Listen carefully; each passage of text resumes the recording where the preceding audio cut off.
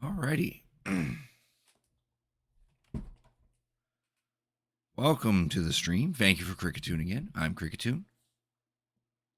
And tonight, I feel like playing some Final Fantasy XIV because I want to get the latest event, the New Year's Eve / day event that the game calls Heavensturn. Runs until the 16th, so I still got a little less than 10 days to get to it, so I figured I'd get to it now. Then after that, I think some new side quests are available. Specifically, the new series of Hildibrand side quests, so I would like to start those if they are available. Man, my voice is bad. I don't know why my voice is so bad. I did say I was coming down with something yesterday, and I managed to find some cough drops to see if I could try to get that worried about, but seems it hasn't really improved much. That or I gotta speak up some more. But yeah, and then probably say maybe 2 hours of Final Fantasy XIV, we might switch it over to something else. I kind of feel like hopping on Genshin Impact because there's a ton of stuff to do on there. But I'm also down to hop onto Pal World and do some stuff on there as well. But we'll see. I'll probably leave that up to a viewer vote after a couple hours and see what the viewers want to see. All right. Let's get right into it.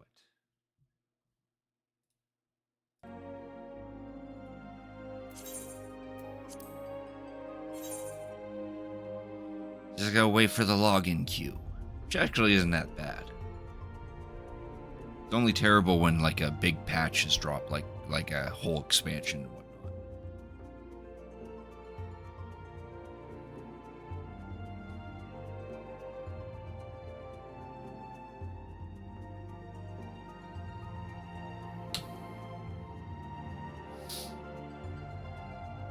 And I could have swore I was feeling a little better compared to yesterday. But now hearing my voice, it's not the case. Ooh, I got a letter.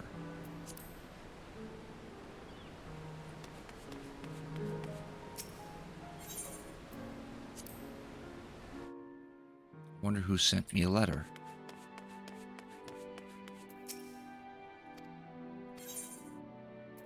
Oh, my RP friend Zan and Briggs.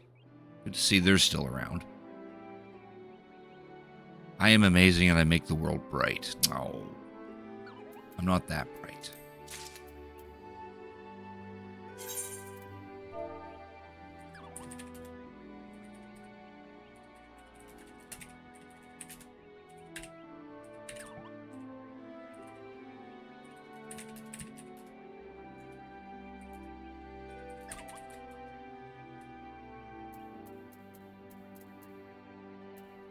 We gotta give something.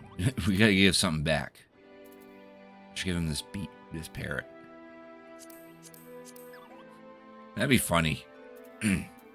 They send me a mug of cocoa, I send them back a parrot.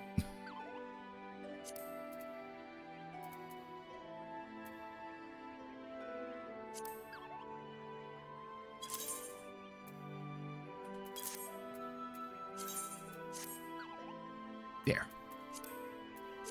You get a cake.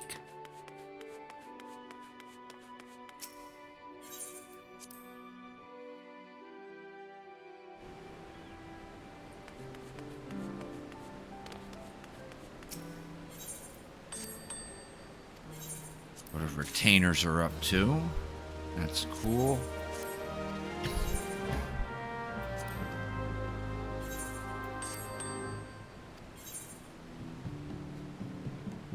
My avatar looks okay. You mean the PNG tuber?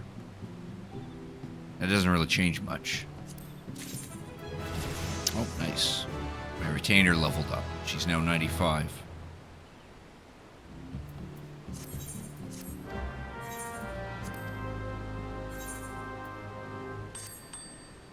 Apparently you're still trying to sell an item.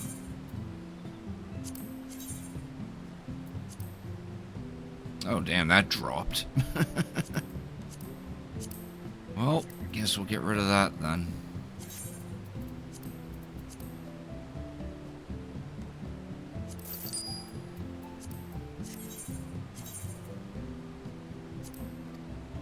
They don't look sick. Well, no, the PNG tuber isn't going to show what my condition is.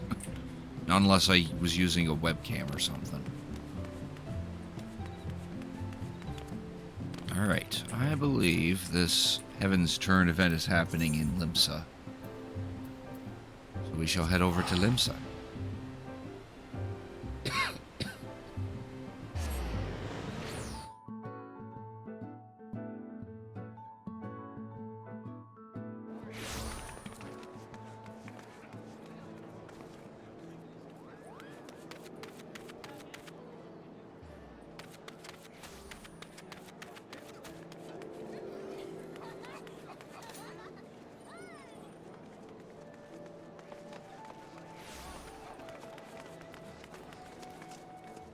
Oh, good to see Oliver Nexus is still kicking around.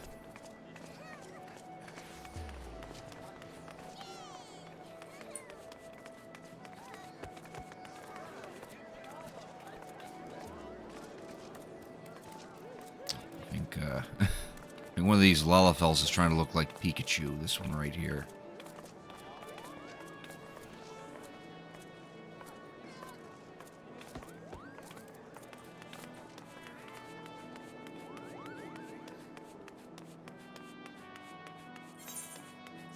That's too long of a walk.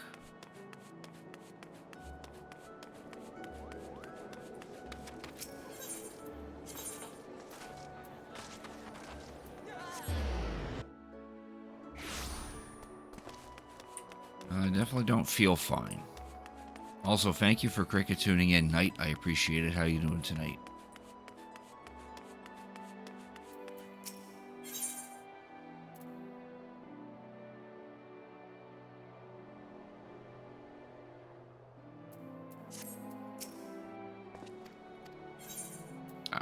He just describes the event. Magical grandmother. Heavensturn trivia. And we get a minion out of this.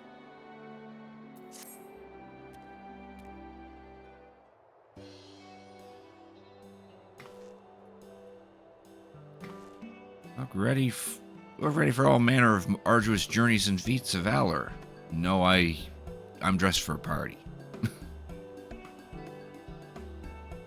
I'm known as the Heavy Bugyo. Bugyo, I guess. Along with my fellow delegates come to these shores and might share our Heavensturn custom with the fine folks of Eorzea. Both our peoples mark the turning of one year to the next, but how we do so differs in few key respects. In Eorzean tradition, the 12 choose one of the number to guide them guide the realm throughout the coming year. In the Far East, however, custom dictates we honor one of the 12 noble beasts. This year's totem is none other than the Hebi, although the term snake might be more familiar to Eorzean ears. Where I hail from, this oft-reviled creature represents longevity and regeneration, owing to the miraculous manner in which the Hebi emerges anew time and time again after shedding its skin. That many and more may benefit from the noble beast's blessings, my fellow delegates and I devised what we hope would be an entertaining little event. Inaugural Slithery Trivia Trial. Oh.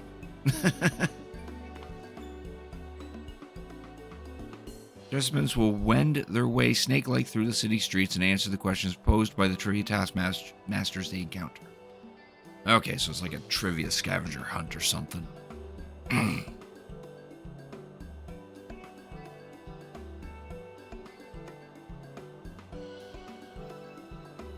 bid my sisters, the 3 Hebi Yoriki, await their charges at certain locations for Limsa Lominsa. There's a blue one, and a yellow one who's clearly sleeping, and a red one who's clearly bored. Urge you seek him out and put your knowledge of Far Eastern customs to the test.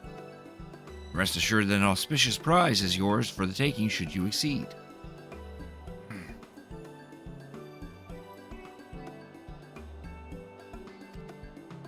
Yeah, got nothing else better to do. If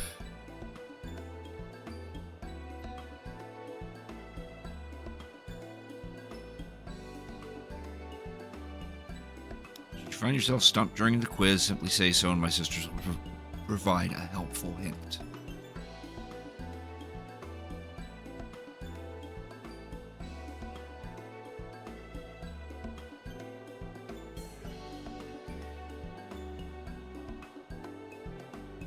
Right, yeah, and he'll and we could talk to him to actually get the answers.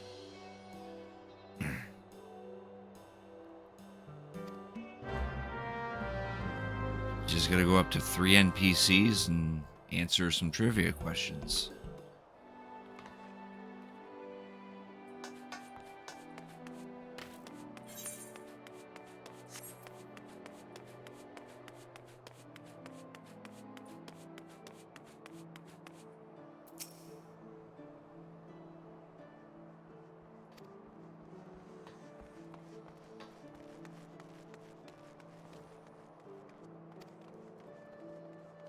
The snake is considered a most auspicious creature in my native Hingashi, but what blessing can one hope to receive from the humble Hebi?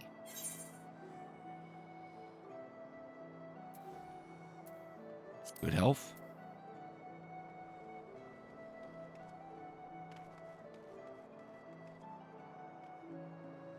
Oh, fair fortune.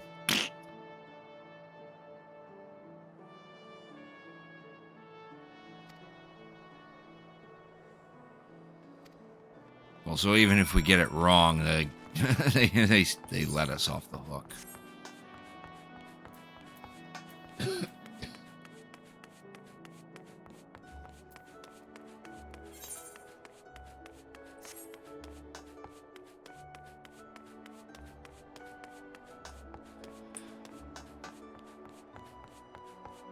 There's the sleeping one.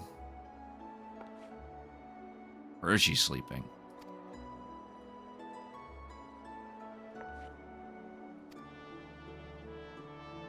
Snake is a symbol of luck. Well, some snakes are luckier than others and have to be one thing in common: their color. Which color snake is the luckiest of them all? Go out and say white.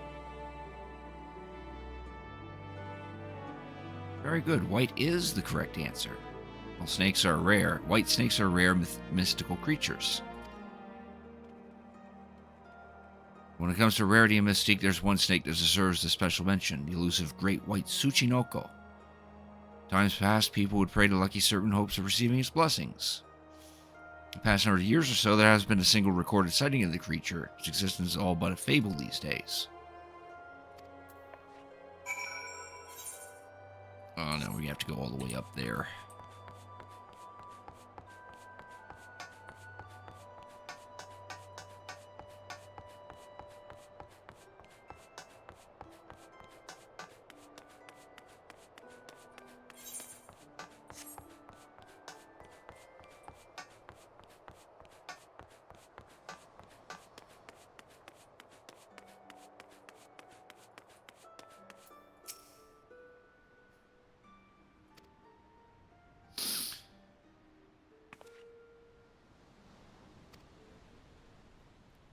about how we Far Easterners used to revere the great white Tsuchinoko. As my sister told you, there's been an area sighting for a century now. Still, the people of Hingashi, being the resourceful people they are, found a suitable surrogate to pay respects during Heavensturn. Any ideas as to what they might have turned to?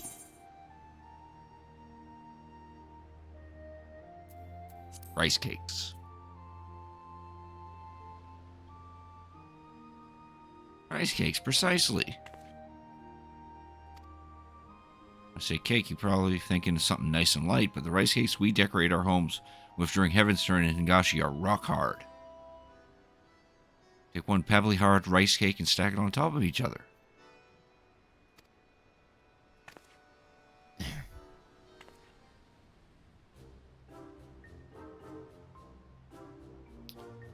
For your efforts, a gift born of the finest painstaking Hingashi craftsmanship.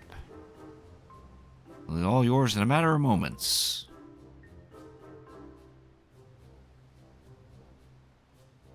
Uh-oh. I could have sworn we had plenty left. Oh, I don't get my prize. In normal circumstances, you'd be walking away with an exquisite white Tsuchinoko ornament, positively overflowing with good fortune. But surrounded by all these enticing scents, I completely forgot to restock. My big sister is going to be livid.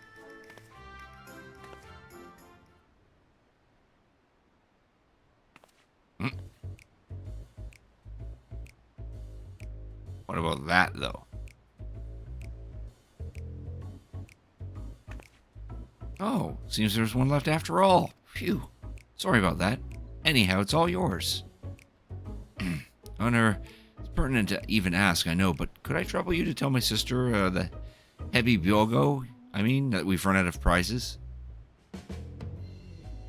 I'd happily fetch more myself, but I ought to stay here just in case another trivia challenger shows up. Sure. May the kami guide you.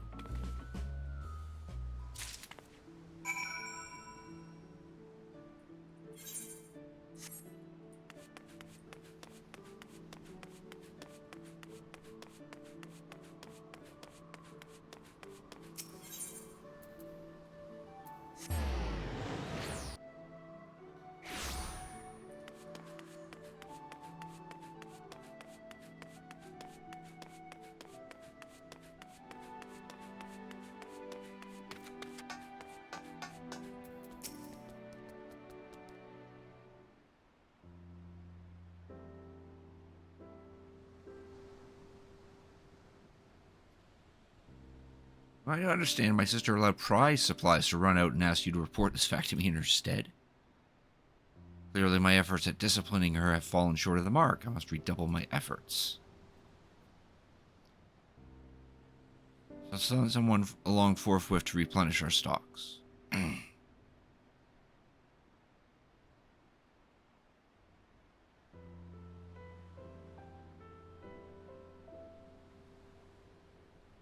What have we here? Did you perhaps drop your prize? Oh, that thing is actually alive. Mochi, mochi.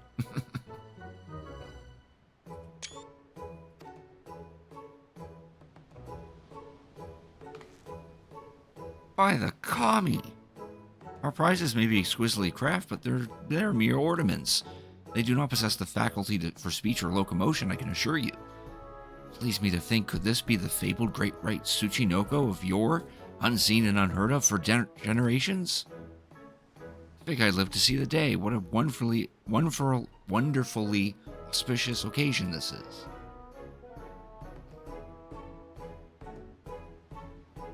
But I must say, it is passing strange that the great white Tsuchinoko should appear in Eorzea of all places. Perhaps it found its way on board our delegation's vessel before we set sail.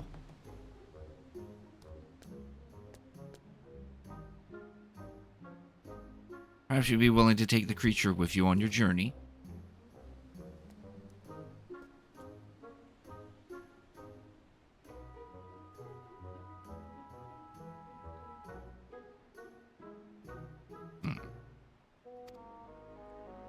Yeah, it wants to hang out with us. It also bears a striking resemblance to the Great Serpent of Ronka, but that's probably just a coincidence.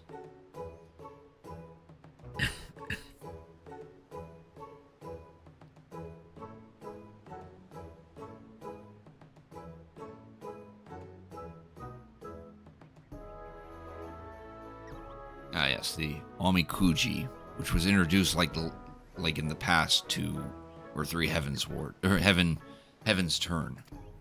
It's basically just drawing a fortune. I think the last time I draw it, I actually got a bad fortune, which sucks. There, and that's the seasonal event.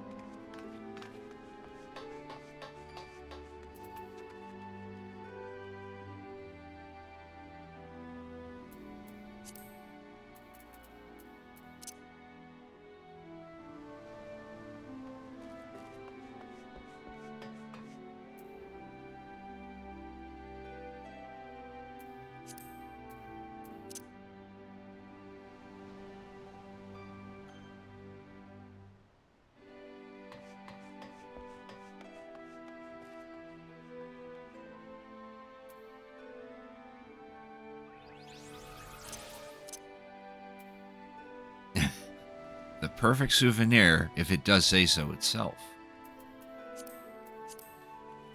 Alright, let's go draw our... fortune.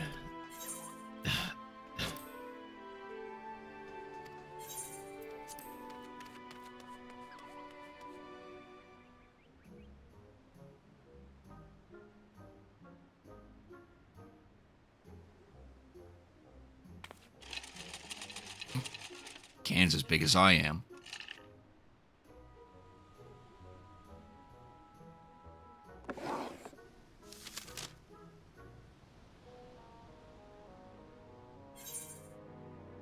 Oh, come on. I got misfortune again.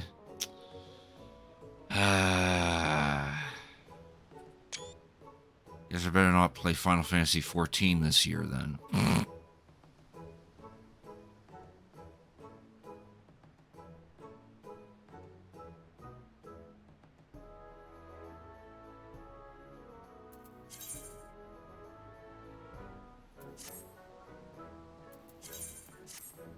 I mean, we can always draw another one, but...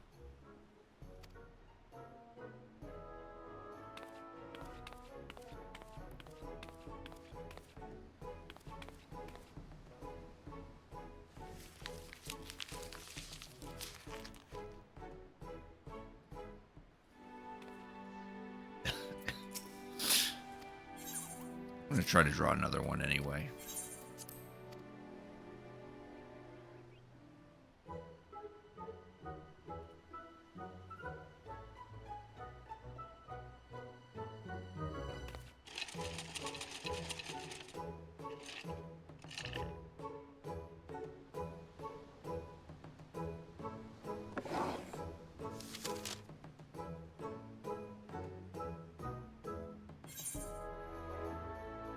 Okay, never mind. I'm destined for misfortune. This is not helping my current state of mind. Fuck.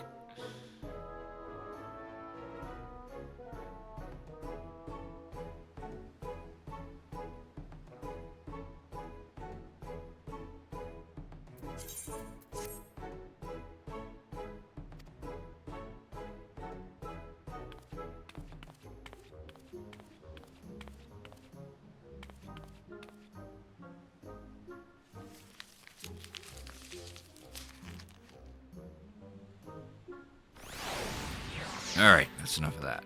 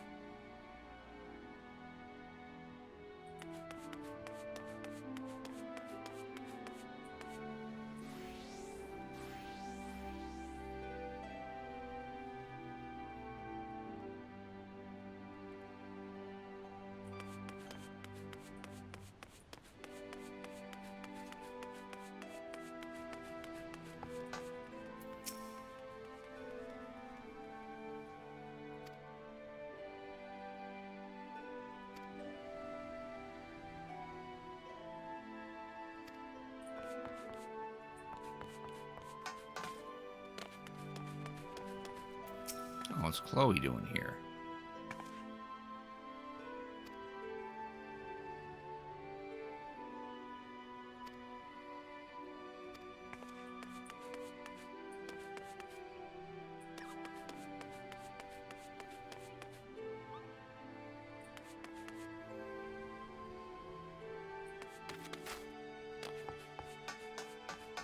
So yeah, that's the Heavensturn event.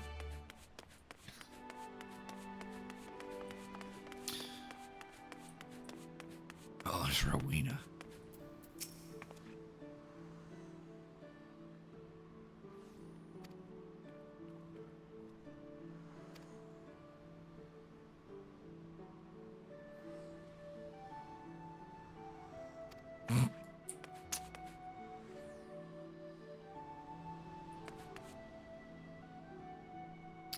Alright, let's see if there's any side quests that have been added recently, because I'm hearing that the latest Hildibrand quest is now active.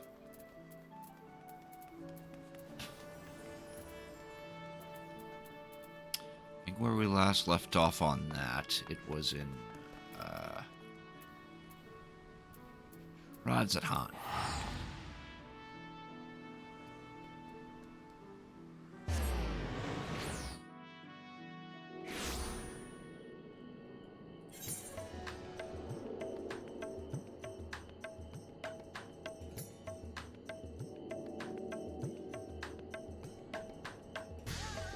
Doesn't seem to be the case here, so yeah.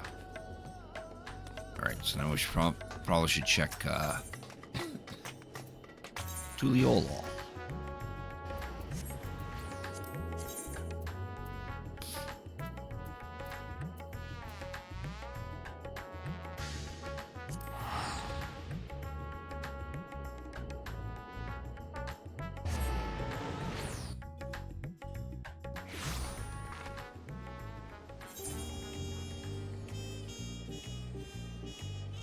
Ah, there it is, the case of the displaced inspector.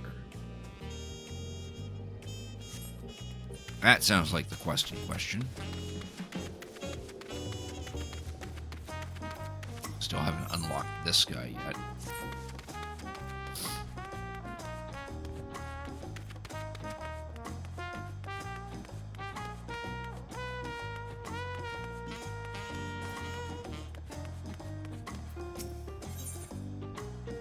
You need a decipher land in hand. Oh, you're the latest delivery person.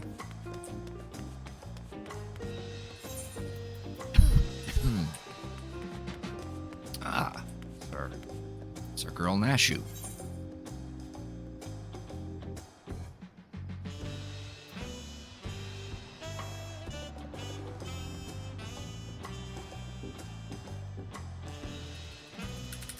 Take this title a little bit.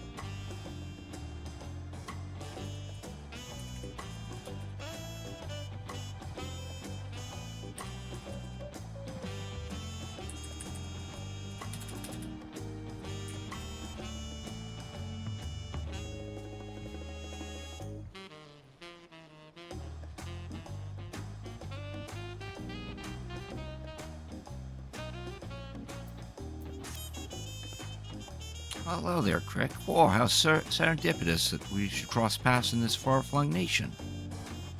Come all this way to lend me a hand, because let me tell you, I could use the help.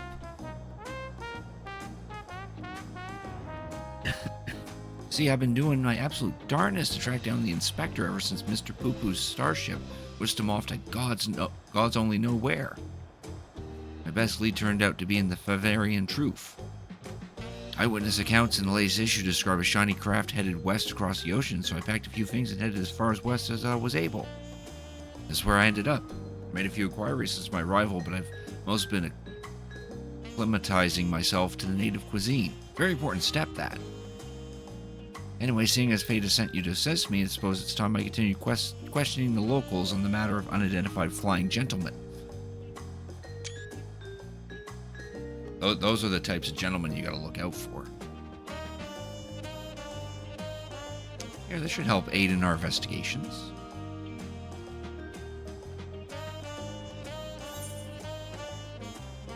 It's an illustration of the starship clip from Dorian's publication. Having this on hand should make it easier to explain what we're looking for. I'll ask around the markets hereabouts. As for you, well, I've yet to venture beyond the food stalls, so practically anywhere else but here. If you learn any useful information, come and find me around this spot. I'll be stuffing my ears with delicious intelligence.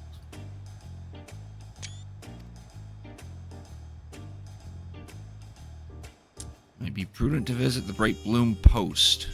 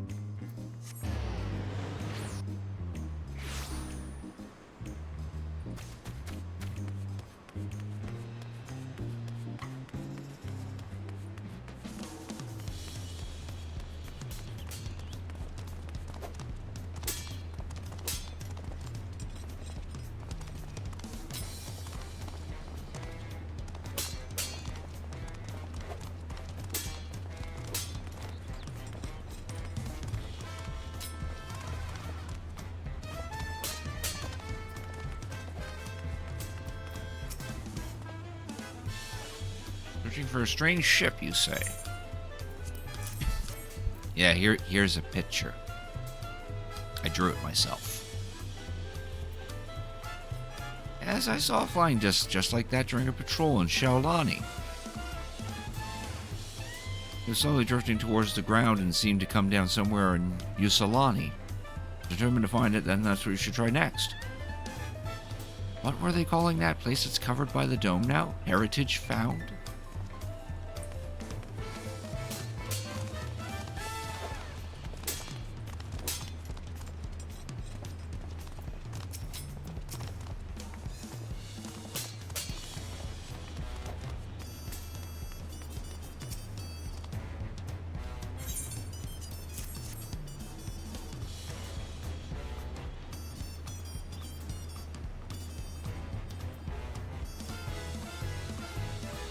Sometime before Zoralja's flying ships appeared. Watch it limp northwards towards the skies above Tuliyola, wobbling about like it might crash at the ground at any moment. So more likely land in Usalani.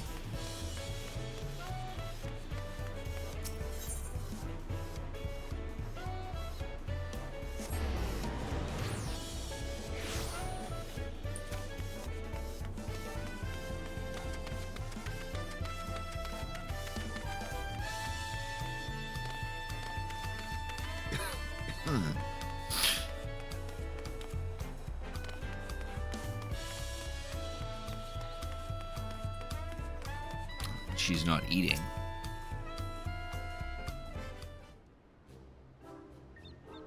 Forays into the stars bore no fruit at all. None star-shaped anyway. How was your harvest then?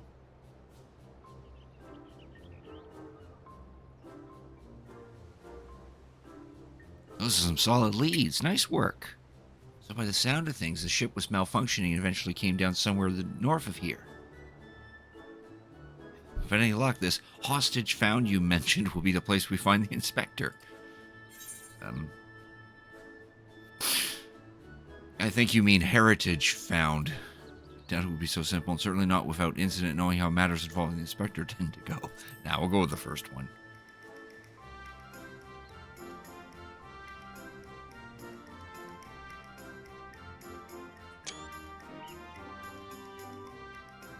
Well, if you as my escort, I'm sure we'll arrive at the right spot eventually.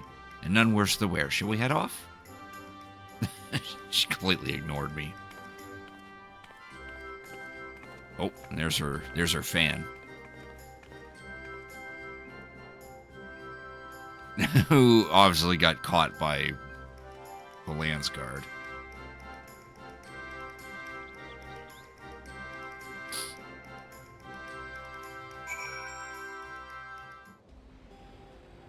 And here we are at Heritage Found, just like that. Air's all crackly and zappy. This is where the starship supposedly came down, so let's start our search for the inspector.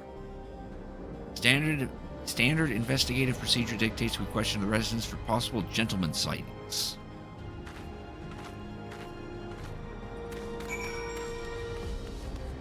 Well, here's hope they don't confuse me with the gentleman we're looking for.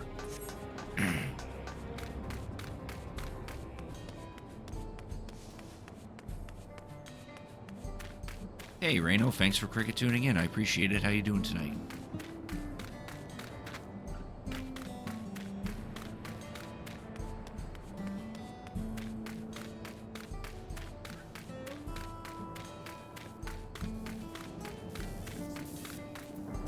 Still feeling a little iffy, but I'm fine.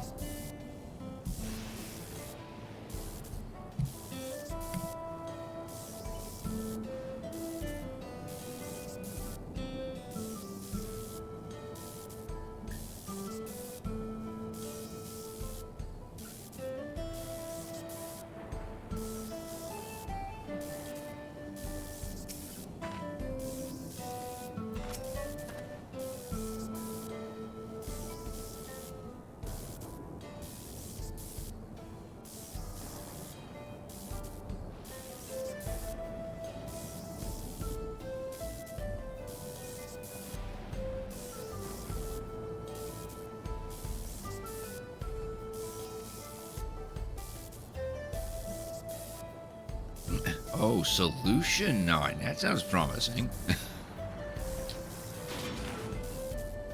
Oh.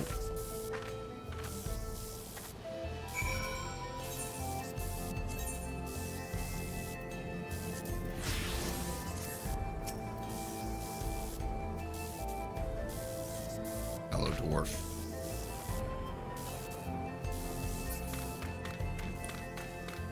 She's not wearing the helmet, though.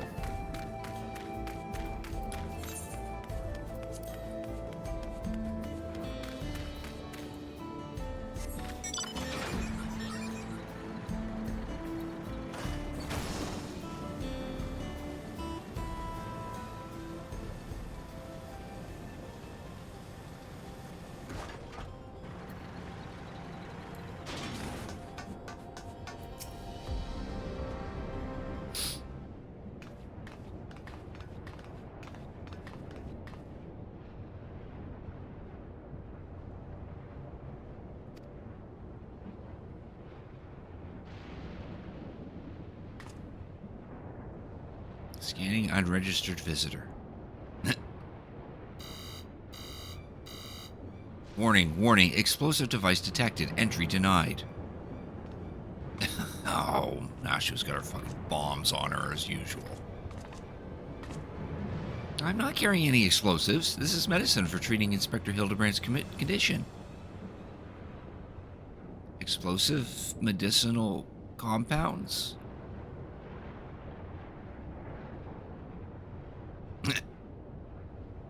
Error. Does not compute.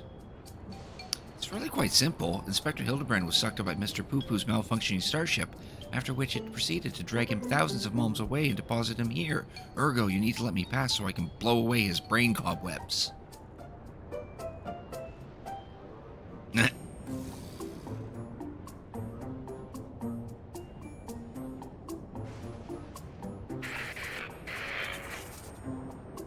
Error. Logic circuits overloading. Emergency shutdown initiated.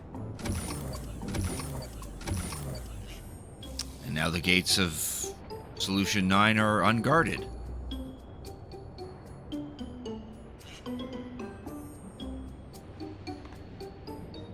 Must be nap time. I guess we could just go in. Yeah, I guess. Just like that. That's how you get into a fort to Solution 9.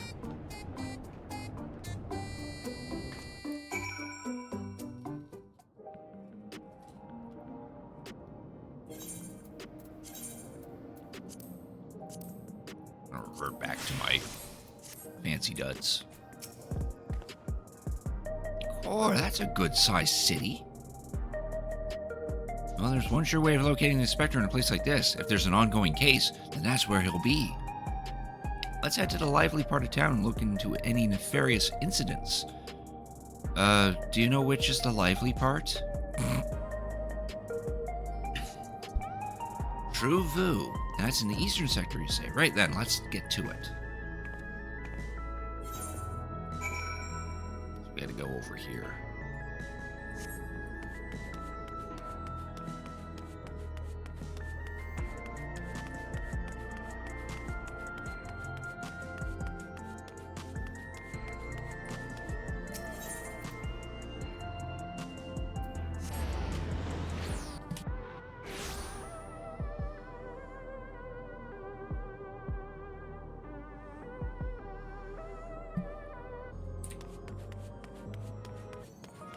Oh, hey, here's Erinville.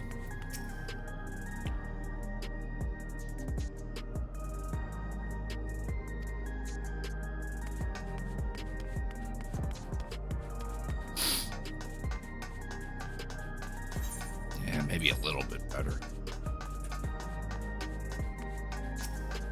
Oh, here's a friend.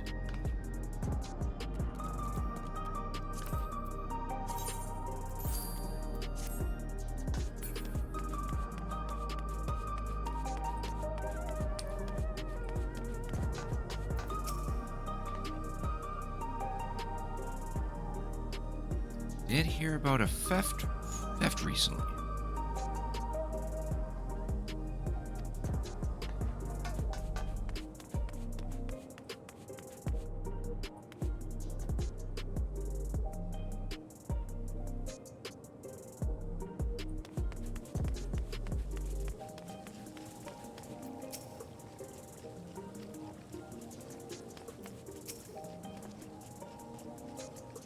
Heard talk of an odd squealing creature of some sort, but I don't know if that's the kind of thing you're looking for.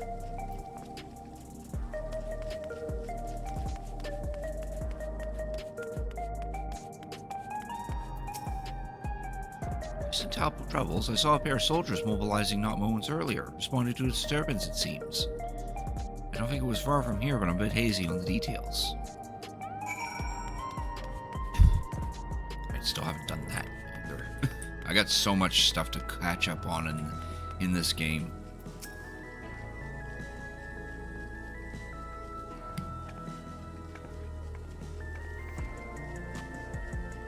What I'm doing right now is just got recently added.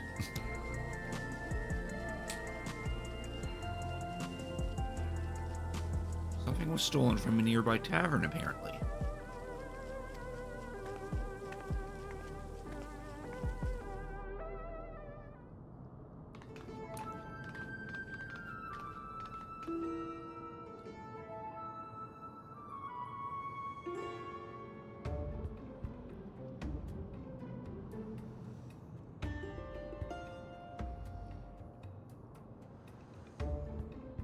The thief absconded with an aged bottle of spirits, the most expensive one in my establishment. I demand you find this criminal at once. No need to get all hot and bothered. The culprit is right under your nose.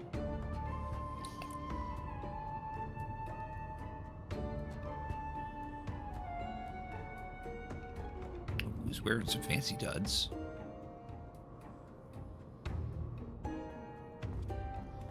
I have not posted the snow photos yet, Knight. I'm sorry. I got distracted with some other things today. I will get to it at some point, though. Admit it, punk. You pinched the hooch. Me? But why would you think? With the supply of souls cut off, folks with a habit have turned to black market rackets, and luxury goods of dubious provenance is one way of paying the asking price. A top-shelf bottle of juice would make for fine trade, I'd say. By the by, you know there's a method for identifying contraband souls? Your regulator logs would tell the tale. Oh. Don't want to let us check them? Be my guest. I took a gander at the cabinet where the bottle was stored, and the lock showed obvious signs of tampering. Electro-picking tools are awful hard to handle, aren't they? Most amateurs get singed, but you got scorch marks all over your mitts.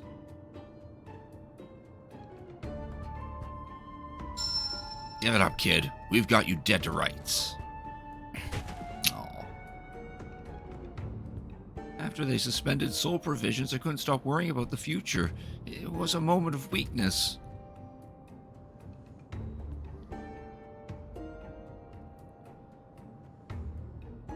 Save it for the authorities. Take him away, boys.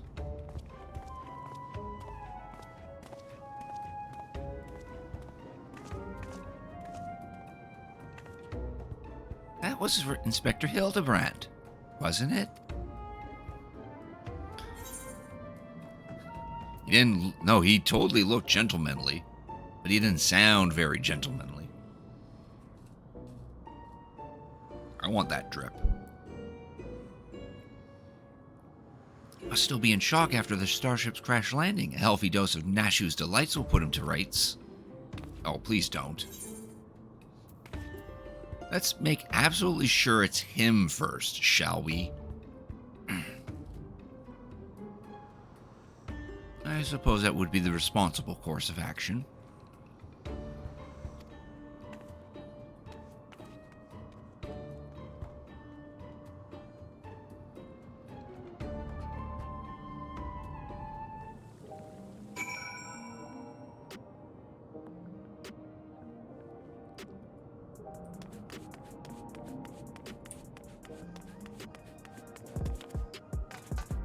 Screw stairs, walk up the handle.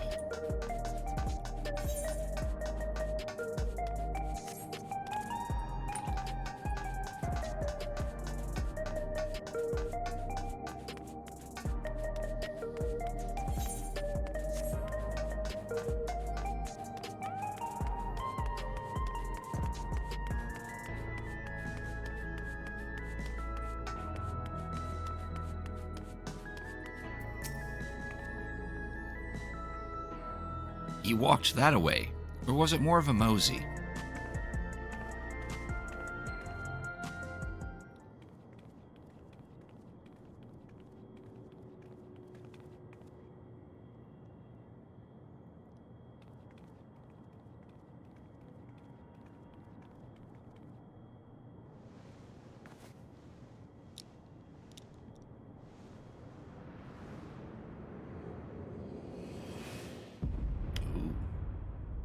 Kind of looks like him, but he's more focused.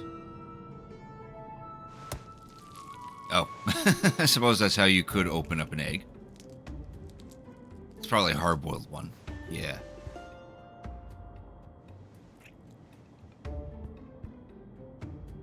Man likes his eggs.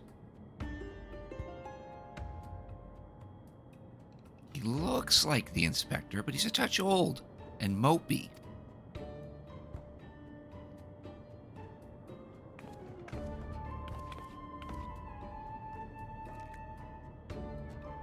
"30 years passed inside the dome? Then if Inspector Hildibrand was here when it happened, that would put him in his 50s. He must have been living here so long that he's forgotten everything about his previous life. Luckily, I have just the thing to jog his memory." Where'd the shell go? He literally smacked the egg on his forehead, which caused the shell to break. Oh. Ooh, he's quick.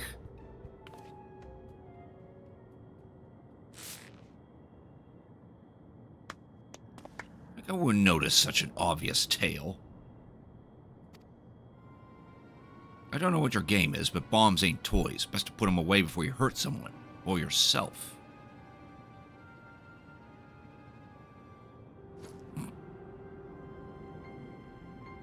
Like me, I see neither of you are sporting regulators, so I suggest you be more careful with the only lives you got.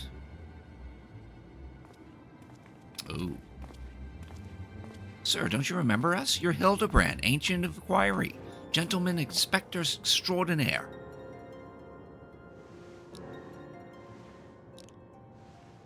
Called a lot of things, but nothing so insulting as a gentleman.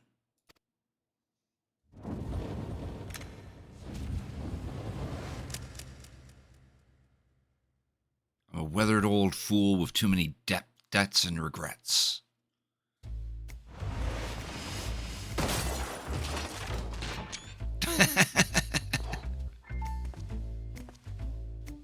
Detective Hard-boiled. Oh, I missed that part. Oh, didn't get this one though. Hurry-bold?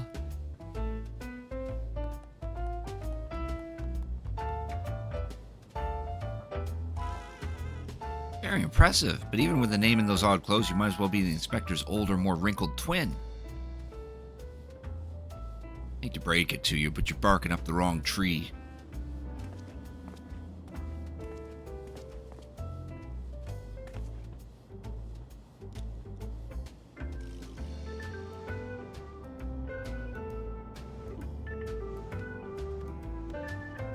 I like this rendition of the song, though.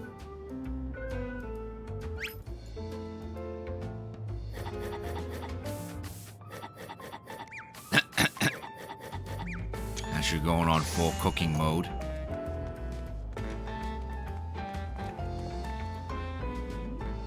Egg. Seem awfully fond of those hard-boiled eggs. Here, this one's on me. Thanks, Dollface. You're a peach. Hardy boiled. That's what he goes on. That's the name. She runs off. Oh, she probably made it explosive. Oh, God.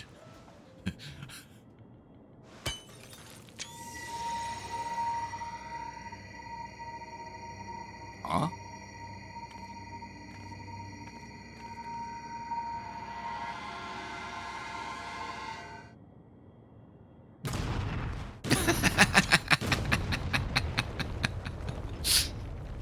Yeah, that was a loaded egg.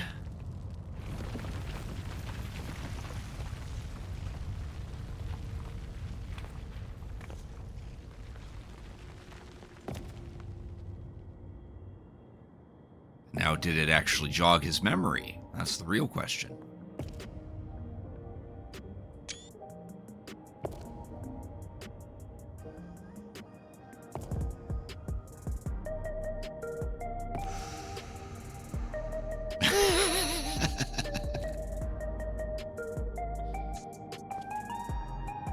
Oh, now his fancy clothes are...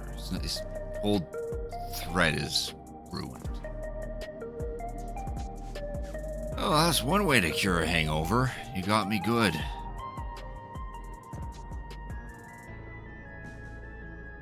Maybe we really do have the wrong person. That indestructibility is awfully Manderville-like, though.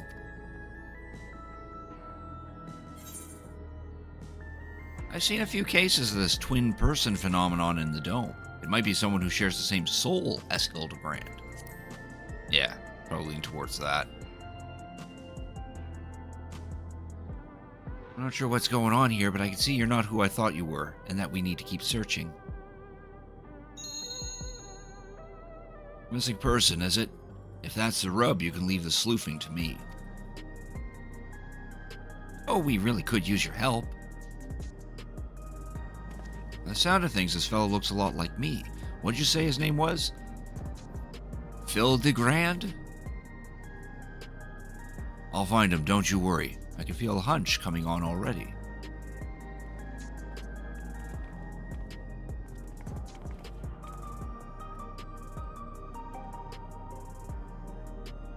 Are we sure that isn't the inspector? We'll find out in due time.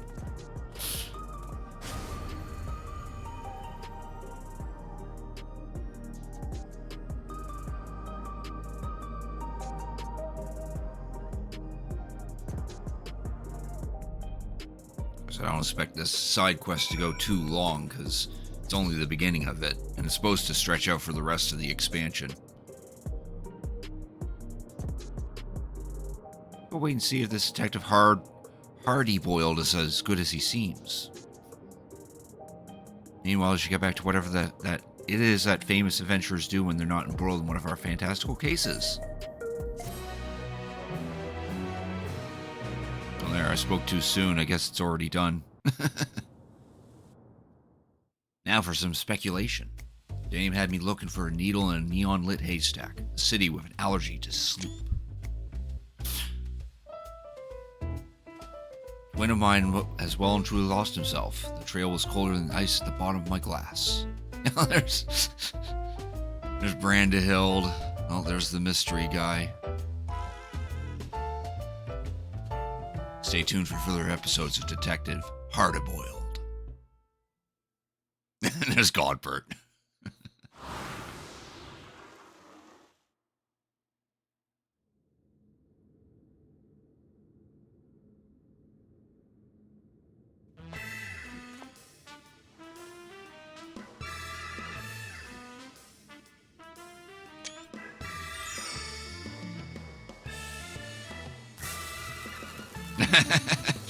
It's another explosive. A literal cherry bomb.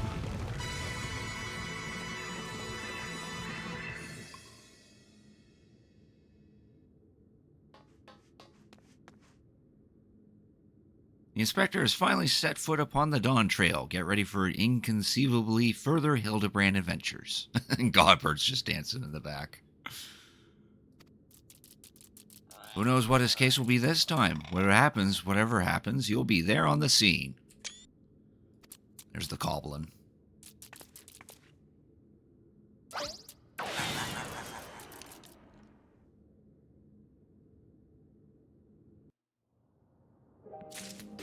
There. And that's it until the next update. So it's good we got that started at least.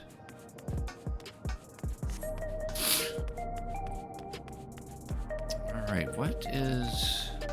Oh geez, we're only an hour in. Fuck, what the hell do I do now? Suppose I could do some dungeon runs or something. My roulettes.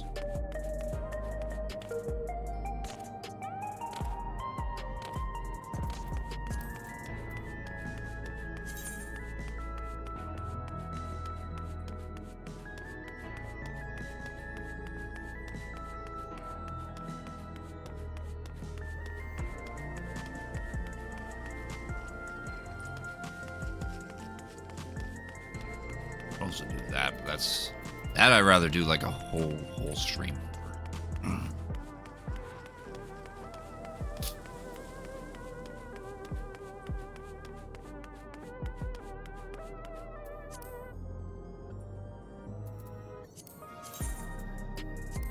Or back to my apartment, maybe we'll queue up for a dungeon run or two.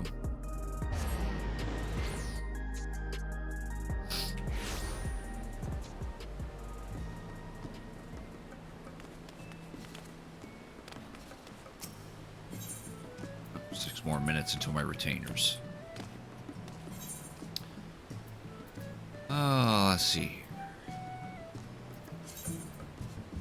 Go back to being a dwarf. I do need to get everything else here leveled, though. I do have Summoner that.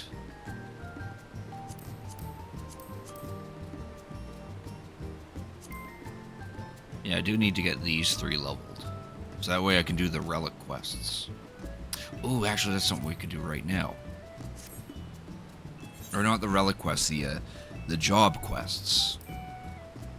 Or the role quests. I don't know what the exact name is. But that's what I could do right now, because I did start the magical DPS version. Or kind of it. I can't think words at the moment. Actually, I forget how far I am in that. I didn't touch on it too much. To take place down here. I need to figure out where that one was.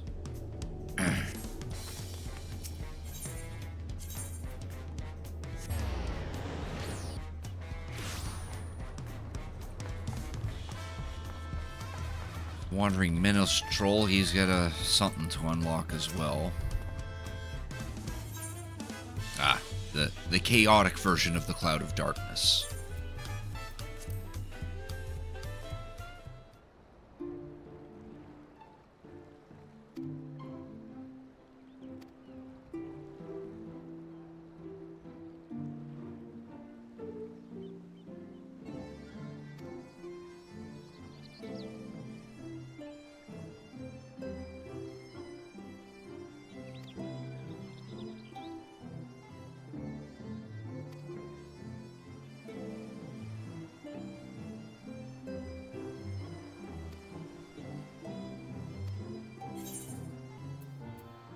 I just played it by ear. I actually don't remember the whole Crystal Tower bit. That's literally what we're unlocking, a harder version of one of the Crystal Tower bosses. Where it's 24 people.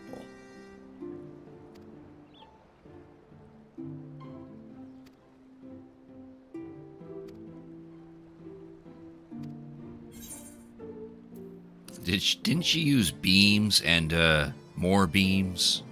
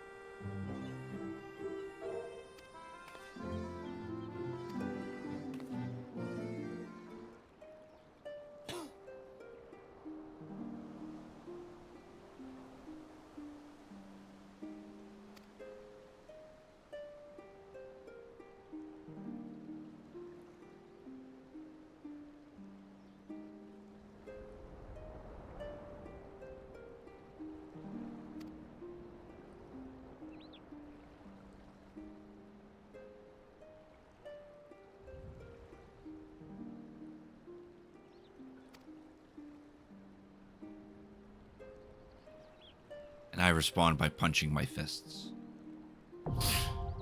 Yay, now we get to do content that I'm never going to do.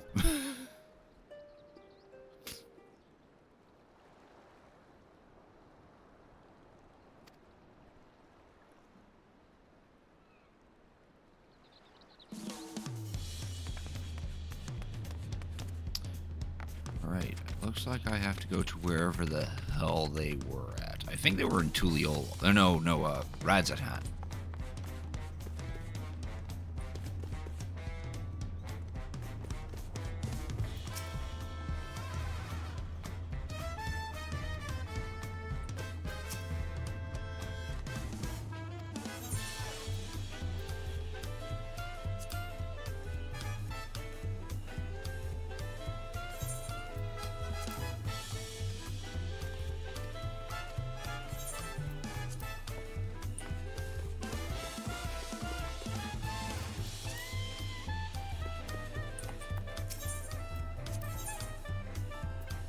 For physical ranged, which is machinist.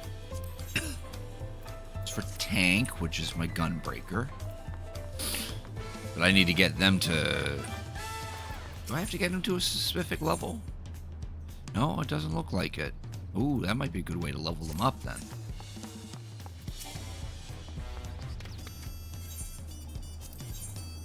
This one's melee DPS which would be my Reaper.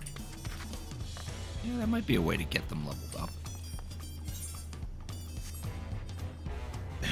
As a case, where is my current quest? Oh, I don't want that. Oh, I must have not redeemed it yet. I know part of it took place in Radzatan, so maybe we'll have to look in there.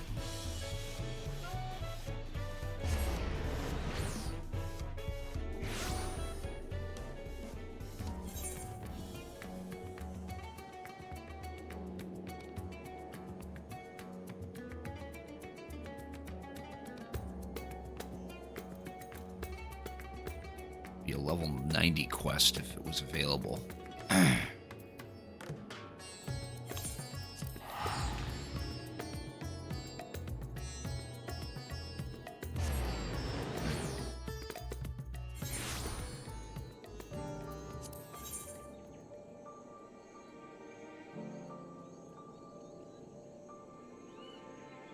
This might be the one.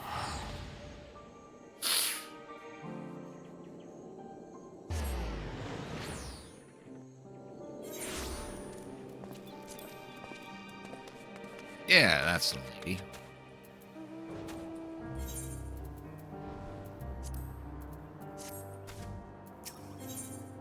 Seeds of popularity.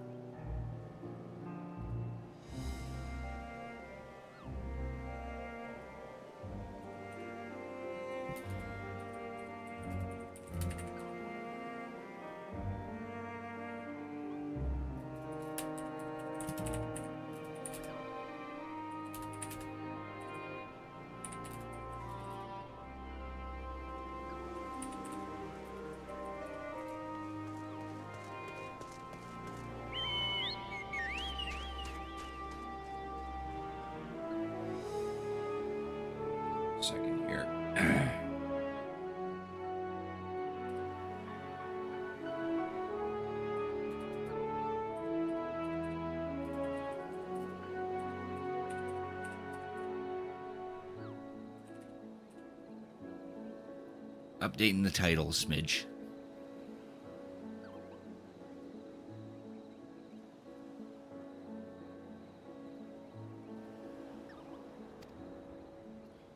Few have reported seeing stones falling from the sky, all which confirms their fear the treasure is causing the phenomenon. Yeah.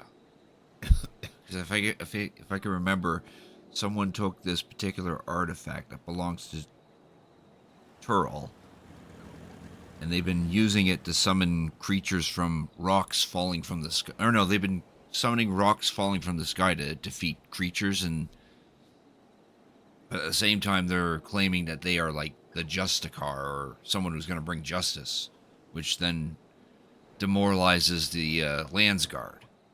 Something like that. The past that he hunts have all been of the seedkin variety. Why he avoids beasts of flesh and blood is yet a mystery. There's mentioning that each of these eyewitness accounts came from people who were rescued by the Justicar, who invariably appears just as these creatures attack. In fact, the Justicar has been there to save the day in every single instance of Seed King-related mischief.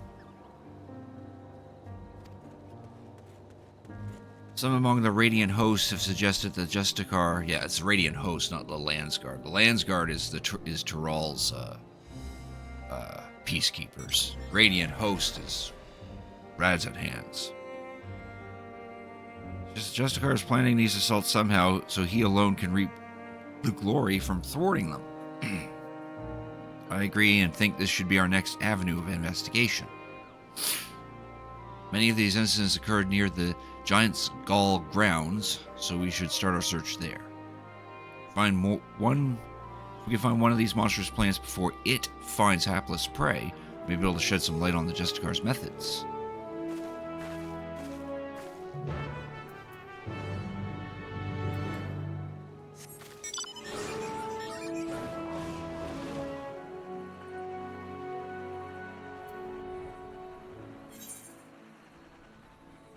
Oh, so we gotta go all the way up there.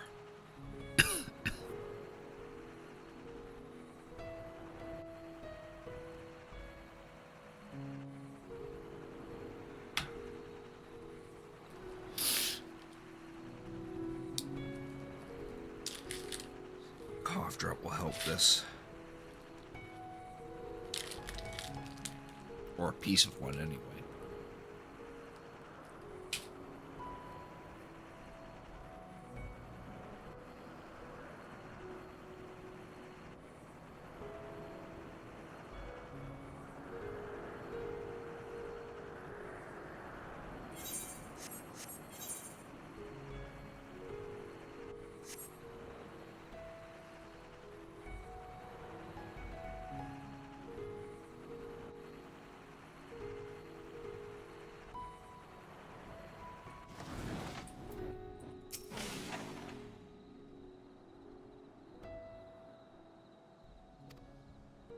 So we'll search the eastern path. If you see something, don't strike to kill. Weaken it, then capture it with this rope. We'll learn more from a live specimen.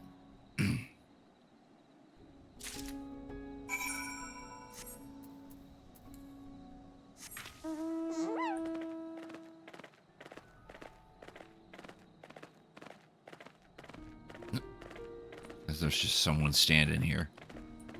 They must be taking pictures.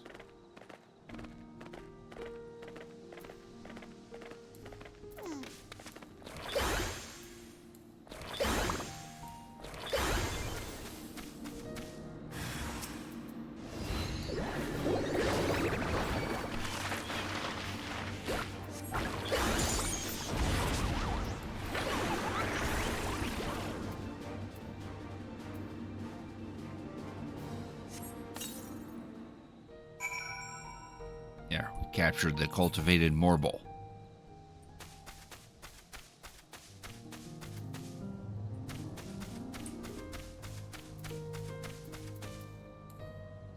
Hey, Senpai Camo. I'm a little under the weather, but aside from that, I'm alright. How about you? Thank you for tuning in.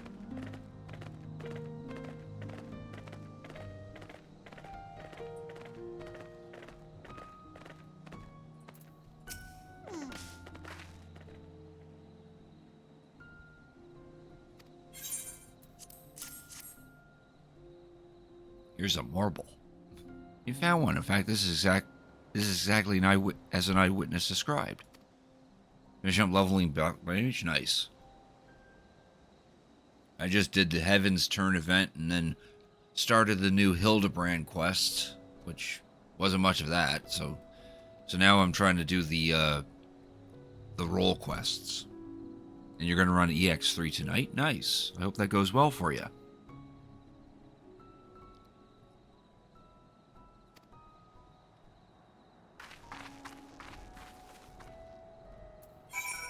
Alright, so now we're going to go to the Great Work. All quests are fun, yeah.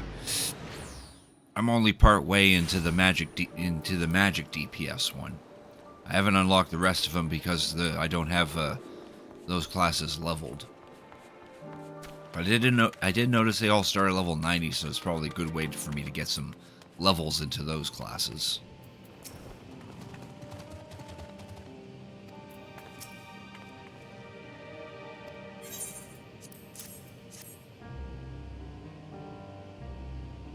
Rocked a bit last night. You were healing for the first time in a while. Nice.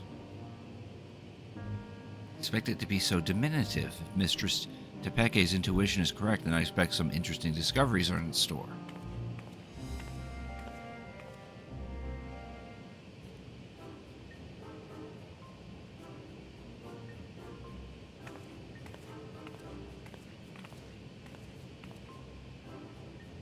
Brought me quite the fascinating specimen indeed. I can say for certain that this creature's growth isn't natural in the slightest. Biologically, it's still but a sapling, as you can tell by the size, yet as a result of a specific alchemical mixture, which is used to spur the growth of seeds and mycelium to an unnatural degree. Agents have a side effect of making the creature more aggressive, which explains why such a small specimen would so boldly attack beings larger than itself. Thankfully, all your wipes were mechanic fails. Oh, that's good. Good to hear that you're doing the healing per second properly. Or your HPS is on par.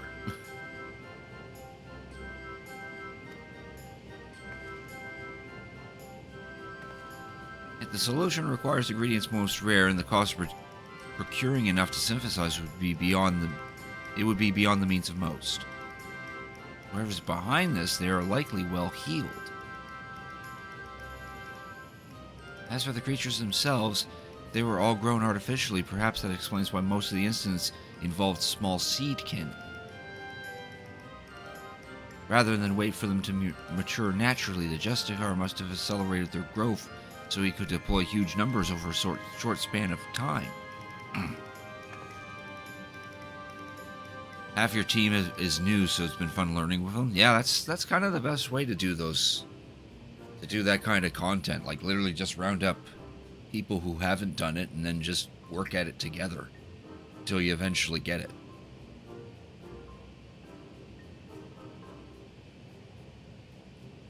Instead of like roping like one or two people who have done it and then they try to like lasso the whole group to do how they want to do it or something.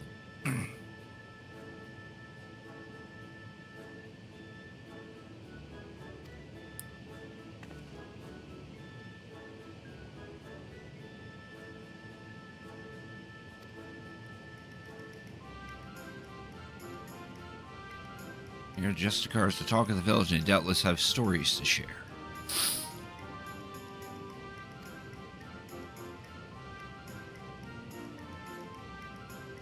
That's Hurdy Yelamad. The more accounts we have of the Justicar, the better our chances of predicting his next move.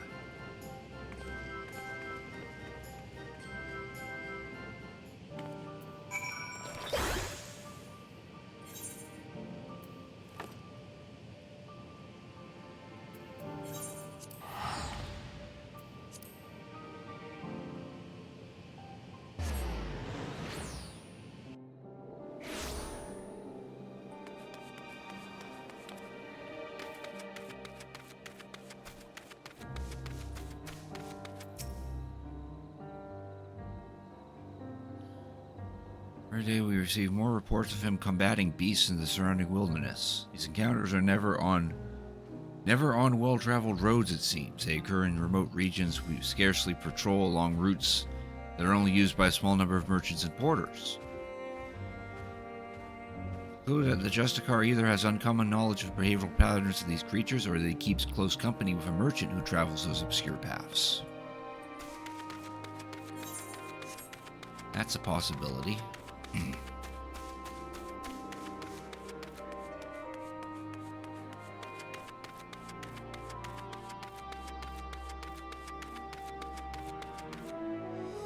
Wait for the next part of the job quest site. How they tie into the new Hildibrand. Oh.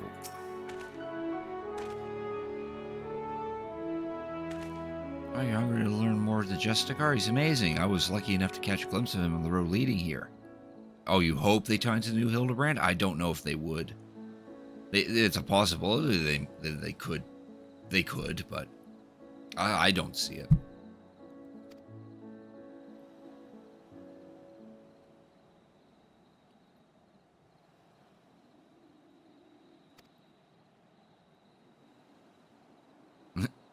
He shouted that he was the savior of Rads at hand and even waved at me. Oh, he looked so impressive with the sun shining behind him.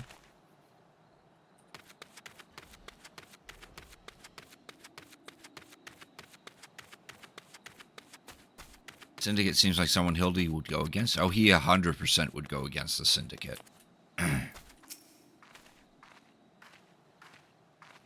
Don't tell me you've come chasing that halfback's baked savior. Younglings might be taken by his honeyed words, but anyone with experience can see he's nothing but a charlatan, and I have a story to prove it. A merchant I know took a tumble as he was transporting his goods.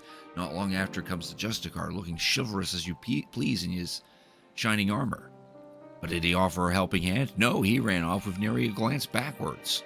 He may go on about slaying beasts, but a real hero would never ignore someone in need, even if they were just suffering from scraped knees and a bruised ego. Yeah, that doesn't sound much like a hero.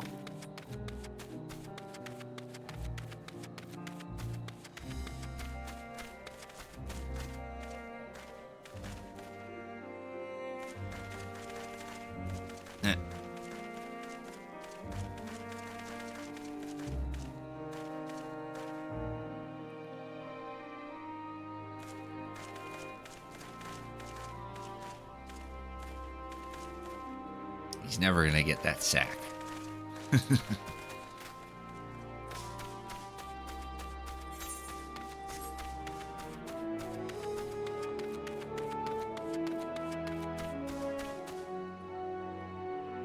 Oh, who's this guy? He's got a fancy hat on that doesn't totally fit his head.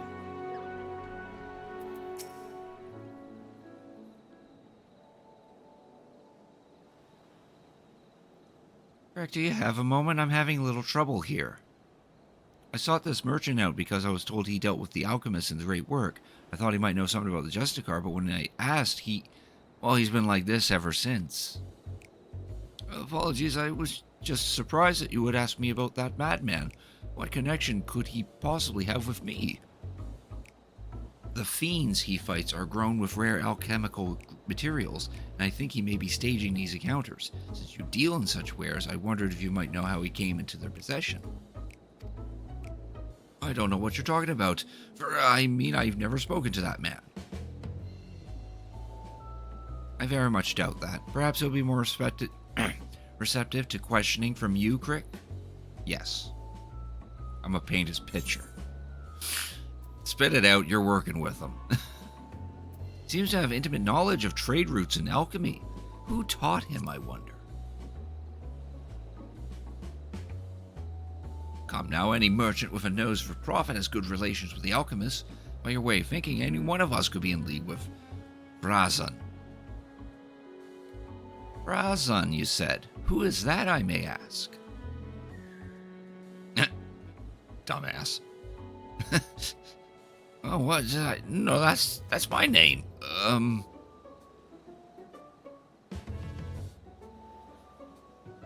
Glare. I'd be a fool to continue the charade any longer. My son Varazan is the one you know as the Justicar. To be suddenly confronted with his litany of misdeeds, I quite lost my composure. Oh, you're his dad. Okay. You're his father? Then do you know how he came into possession of such rare materials and knowledge? Aye, he stole them from me.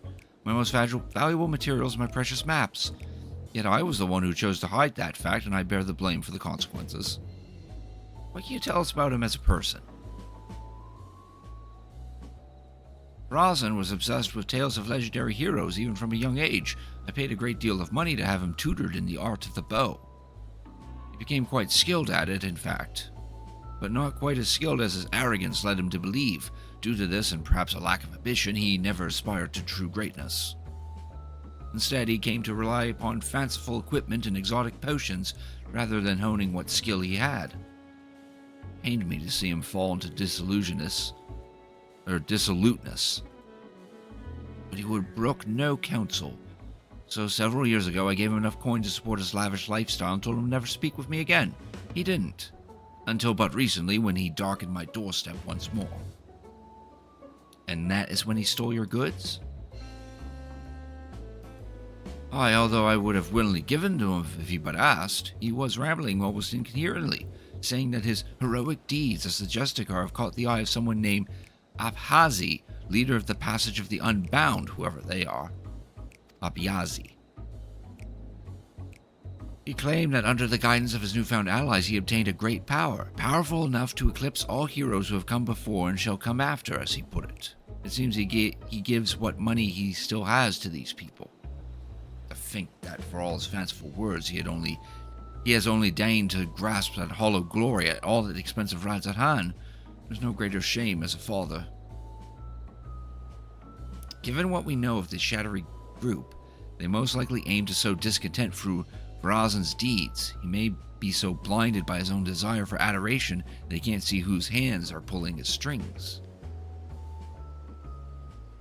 You're saying that he's being used? If that's true, then I can no longer remain silent despite what shame it may bring. I see now that sharing my story might be the only way to save my son. Indeed, I suggest you tell the Radiant host at once. Of course, we'll be pouring every effort into stopping him. Thank you for giving me direction. I didn't imagine our meeting would end this way.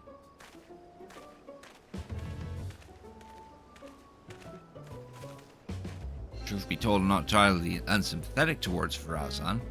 I basked in my father's reflected glory while having none of my own to speak of. Glory Varazan seeks is similarly false. I too shall visit the Radiant host and have them spread word of the Justicar's true nature. If the people are wise to his trickery, they'll be far more likely to aid us. He'll soon learn that a legend built on lies is no match for true heroism.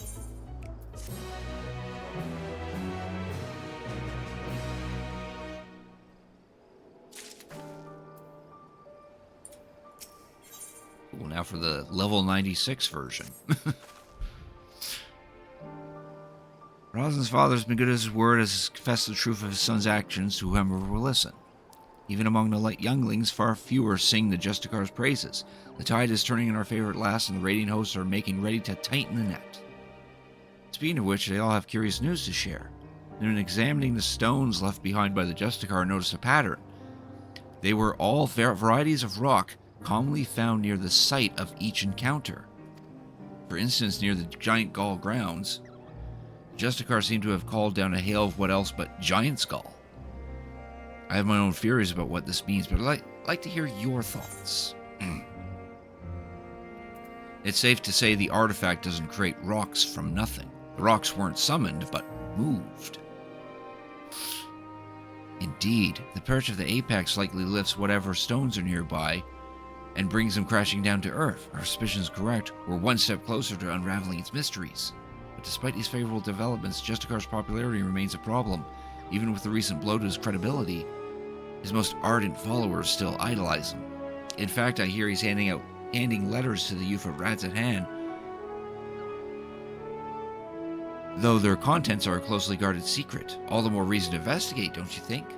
Once we get to Radzatan, if I question people around the marketplace, could you cover the city's western quarter? That's where his younger followers tend to gather. Now we gotta go to Radzat Han and talk to 3 youths.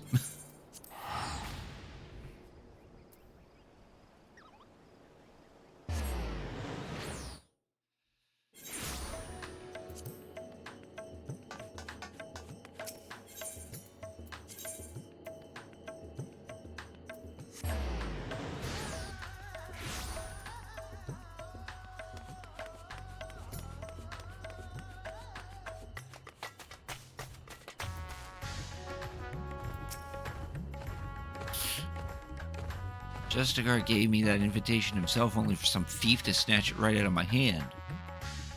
Oh, you believe in the Justicar too? Well, I didn't have a chance to read the whole letter before it was stolen, but he's gathering his most devoted for a special audience. The bastard who stole my invitation is clearly up to no good. He even muttered something about getting revenge. Who could hate someone so noble? I don't know. I don't think anyone... I definitely don't see him as noble.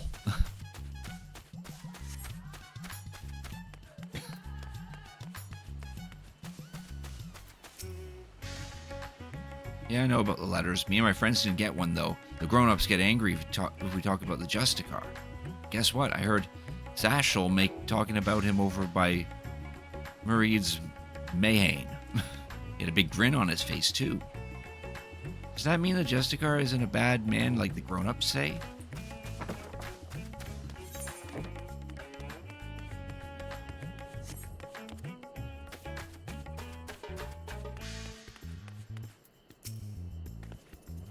Oh, you're the one who's always following that Tepeke around. I heard she's spreading rumors about the city's savior. I won't let her harm his reputation any more than she already has, so I have nothing to say to her lapdog. Last seen near the Mayhane.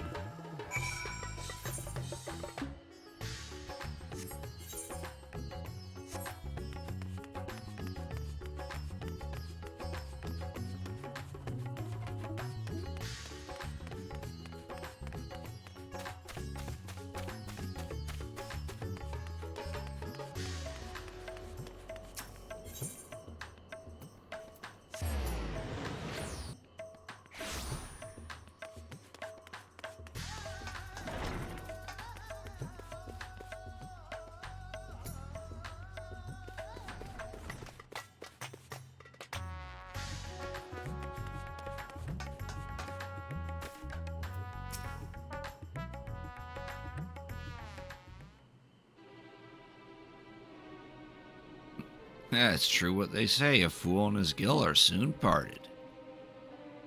Oh, really? Why visit one of the heroes of the final days? This isn't about that map I sold to your companion, is it? Oh, this is the guy that sold the map to Estinian back then.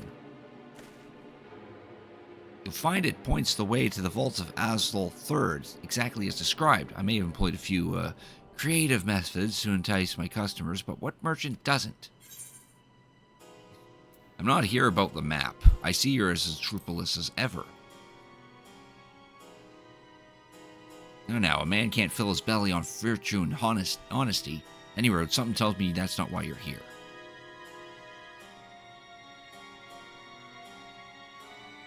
You're after the Justicar. Your choice of quarry is unusual, to say the least.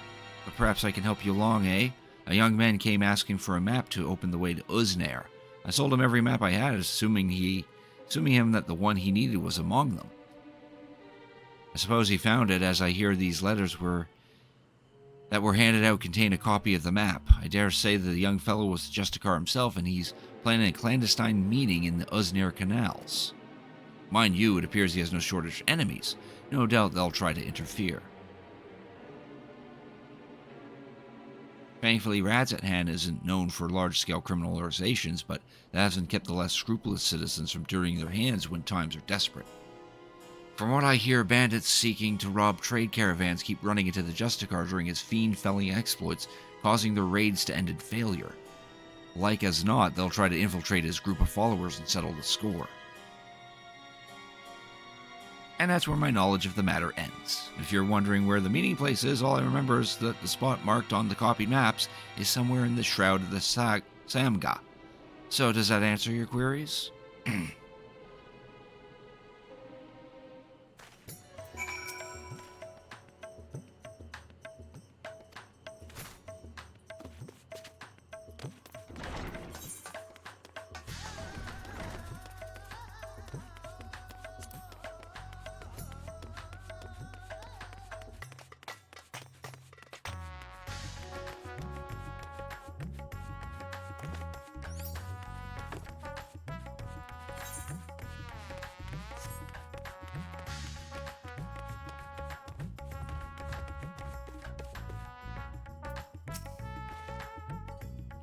Those in support of the Justicar didn't seem surprised when I told him of his misdeeds, but they were still they were reluctant to betray him.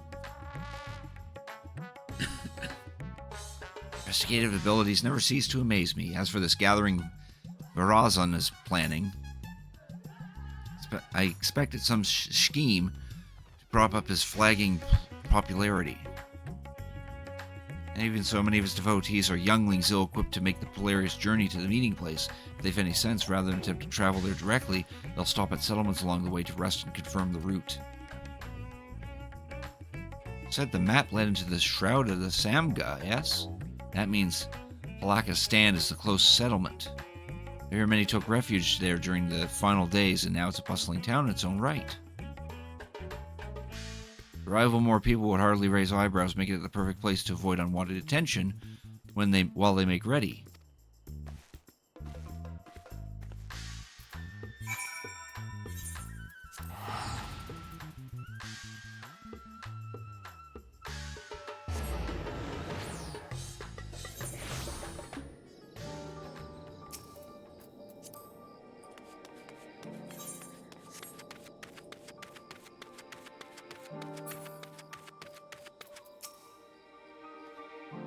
Many of the youths are carrying pieces of parchment. Those must be the letters. Yet it seems my reputation has preceded me. Our suspected followers clearly avoid me whenever I try to approach them. Still, we can use this to our advantage. None of them would dare leave Palaka's Stand while there's risk I might follow after. I'll keep watch over their comings and goings, but we'll make sure to leave obvious blind spots. If one of the Justicar's followers attempts to escape the village, I need you to go after them. Find a vantage point that offers a good view while keeping you hidden. Cool, so now we get to flush out some people. Oh.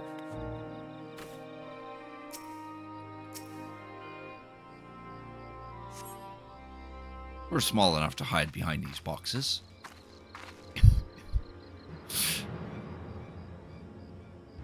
I don't even need to crouch. Why am I crouching?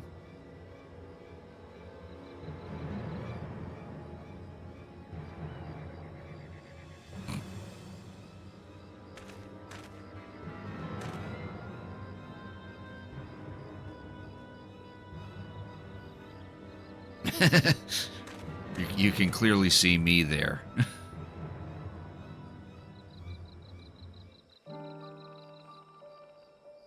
So that gentleman just walked off. Follow him from a safe distance. The objective will end in failure if you're noticed or you fall too far behind. Cool, so we gotta do some long distance stalking.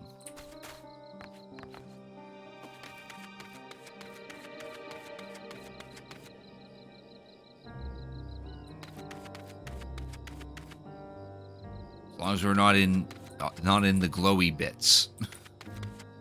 Or anywhere near the yellow.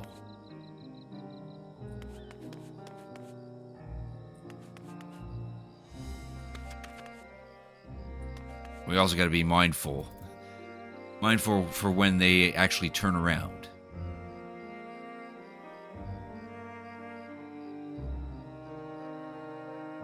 In the clear. I need to hurry. Oh, there you go.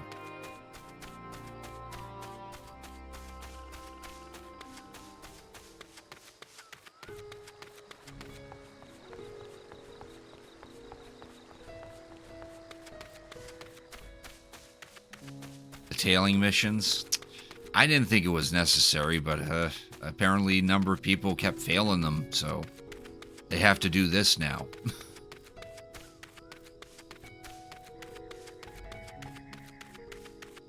Monkey. Don't need that monkey aggroing us.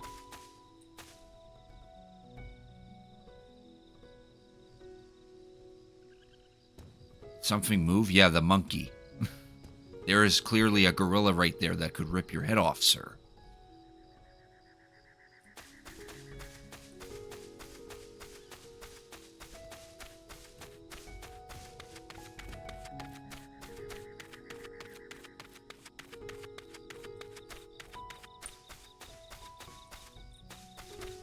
Oh.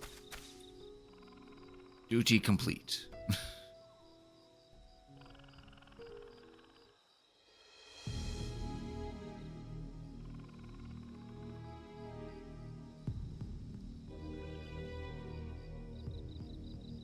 portal should be nearby, and then I'll finally meet him. Yeah, here I am, the guy you want to meet. You're the hero who saved us from the final days. What are you doing here? I'm here to disprove this hero. So you're working alongside that woman I saw in the village. I heard about the rumors she's spreading, but I had no idea she enlisted your aid. Justicar saved me, you see. I was transporting goods from a local merchant who was too miserly to even hire a proper escort. A ferocious creature ambushed me, but my savior appeared out of nowhere and saw off the beast. I owe him my life. That's why I came here, to see if there's any truth to the rumors. Now I understand I'm in over my head. I'm going back home. Here, you can have the map. I trust you to take the measure of the Justicar and to share the truth with us all. Look, it's Orko. I'm not Orko. I'm not floating. Orko floats.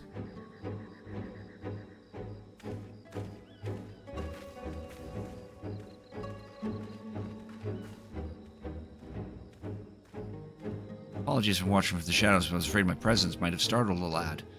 I was able to hear what he said, though, and his gratitude towards Justicar seemed genuine. I dare say the other followers feel similarly. Well, now that we have a map of our own, let's open the portal and confront Farazan. Yes.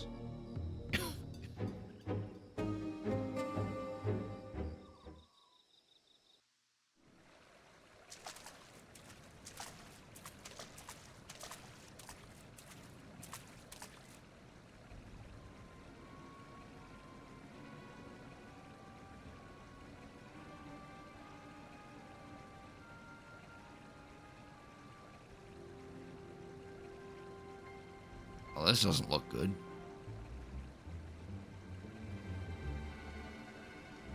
There he is, the Justicar.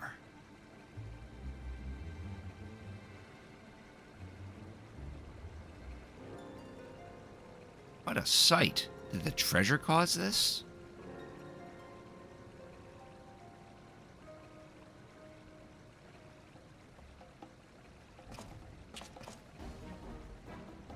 Oh my, if it isn't the hero who saved Razadhan, nay, the world itself. I never expected someone so vaunted to attend my audience, but I am honored nonetheless. Yeah, I'm gonna kick your ass. Enough of your games, Razan. Stop this madness at once. For giving you such a warm welcome, these are the thanks I get? Well, 'tis true that I was once known by that name. 'Twas merely a guise I wore until I discovered my true self. So long as I'm the masked hero of Radz at hand, I shall not suffer any to call me Farazan. But that is your name, isn't it? A hero should take pride in their name.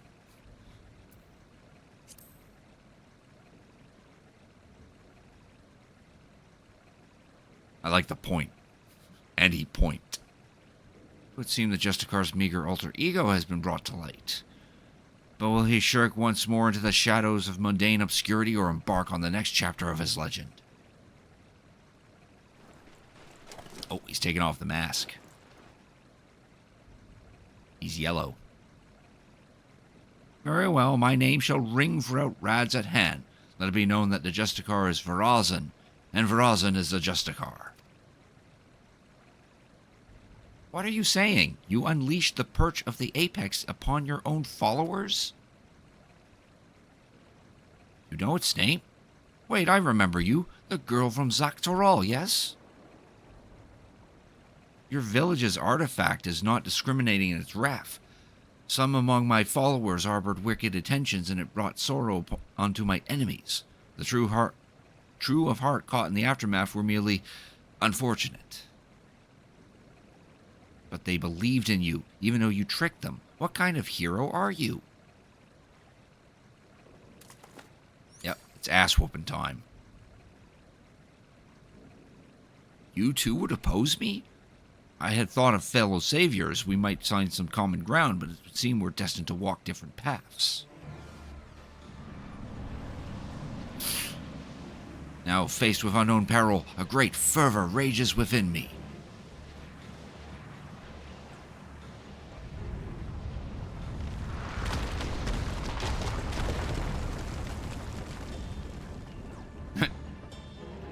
However, here is not where we shall match wits. No, a more fitting battleground is in order.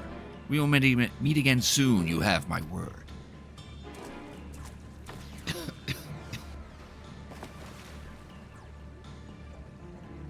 Oh, shut up! Gah! Oh, he didn't run away in time.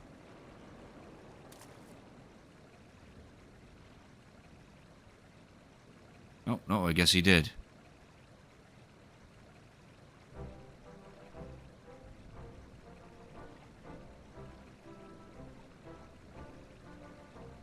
So can you tell us what happened here?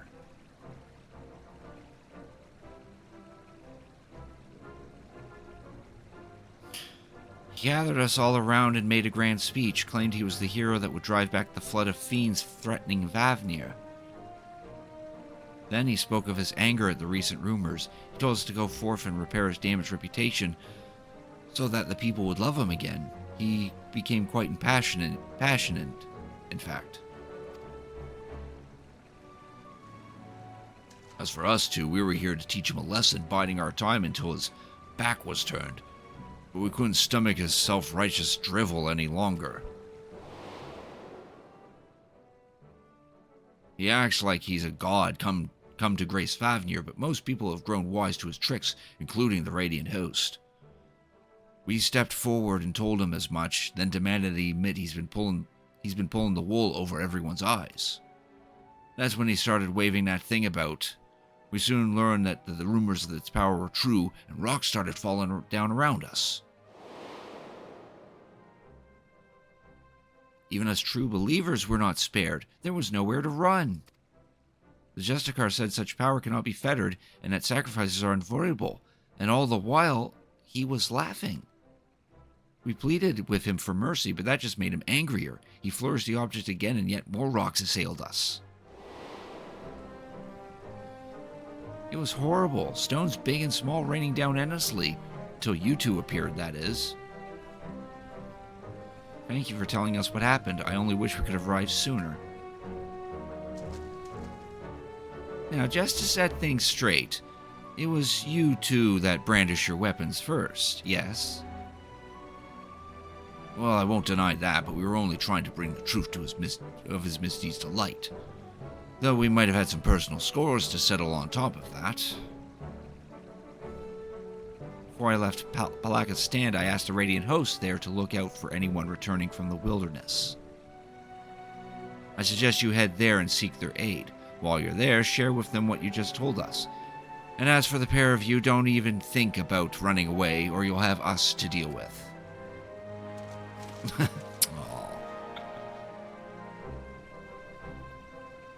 Guess those bandits got caught.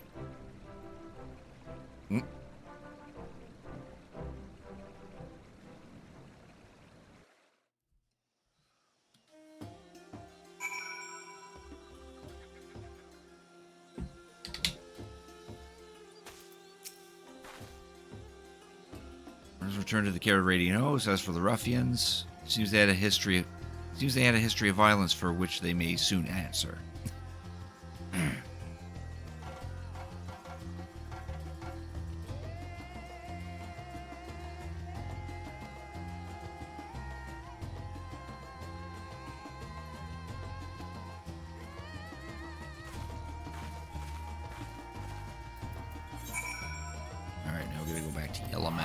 Up this part.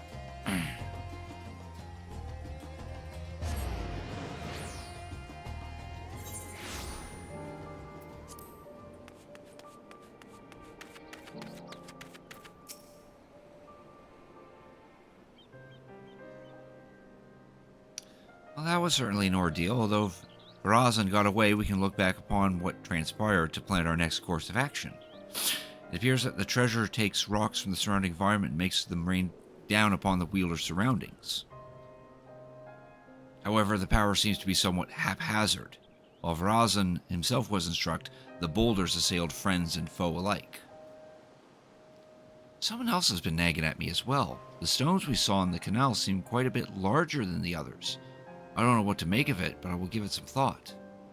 We still don't know exactly how he controls the Apex's abilities either. We must focus on these mysteries as we continue our investigation. As for Verazan himself, he was just as his father said, wasn't he? His so-called heroism is an empty charade, like a child playing at being a hero from their storybooks. He seemed motivated by a vain desire to gain the love of the people, yet he cares nothing for their well-being. He'll learn his lesson soon enough, though. None will sing his praises after word of what happened at Uznair spreads. Even he must know this. I worry that his desperation will drive him to worse misdeeds. If the treasure is used for reckless abandon, it could cause untold harm. Must discuss this with the Radiant Host. Together we might be able to capture Verazan before he attempts anything drastic.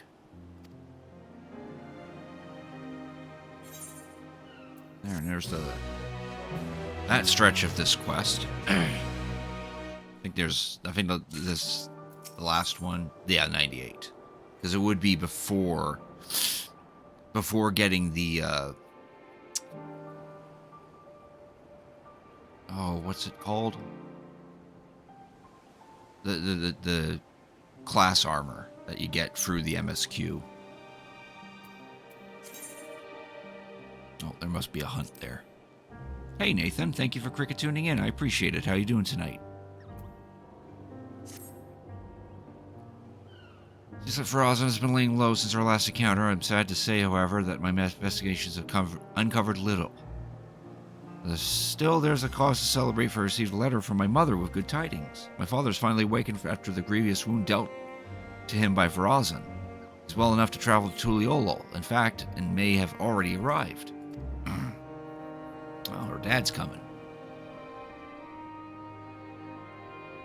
Of course, I love nothing more than to go to him, but I pledge not to return until I have the perch of the apex in hand. Besides, I'm soon to depart with the Radiant Host to try to sniff out Verazan's whereabouts before he acts out of desperation. That's why I ask that you go in my stead. As the treasure's guardian, no one living is more knowledgeable about its history than he.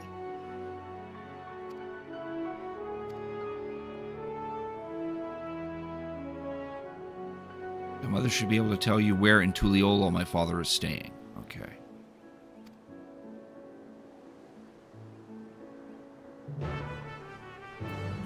Oh, so we gotta go all the way back to Tuliolol, talk to her mom to confirm where her dad is staying in Radzat Han. Instead of just seeking him out in Radzat Han to begin with.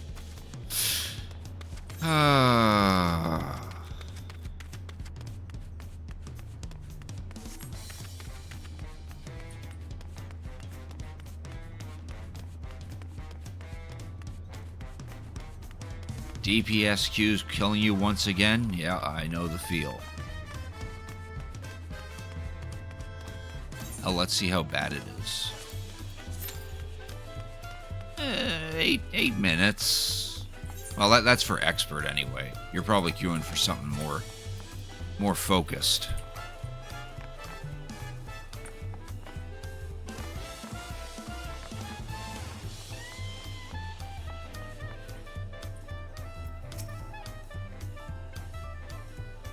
Free from work until Sunday. Oh, nice. Tuna salad over some fried rice, lemon pepper, lime pepper, and paprika. Oh, that sounds pretty good, Nathan. I'm gonna need you to whip up a plate of that for me right now, please.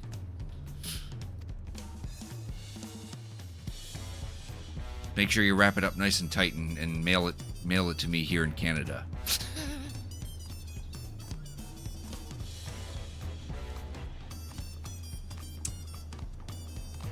Glad to hear my letter arrived safely, and Father Netse has already arrived here in Tuliolol. Oh, he's in Tuliolol. He's not in Radzat Han.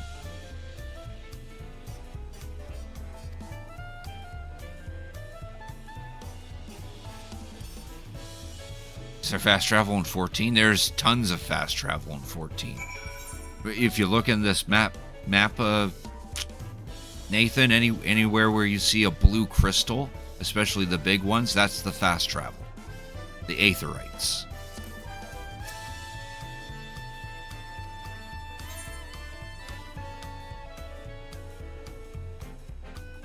Okay, so where... Oh, I have to go to Shaolani. He's right there.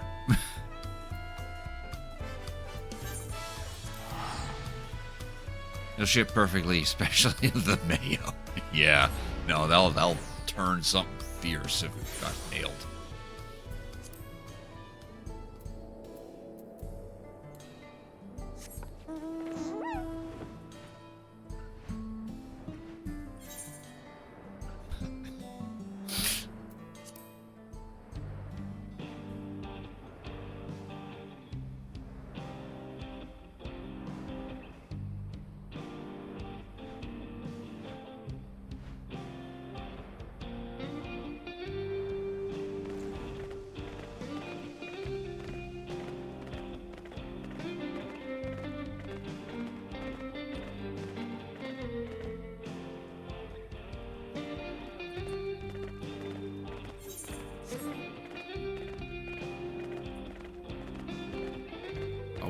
He's in trouble.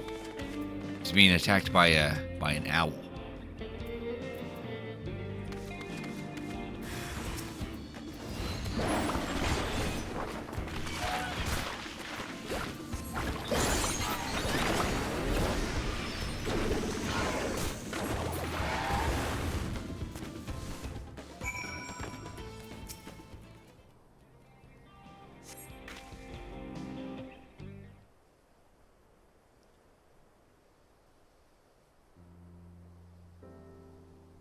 Thank you, traveler. I overextended myself. I have but recently recovered from a severe injury and was a fool to confront such a beast alone. So you're the Crick I've heard so much about. I owe you my many thanks for all you've done to recover the perch of the Apex. News of your progress in Fafnir is most heartening. Despite my position as its guardian, I never knew it could rain down stones from the heavens. Since arriving in Tuliyola, I've done what I can to shed light upon the Tural Vidral sealed within the treasure. After the nations of Tural were unified, some left our village to build new homes in the city. I've sought them out to see if they know anything of use. Unfortunately, none could offer insight into the treasure's magics, but one of them told me that owls lurked around this place. And since the Tural Vidral sealed within the perch of the Apex was once an owl, it seemed logical to pursue such a quarry. I thought perhaps I could glean something about the ancient beast from their behavior. Like as not, some fundamental aspects remain the same even after transformation. But having heard your account, there's one fundamental difference that stands out. As far as I'm aware, no owl native to these lands possesses the ability to hurl rocks, large or otherwise. No doubt the Tural Vidral gained this power following its metamorphosis. I do believe, however, that it would retain an owl's core instincts. That one you fought didn't strike unprovoked. Instead, it watched me from afar with fear in its eyes. While this is normal behavior for most animals, I was surprised by how suddenly it descended upon me the moment I started approaching. It sensed danger and acted preemptively. Maybe owls prefer to fight rather than run. I had the same thought. The owl sensed a threat and chose to confront it rather than run from it, and this same impulse may have driven the Tural Vidral. Indeed, that correlates with something I heard from one of my countrymen who had relocated to Liolal. He spoke of a continuation of to the tales passed down from the elders. No hunter's arrow could fell the apex. It was struck down in a storm of its own wrath, made wild by a heart of fright. Thus it was sealed away at last. Now, judging from the owl's behavior, I can theorize that the treasure is activated when its bearer senses danger, and according to the story, this power can easily get out of hand if its bearer is panicked. Of course, this theory must be tested first. Farazan will certainly use the perch of the apex again. When he does, I ask that you and Tepeke pay special attention to the circumstances leading to its activation. Of my thanks. Loath I am to admit it, I've yet to recover from a long convalescence and would only be a burden to you. I wish I could aid my daughter another way, but you more than make up for my absence.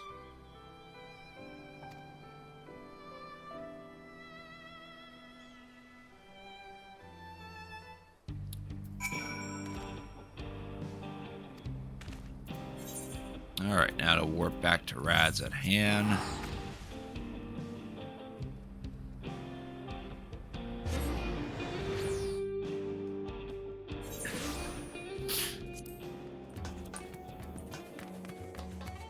Talk to Tepeke again.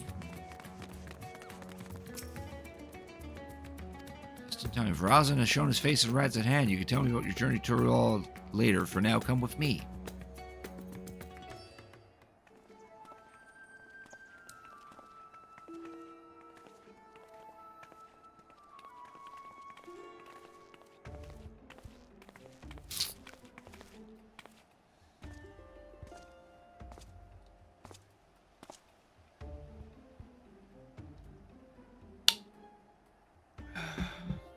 Are you surprised? Thanks to sage counsel of a fellow hero, I have decided to doff my mask. Although my face may be unfamiliar, I believe you know who I am. I was once a Justicar, but now you may call me Verazan. I am Favnir's protector, its savior, its hero. You may have heard sacrilegious rumors that I have orchestrated the very attacks which I so valiantly drive back. That I was behind the catastrophe at the Uznir Canals. I am here to assure you that those are false aspirations, all cast by those who are envious of their betters. I give my life for this fair city and its people, and would give more still if I could. What should we do? It might be best to lock him up before this gets out of hand. Wait, we don't want him raining down rocks with all these bystanders around. For now, keep a careful eye on him. All I ask is for your respect, your adoration, a dream held by all but realized only by the few. I would be one of those few. I have proven myself worthy of being your savior, and now, with an entire city watching with bated breath, I shall declare my intent to reach even higher.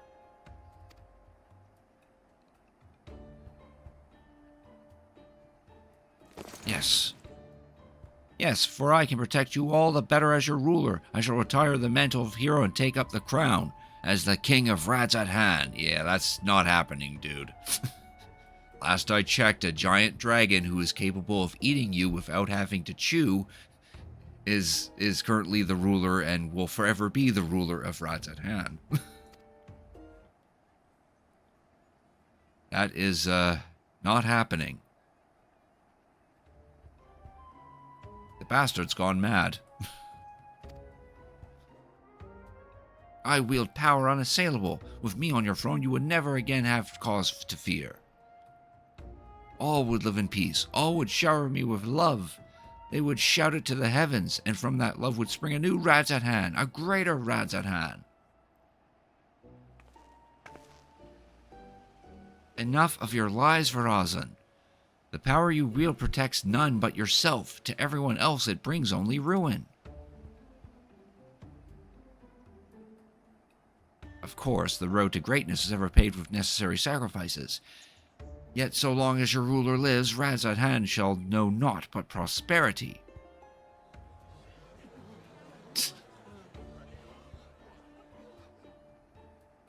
You think you're better than Master Vitra? He bore the city and its people on his back, while you look fit to collapse under the weight of your own armor. You're no leader, you're a damned joke. Does this man speak for you all? Is there not one among you who would follow me into a brighter future? Ah, but I am nothing if not monogamous. Until you find the wisdom to accept me as your ruler, I shall continue to stand vigilant as your eternal shield. Stop this, Verazan. You're only making it worse for yourself.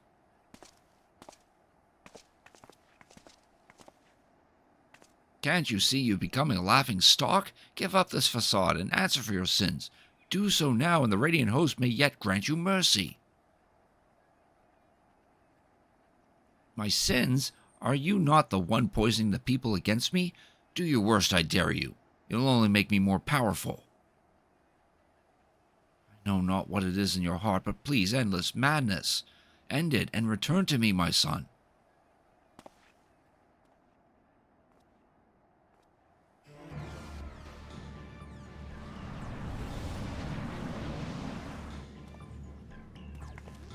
Don't get any closer. You two? Why are you...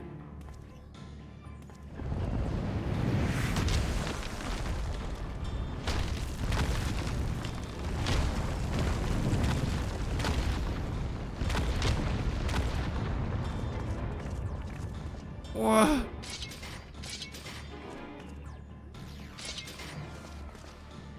Don't. If we fight here, there's no telling how many innocents will be wounded.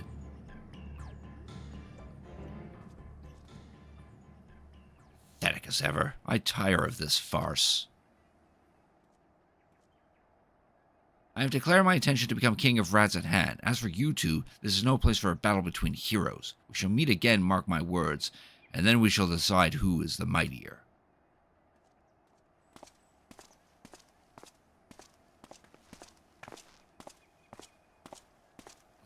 Hold.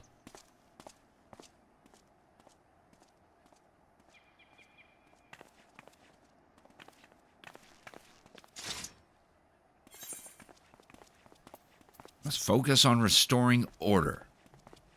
Because that's what a real hero does.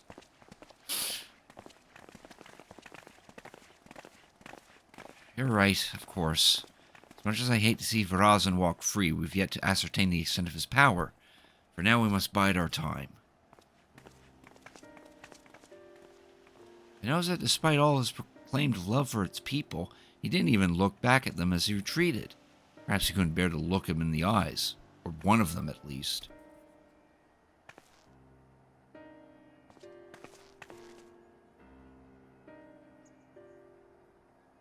Oh.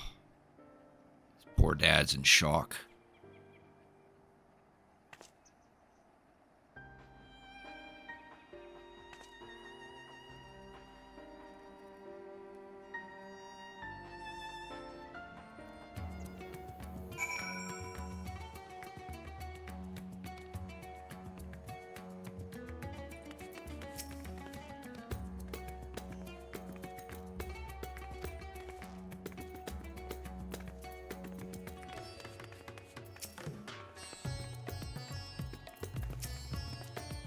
That was a disaster. Varazan is truly lost. At the very least, he's committed himself to fomenting unrest within Razathan. And although he's my son, I cannot condone his actions. His words are grand but empty, and that ridiculous armor is nothing more than gaudy decoration. He is truly the embodiment of false heroism. What's more, this latest debacle surely made him a criminal in the eyes of the Radiant Host. All I can do now is beg them to grant my son some small degree of clemency. Before I go, may I ask you something? After Varazan crawled down the rocks, did you see his expression? I thought it peculiar, but I'm curious as to what his father saw in that face. Aye, it was a familiar look. When I used to scold him for losing himself in make-believe, he would get that same cast in his eyes. A look of petulant rage, as if he resented me for pulling him out of his riviere and into harsh reality. He hasn't changed. Apologies, but I must go. Just as I thought, even clad in his shining armor, he can't bear to be told no. And now his childish games have taken a malevolent turn. For now, we should return to Yelahimad. I still have yet to hear what you learned in Tuliolol, after all.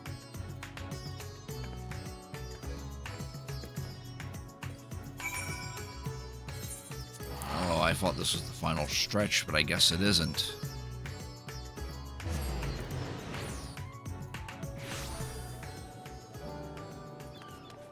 After this is the final stretch.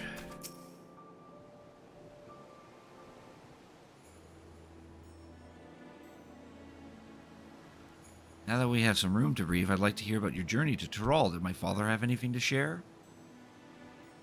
Yeah, something about owls. Hard to know he's well enough to go chasing after owls and such, though I wish he'd take more care. If it really is triggered by a sense of impending danger, that might explain why Varazan has trouble using it the first time. He wasn't truly afraid of that small fungi until it was almost upon him. It also explains how he can wield the Apex's powers despite having no training in magics. It responds to emotion, not intent. So much is falling into place. He goaded the Radiant into apprehending him because he knew the threat would be answered. You saw how nonchalantly he quit the plaza, almost as if defying someone to stop him. Razan truly believes himself to be untouchable.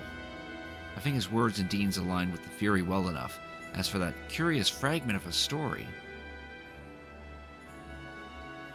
it seemed to imply that Vidral lost control in a panic.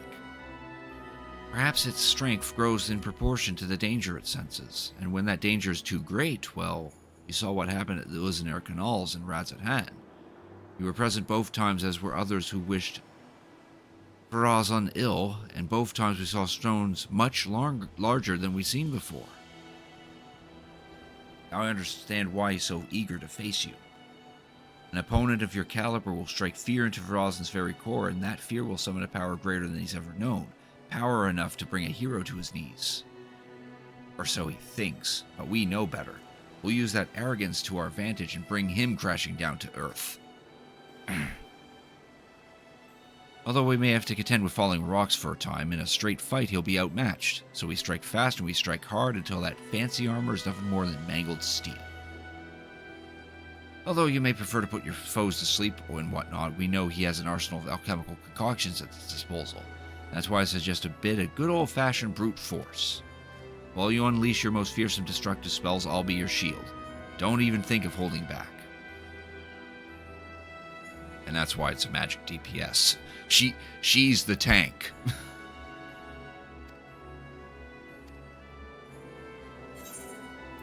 Ooh, we get some food out of this.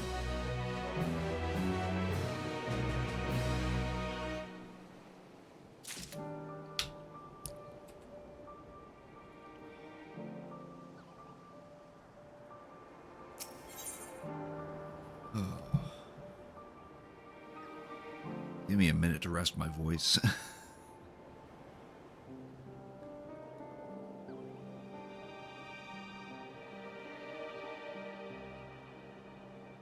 Trying to talk all these words when you're kind of half sick isn't the smartest of ideas.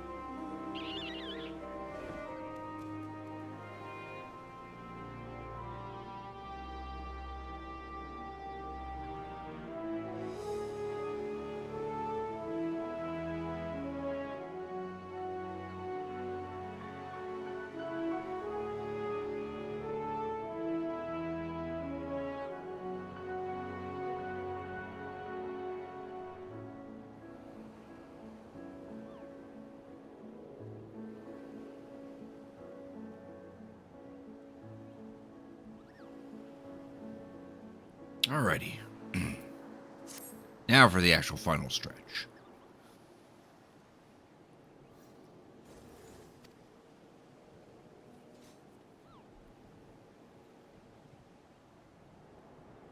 Seems the name is on the lips of all and sundry. People already consider you the true savior of Razathan and believe you'll bring Farazan the deceitful to justice. Final showdown will take place in the mountain pass leading to Khadga, where great crystals will stand as witness to its conclusion. Suitably romantic and suitably isolated.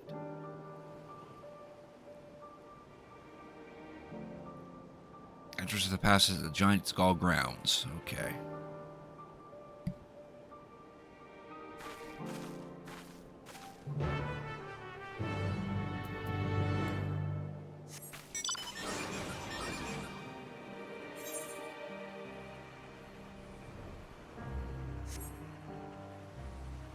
Yeah, we'll just fly there.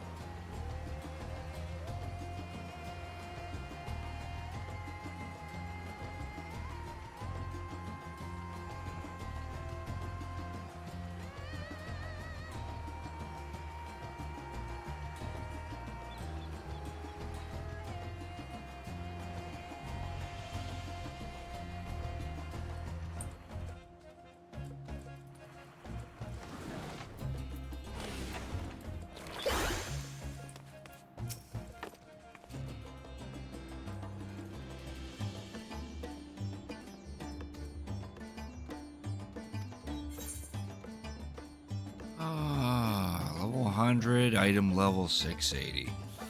Pretty sure I'm 700. Yeah, 720. We're Gucci.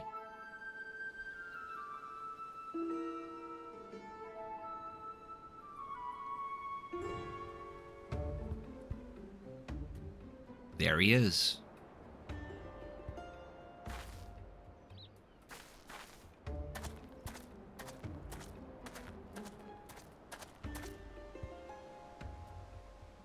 The cragged peaks of Kadga, desolate winds blow over the fields of battle.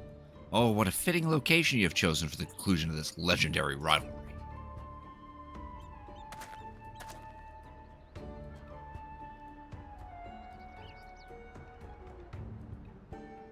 I was right not to face you before, an environs unsuited for a struggle between titans. Now my patience has been rewarded, my heart races in anticipation.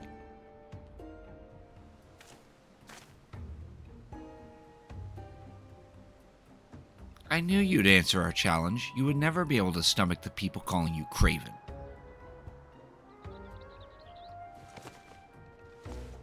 Such boldness in the face of impending doom. Have you not realized by now that so long as I wield the perch of the apex, I'm invincible? We'll soon put that to the test. You rely too much upon stolen power. It deludes you. You claim to be a savior to the people, but they have seen through your lies. Even your own father can scarcely bear to look at you. You're nothing but a small man hiding within the hollow facade of a hero, and today we tear that facade down. Will you now? You may have the medal, but you have the puissance to claim the mantle of hero? My mantle?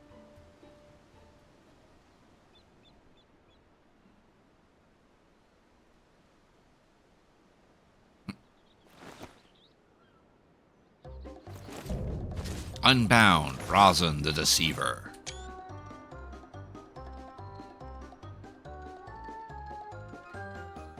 Time for words is past. Follow my lead. Yes. Time to paint his picture. I'm gonna potentially paint it ugly and then smack him upside the head with it.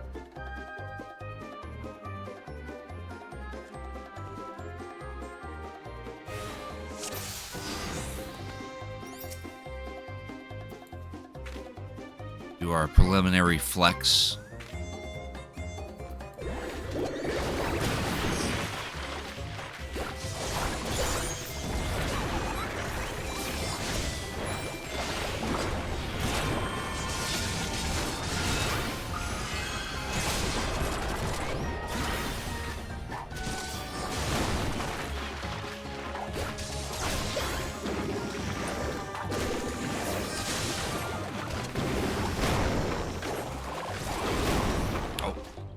That one hit me.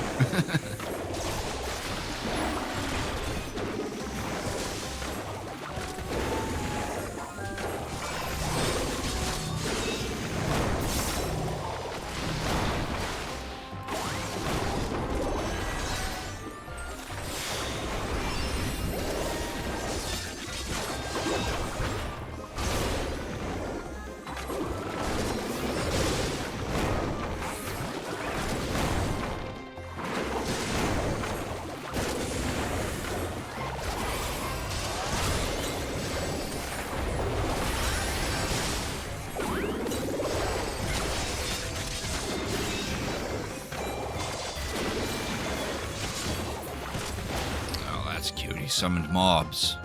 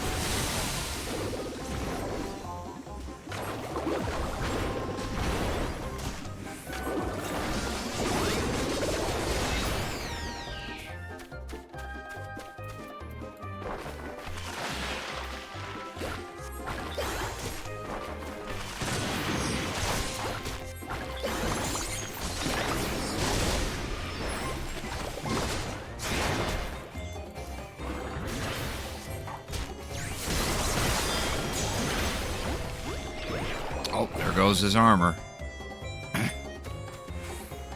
He naked now.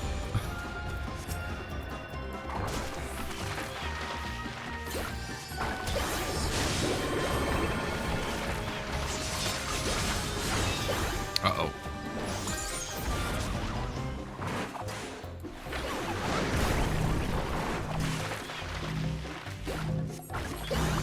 We should be good.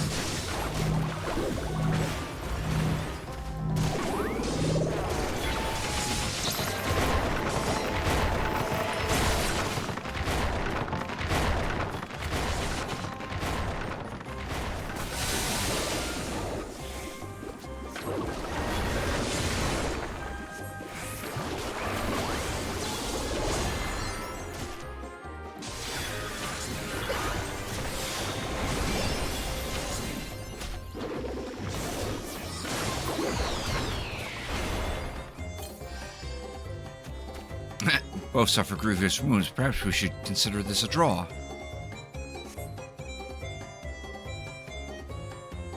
You lost, Farazan. Lay down your weapon.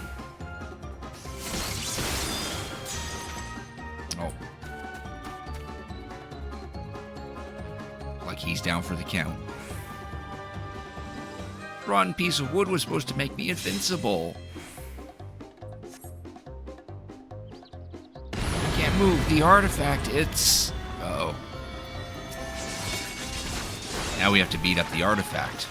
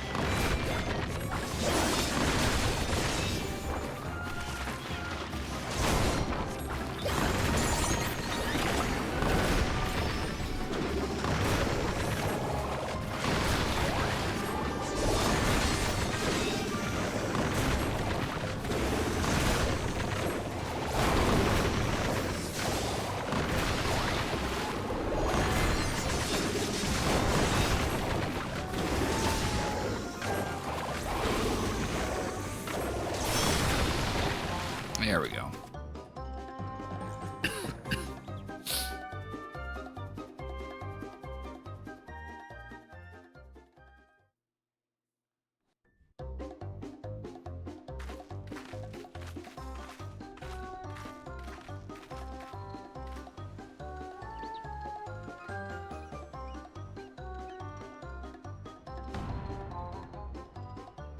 Wasted. Out cold. Now to take back the treasure. This can't happen. A hero never falls. I must retreat. Yes, a tactical retreat, a noble retreat, so that Justicar may live to save another day.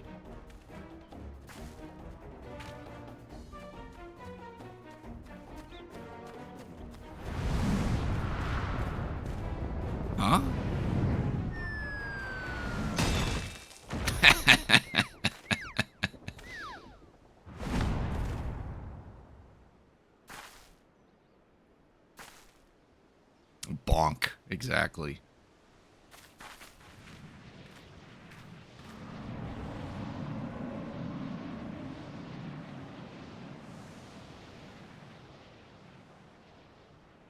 Guess it was the ape, the treasure doing one last little thing. Suppose the apex wasn't finished yet. And it seems that Verazan, in his cowardly haste, neglected to look skyward. Was it an unfortunate accident?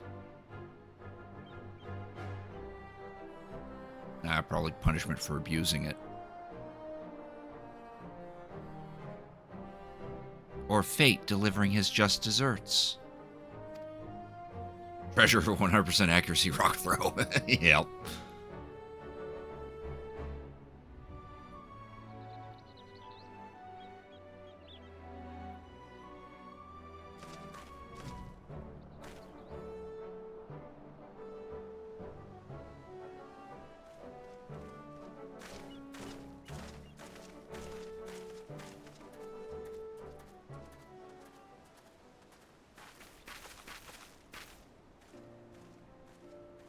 Claimed to be Razatan's savior, yet he sowed only discontent among its people.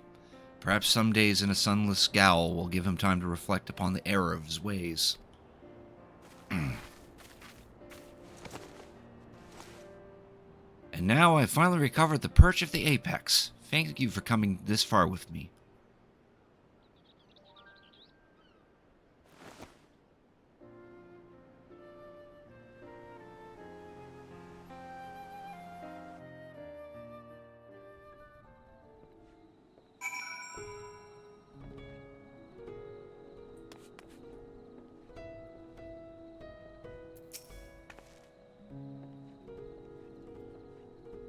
Battle was hard fought, but we made it through. Verazan is the responsibility of Radiant Host now. And now that I've done what I pledged to do, I must return home and bring the good tidings to my mother and father. Yet before doing so, there are many others I must thank. In the meantime, can I count on you to meet my family in Tuliolal for one final farewell? My parents would sure be glad to see you again.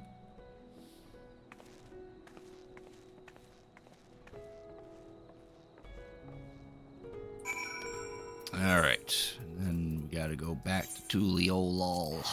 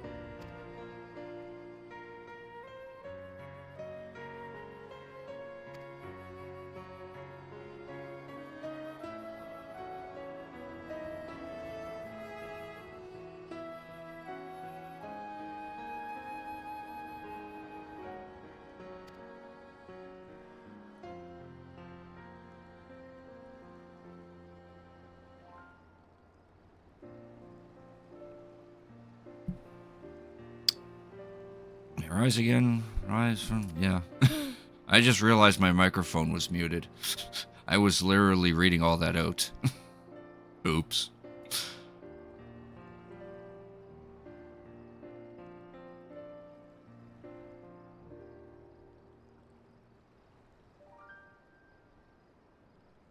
AFK in dungeon with great music? Yeah. At least then that way you get to enjoy the music. Alright, so they're going to see about trying to use the perch of the apex in a proper way.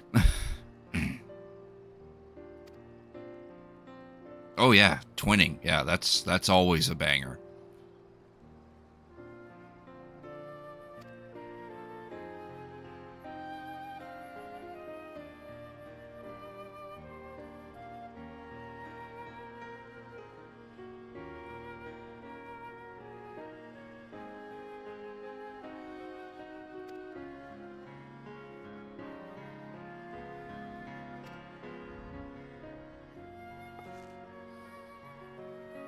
Now we must say farewell, as much as it pains me to do so.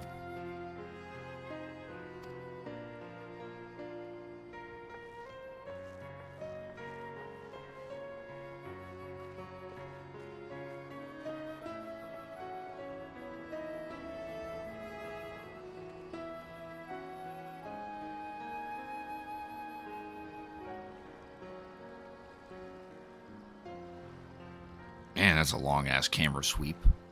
Just so we can get a shot of the sky. Ooh, we get... Oh no, we get all those. Okay, good. I didn't want to choose. I wanted all of them. There. Magic DPS is done. Now to work on all the other ones. I wasn't expecting that to go for that long. I was originally planning on switching to another game at this point, but I'm not sure what I want to play at this point. I was going to leave it up to viewer vote anyway, so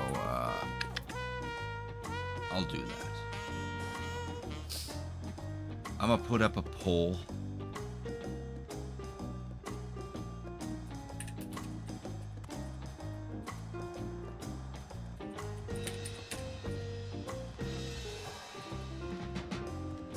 If I spelt this properly.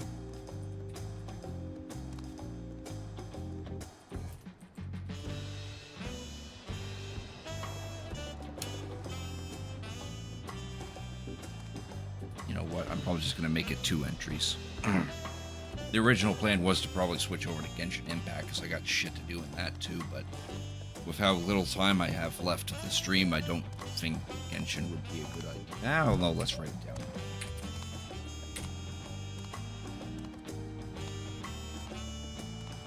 We'll make this go for 5 minutes.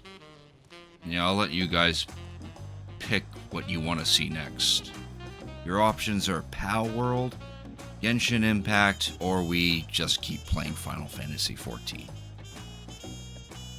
If you are actively watching and can do a vote, please do so I know what you guys want to see. I would appreciate it.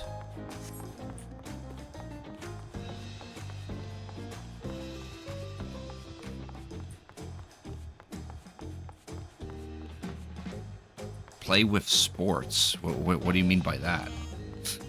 Unless you legit are suggesting Wii Sports. I don't have Wii Sports. Wii, yeah, okay, I had a feeling.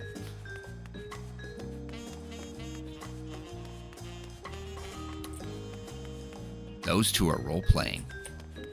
Not in the naughty kind. They're actually doing some proper role playing. The kind where you keep your clothes on.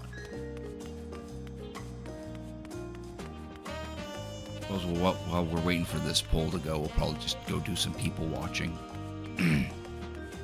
Oh, that guy's got a pumpkin head.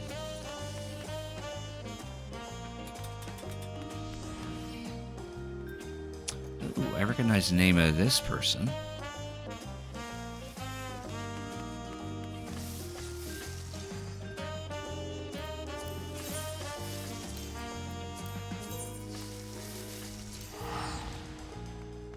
Go see what crazy people are hanging around in Balmung's old hut.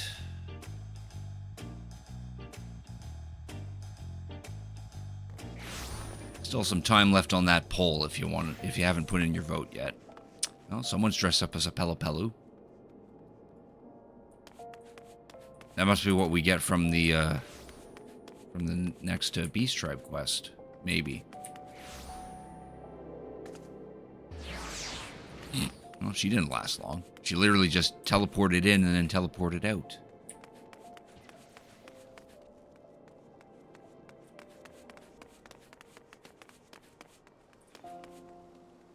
It's John Lakeside himself with his glowy saber. Actually, what is that? That's one of the... Yeah, Pajali Rapier. That's a...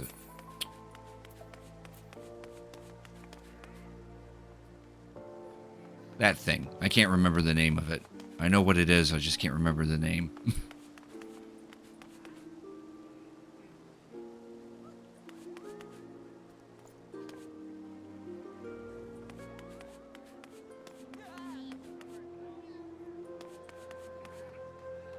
I kind of like what she's wearing.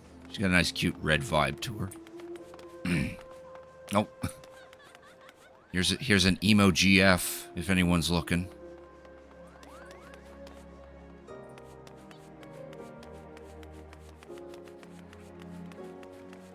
Not a whole lot of Lollifels hanging there.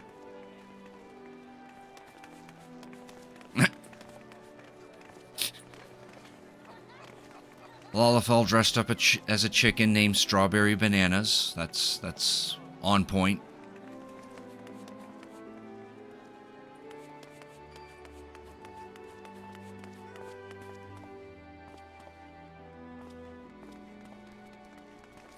Damaged goods.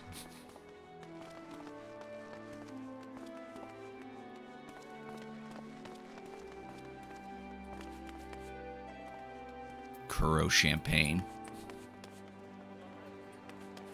Oh, there's Zoerp. He always hangs out in that particular spot. Or they. I'm not sure what their gender is.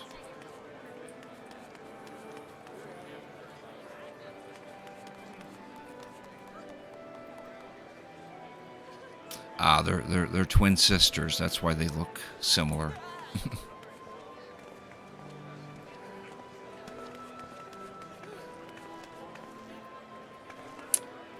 Man, they really shouldn't have made those fucking 2B bottoms, because pretty much every single female players or female character is wearing them.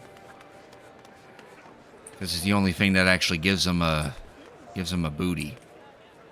Oh, poll's almost about to be up. Last chance to make a vote if you haven't. And there's the good old quicksand, always covered. 2 people just want to see more Final Fantasy XIV. That is a fair poll right there. Sure. We'll do that then. We'll just keep playing some Final Fantasy XIV. Makes sense, because I only got like an hour and 15 minutes left anyway.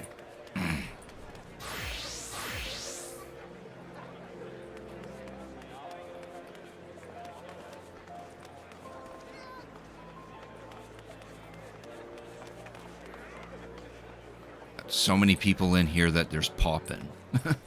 They just pop in once I get close enough.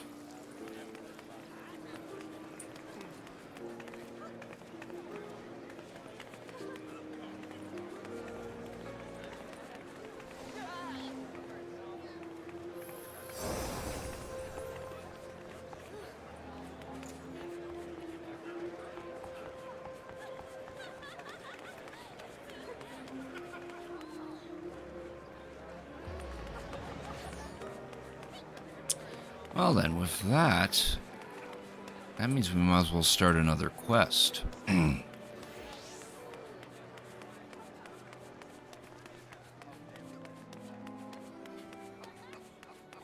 know, I'm actually curious about that one in Tuliolaw.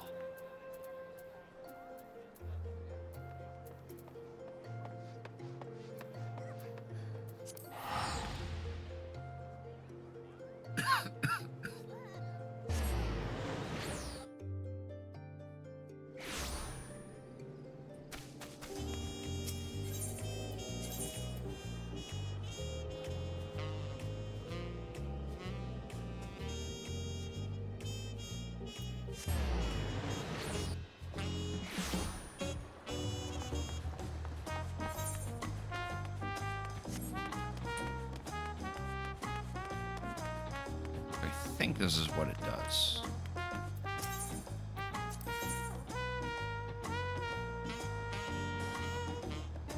Siphon of land or hand.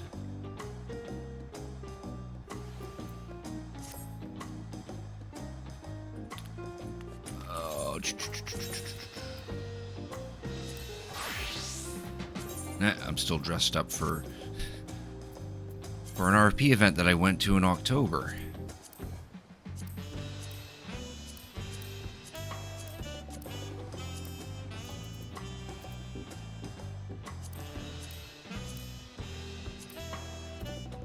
There we go.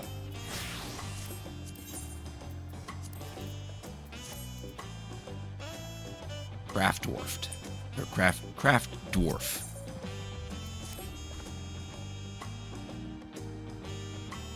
Skilled tradesman.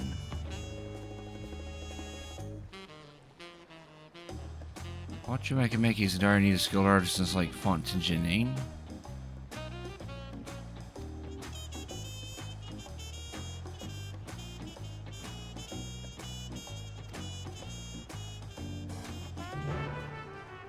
Okay, this must be a separate quest thing then.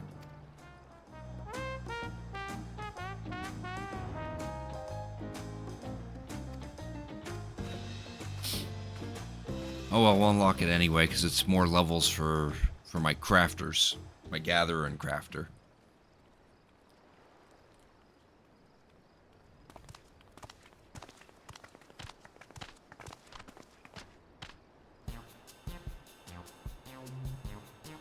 It'd be best if they're aware who you are before you show up at the doorstep offering your services.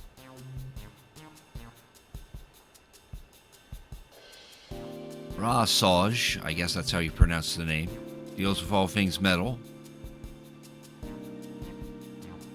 Oh, okay, I see what this one is, yes. This is the group deliveries, I guess is what they would call them.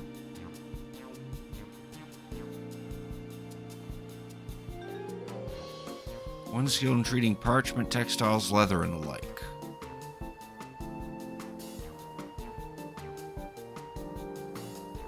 This person deals with culinary arts or alchemy.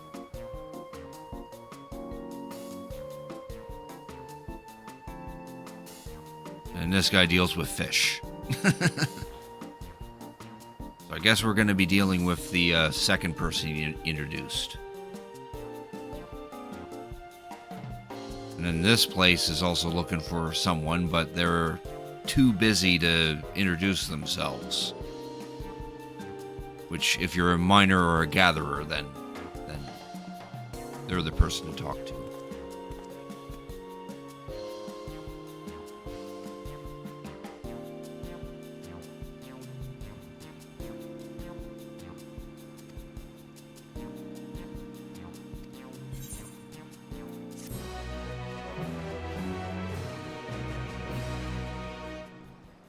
Yes, this is the deliveries. I, unfortunately, can only help out this lady, because I only have Weaver. And I have no intention of leveling any of the other crafters. I have no interest in becoming an Omni-crafter.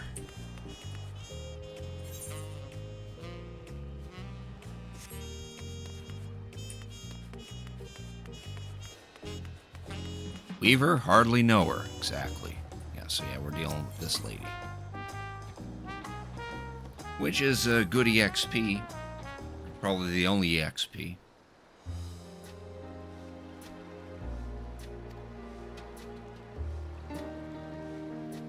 Pistols by Pemeka, and I am Pemeka herself. Tell me, can you read? I wouldn't have gotten this far in the game if I didn't know how to read. Of course, writing on the other hand. Terali script, I doubt it. I'm a cultured man. I know my words.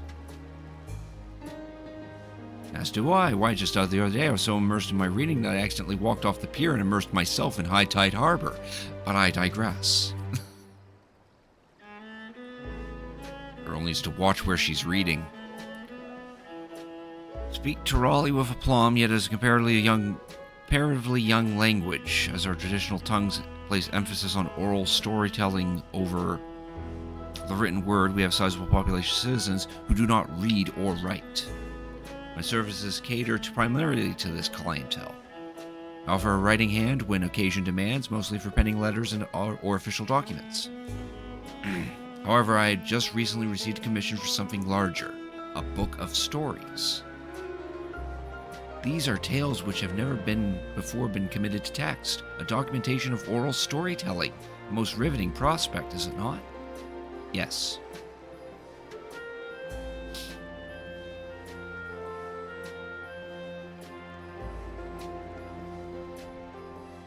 Alas, I find myself ill-prepared. While I possess paper required for simpler documents, I have no experience in binding tomes. Yet with the skill of an adept weaver at hand, I could accept this task with my head held high. What say you, traveler? Will you help me tie these tales together, physically? A job's a job. Fear not, I'll cover you. The book puns are all over the place. His name is Zemoweni, and he works at Slav Thai, the restaurant by the beach.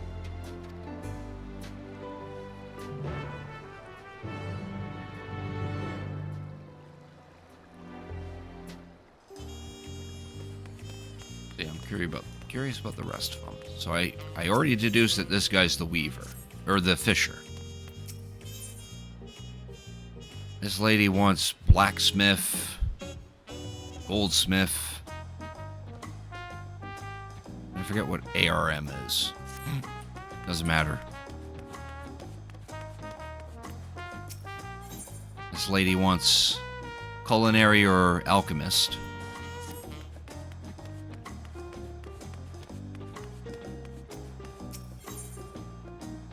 And this guy wants miner or botanist. This one I can do because I do have botanist.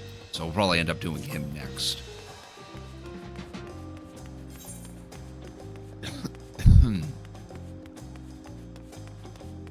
Of course, there's also this one too that we can unlock as well.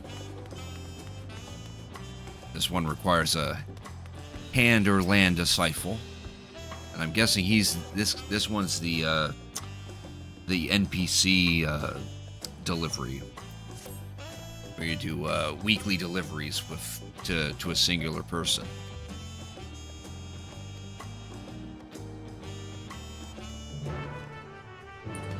Go ahead and trigger that.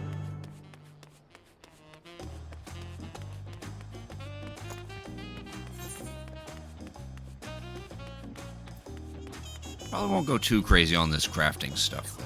Probably just enough to get it all unlocked.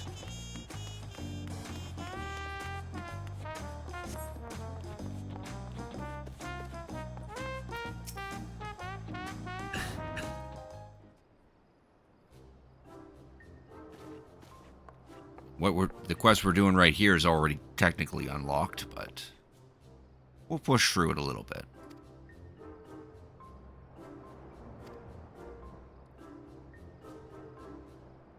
Rick here will be binding your books, and my intuition tells me that none would be better suited to the endeavor.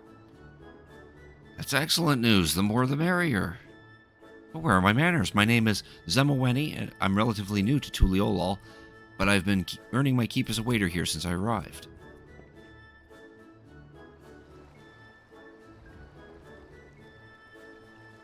Everyone's got a story to tell in here, from myths and legends to folk tales and anecdotes.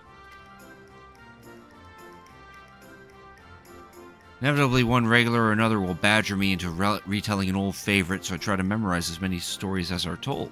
But memory has its limits, and I'm afraid the details from so many different narratives might eventually become jumbled or forgotten.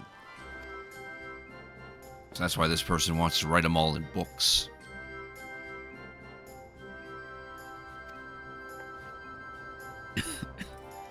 Zemoweni will tell the stories, she'll write the pages, and we physically make the book.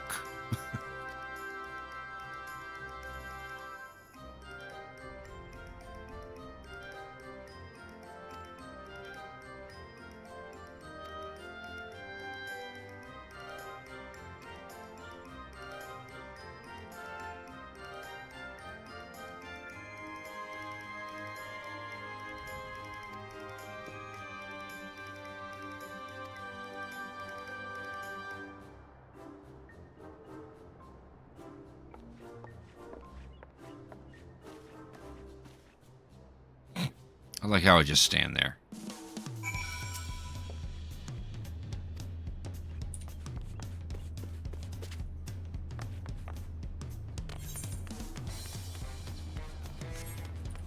Yeah, that's right. We're taking the lazy route. It may be a walk down a hallway, but we don't get the time for that.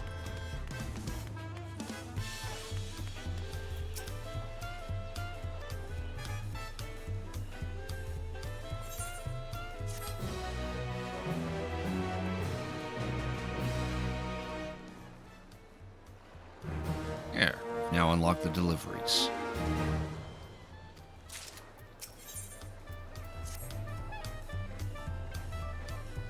Boards, covers, wooden cords, list goes on.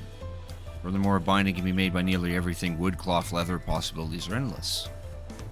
I'll leave the particulars to you and your artistic tastes.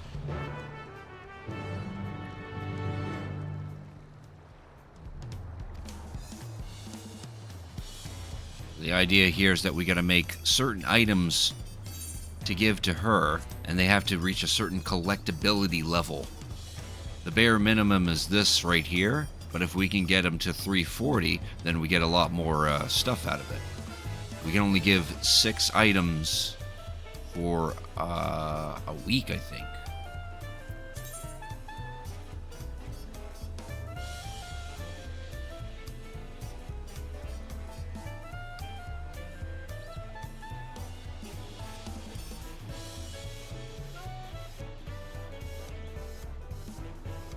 I'm pretty sure this is every week.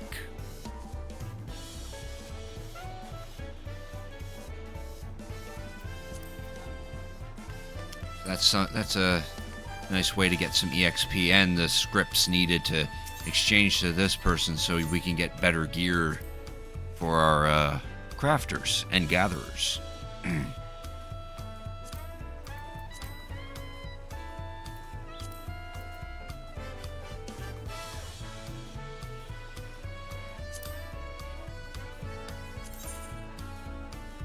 Which I definitely do need, because I think I'm only on my level 80 gear. Yeah, I'm wearing the level 80, I level 500 gear. So I straight up need new gear.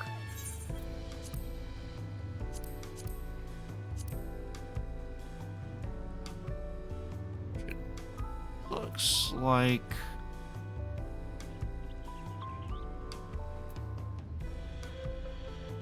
I only have gathering scripts. I only have crafter scripts. Oh no, I got a handful of gatherers.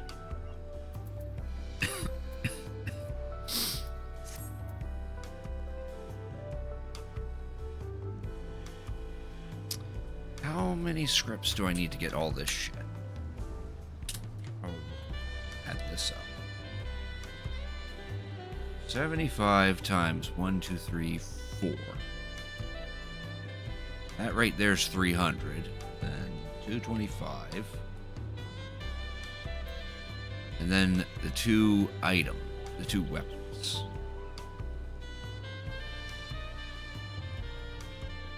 Oh, I've got the scripts.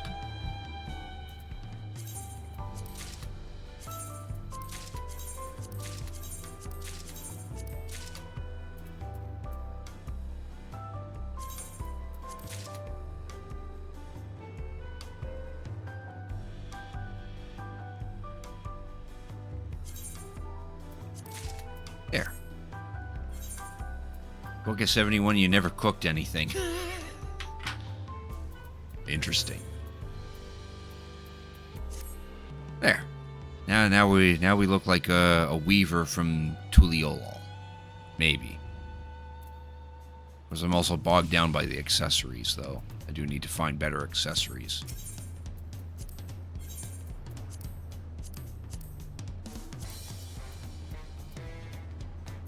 Unfortunately, this NPC does not have the accessories, if there are any. Oh, and here's what I actually should... this is what I should have bought. Not... Oh, okay, no, yeah. Oops. I didn't scroll down far enough.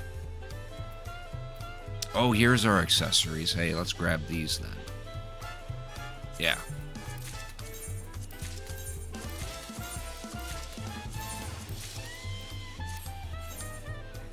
We bought the wrong gear set. Lol.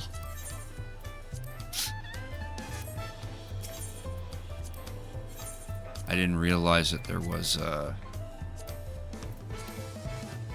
eye level 620.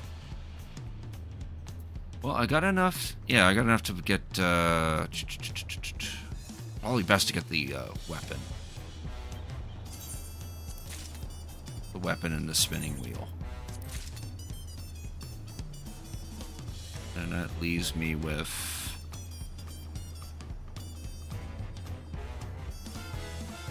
Oh, no, actually, I think I can buy the rest of this stuff.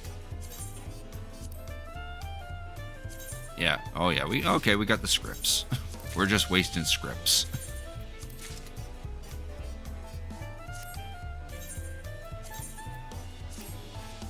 Oh, now we're looking fancy. Now this is much better. This is a weaver.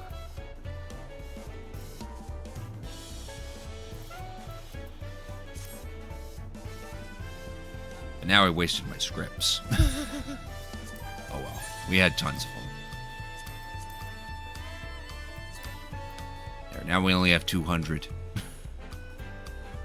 If there's anything else that we can get. There's materials. We can spend them on materials if we're that desperate.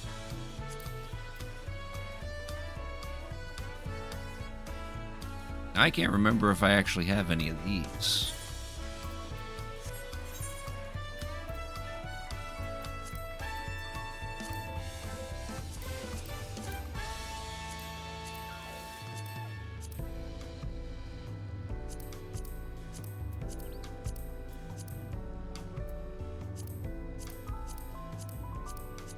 Six, 7, 8, 9, 10. I do not have 10. Okay. I have 9. But I apparently don't have Master Recipes 10. Yeah, there we go. There's Master Recipes 10. I need 400 scripts for that. So I'm 200 short.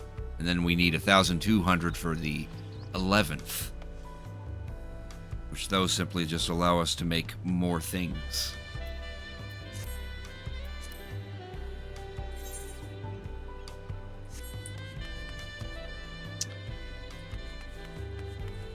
Alright, so what we'll do now... Let's see here. Where's my... this thing, yes. Landed gear...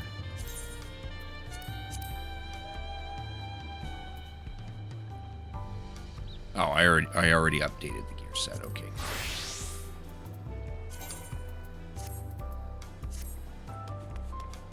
Might as well unlock this guy while we're at it. You're a man who plucks the finest of the land's offerings with their own hands, am I right? No, I use this axe. My hands don't touch nature.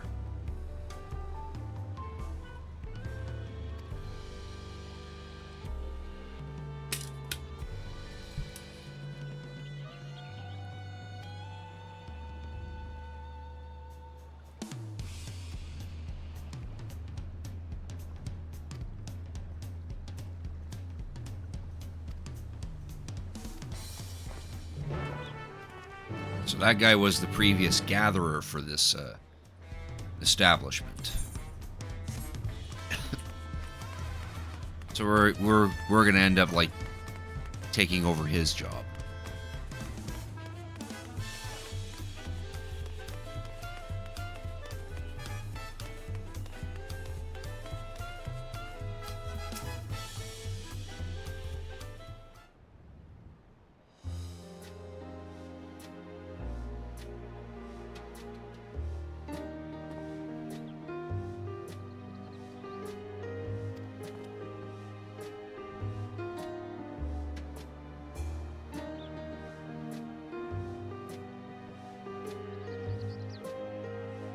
Welcome to Shun Shunye's Apothecary.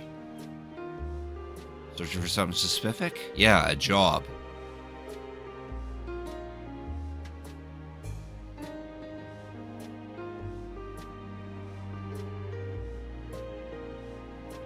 Whole lot of knickknacks. Lots of pretty stones. I've seen that look before. You're wondering just what sort of shop this is. Put it simply, a purveying goods which promote a healthy body and mind. Herbs to cleanse mild ailments. Incense to calm the senses. Stones to massage aching shoulders, and much more, as you can see. Naturally, this requires the use of various plants and minerals which possess uncommon, and some would even say mystical properties, which I acquire from discerning and trusted gatherers. However, the flow of goods has recently slowed to a trickle, and I found it difficult to keep my shelves stocked. You may find my selection somewhat wanting, if I'm being honest. Well, that's what I'm here to fix. So you must be the gatherer Rob Lee spoke of. Are you here to offer your services? Of course, I'm more than grateful for the help. I hope this is the start of a mutually pleasant relationship. Excuse me, but are you the proprietor of this shop? Is it true you are of the Shatona tribe? Oh, who dis? Yes, on both counts. What brings you to Shunye's Apothecary, friend? I am Uvlo Gajusov. I don't like your last name. I hail from the village of Kuguma, located on the eastern continent of Othard. I was traveling to 3 great continents in an effort to expand my horizons when I learned of a peoples similar to the Vira who live in Tural. Oh, so this guy's a Vira, while a Vira of Othard.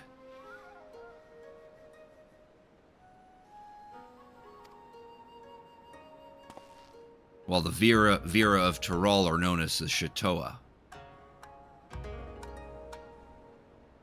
Please allow me to serve you. I can hunt, I can fight, I can gather. Surely one of my skills could be of use. All I ask in return is you teach me of your people.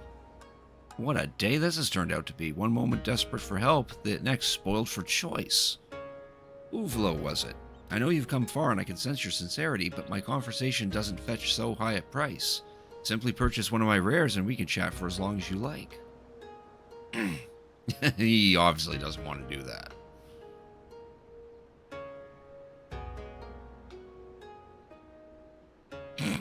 It's a staring contest.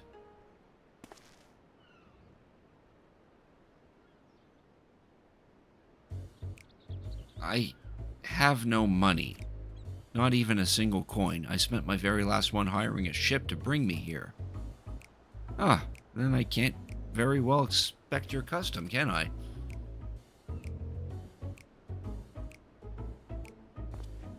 Apologies for the interruption, Crick. Where were we? Ah, yes. Would you agree to a small test of your talents before we begin our work in earnest? Yeah, he's coming with, though. Suppose I'll be testing you, too. That is, of course, assuming you still wish to work with me.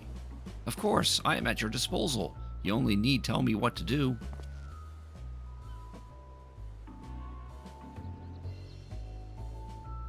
Then your task is simple. Bring me goods that I can sell to eager customers. There's no better way to take stock of your talents.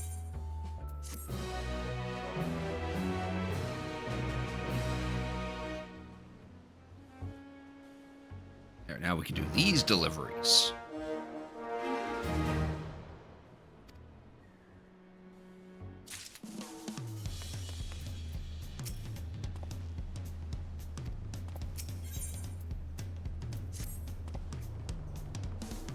Head to Urquapacha and bring back assortment of my most popular staples. Look for maca and springstone.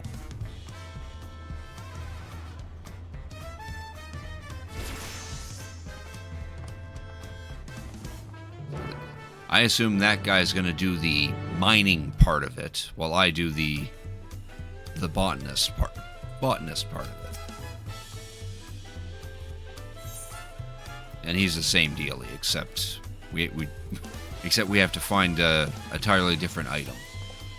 And I think we get different scripts for this too. Yeah, gather scripts.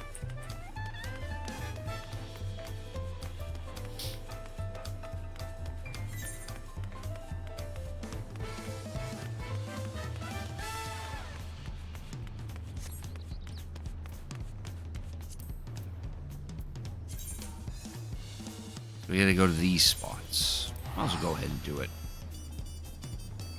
Do some chill gathering.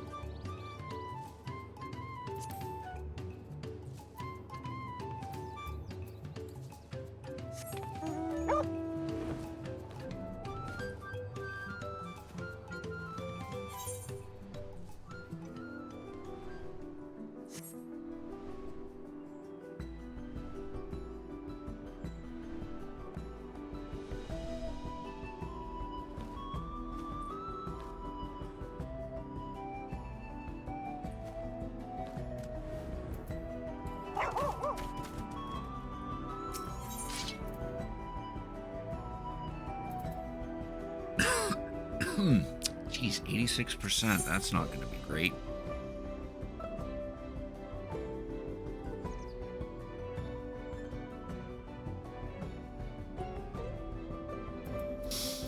Oh, let's see if I can remember how to do this.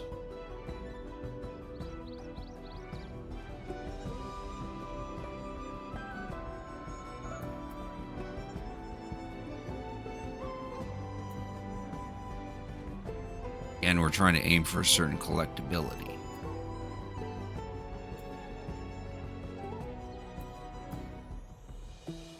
I can't use this one until I reach 95.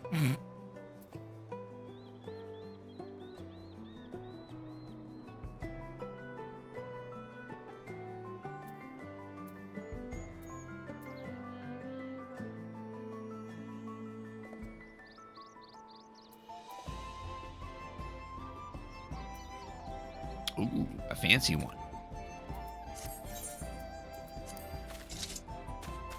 Fancy node just popped up.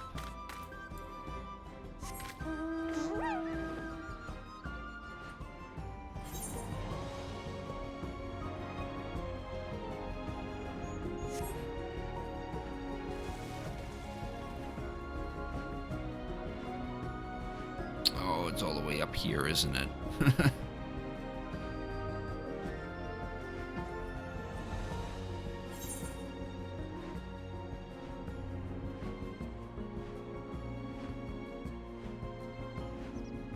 Oh, this is too far.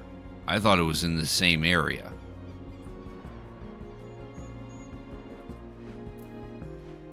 No, it's literally in this little section.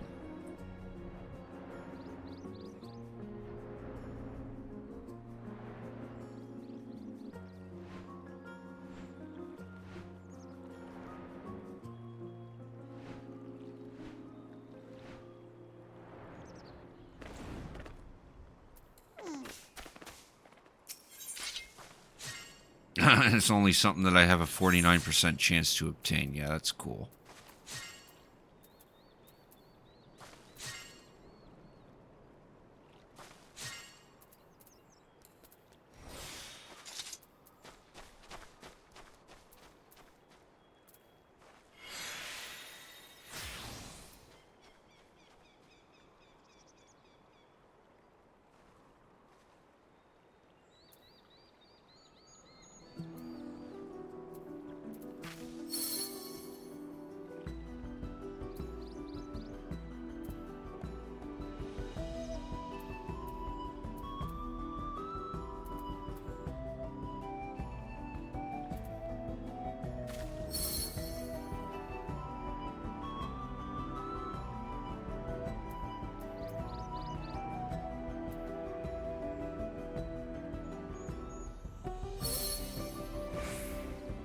I don't even know what I'm doing.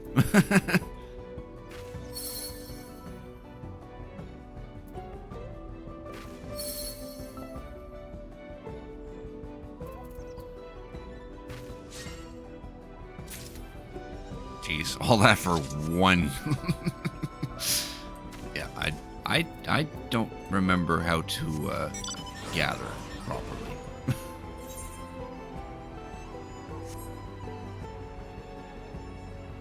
I know we have to up the collectability a smidge so that we get the maximum reward out of it.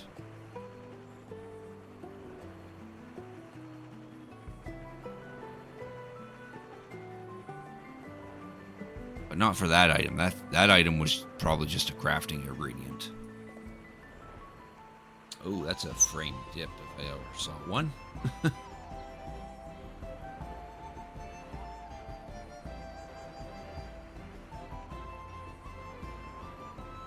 Just seeing the stream suddenly go laggy in the frames because of me flying down.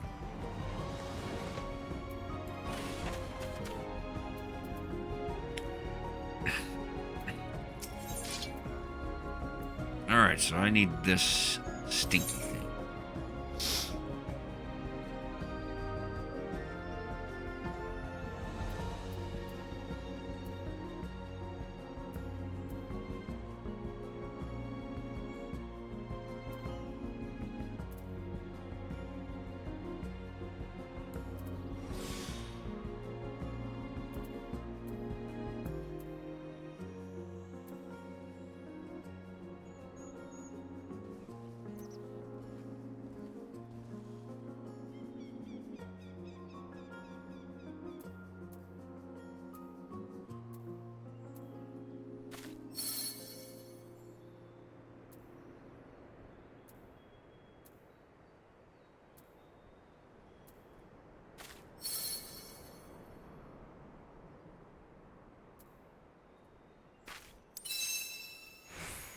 Nice.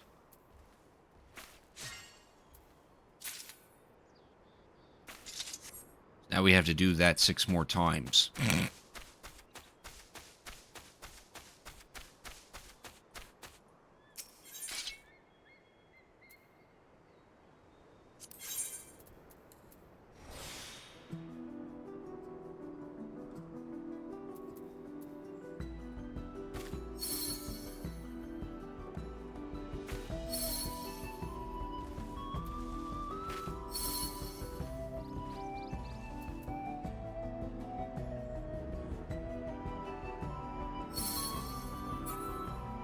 Nope.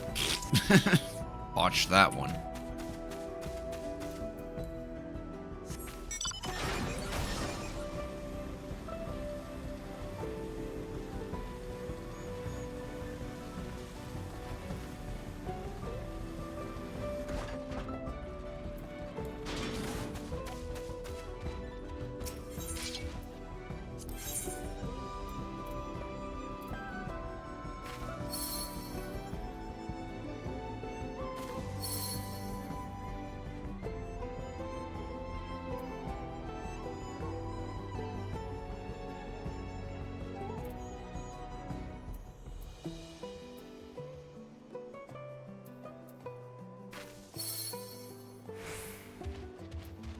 Oh, well, so we're going to botch this one, too. Gonna have to go for the lower collectability, I guess.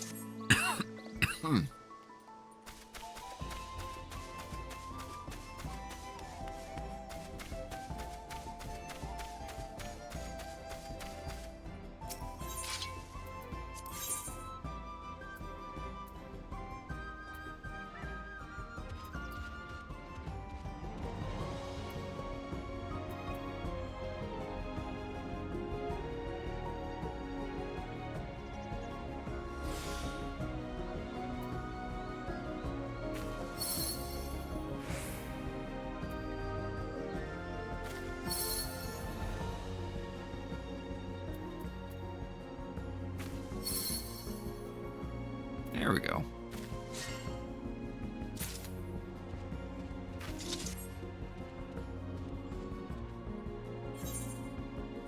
Three more to get.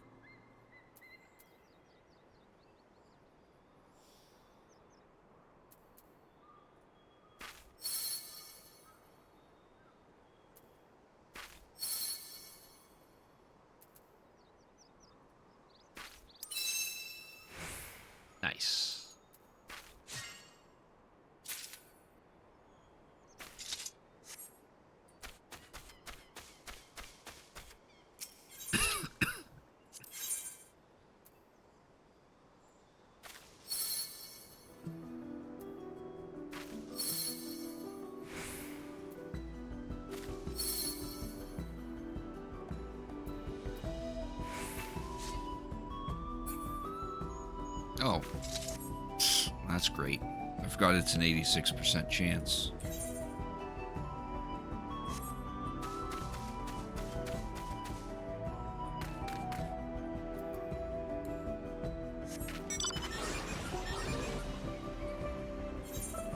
Now we gotta see if any of these plants regrew, so we can try again. Oh good, these ones came back.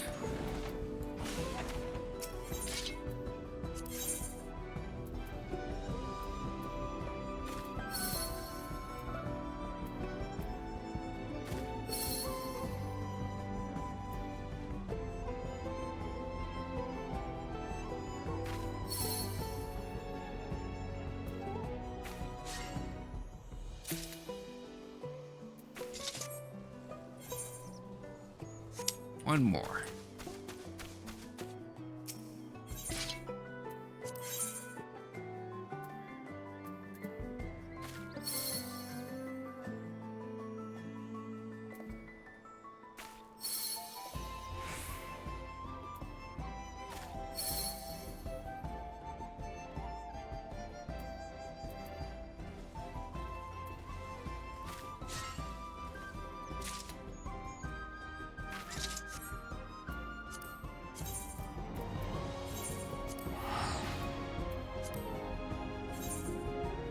Yeah, there's our seeds.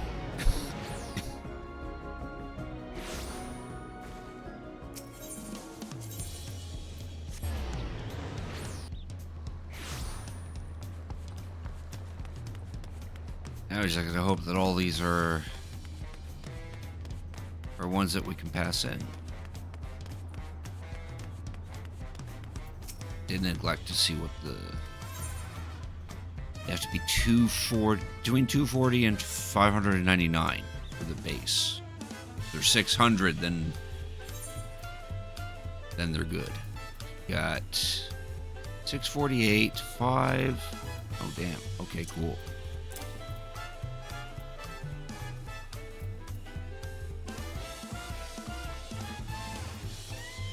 Cool. So three of them I'll be able to get this reward.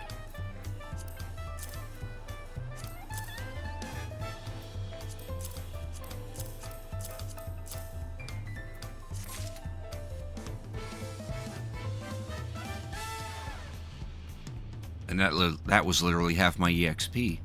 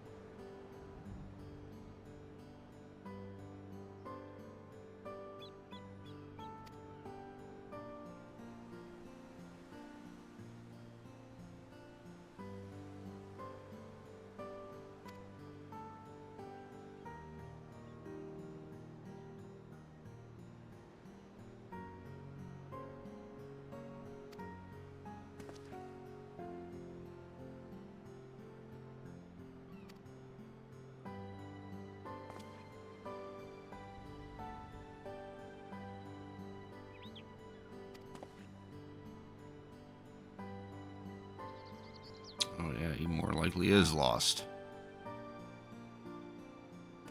Oh, he's on his way. I hope my deliveries meet with your satisfaction. Suppose there was no need to worry. Yes, these are good. They'll certainly sell. Forgive my imposition, but have you been to Tyrol before, or did you hire someone to guide you? Neither. This is my first time in Tyrol, and I have no money for a guide. Yet the city is home to a great many people. If you ask around for information, you can piece together any puzzle in time.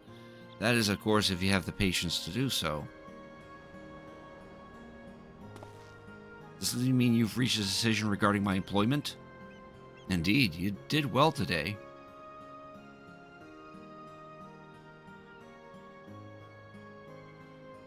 So for the time being, I have no objection to continuing our business relationship. Well, he's happy. And of course, I'd like to continue working with you as well. However, I understand you aren't the type to stay in one place over long.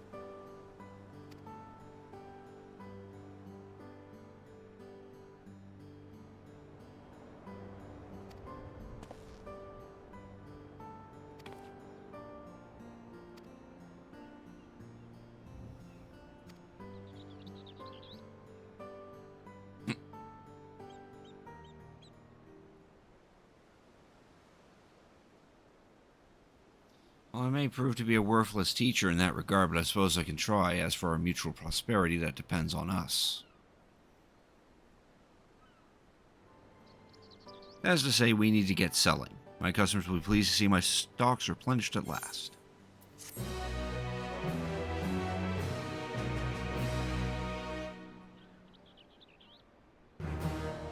Our esteem level has increased.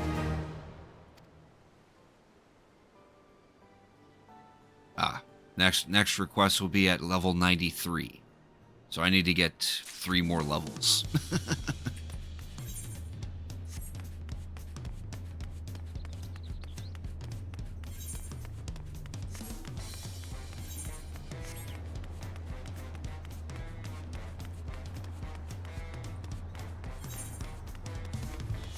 Oh, why is the repair person so far away? Should put a repair NPC in this spot.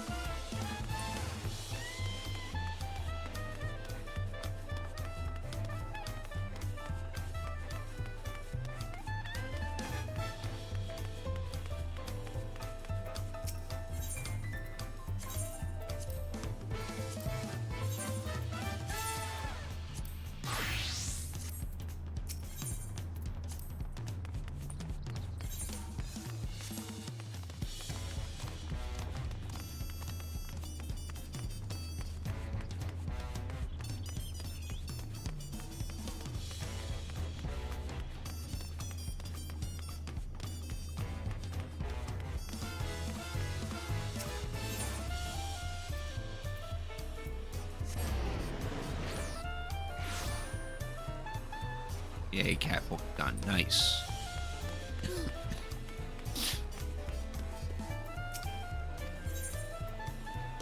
So I need to make handcrafted cover components.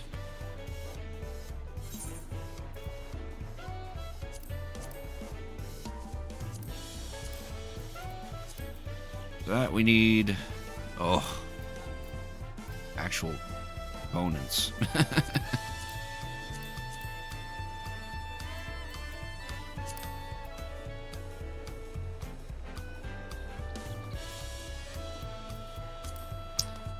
We need to buy some crafting components.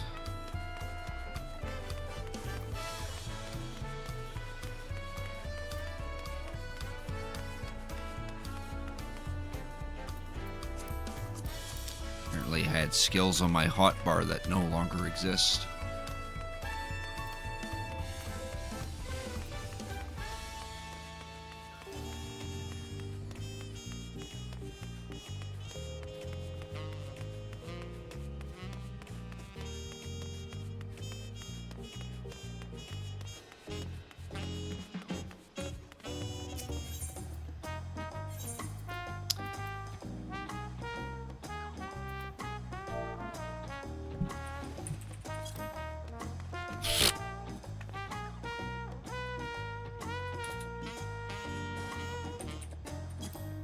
Help if I actually type the word leather correctly.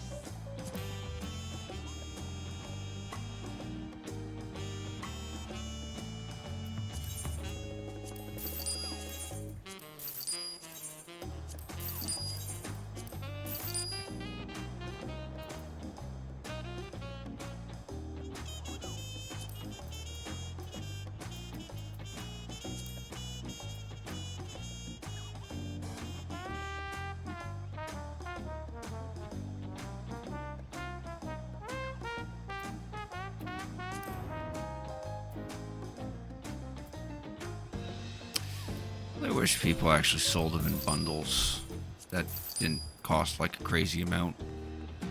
Goes 2, 3, 4, 5, 6.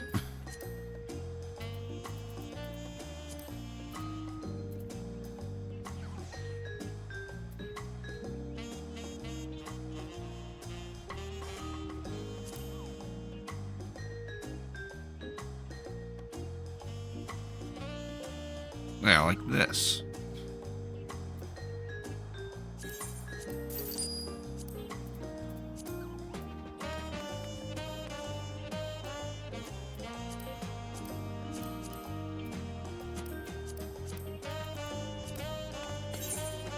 All right.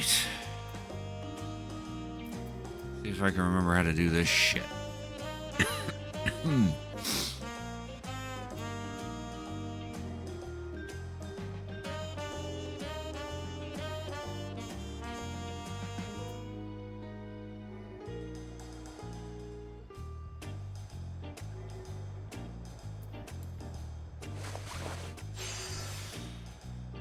Definitely need to get that quality up. We need to get it to at least the orange.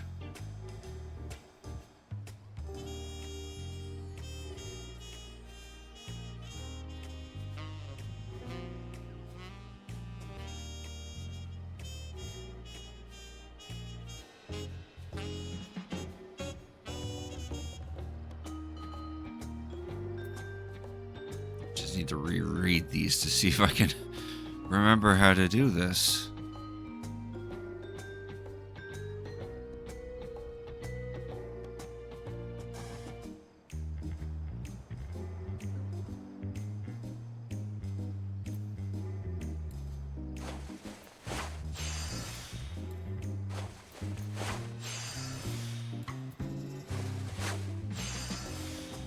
After ability, we then repair it, don't we?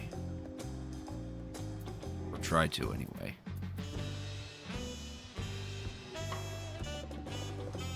Yeah, this skill.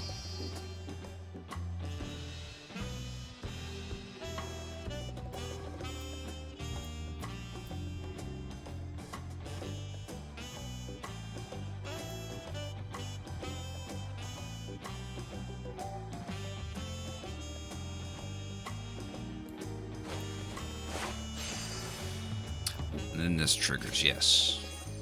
Which I want this so I can regain some CP.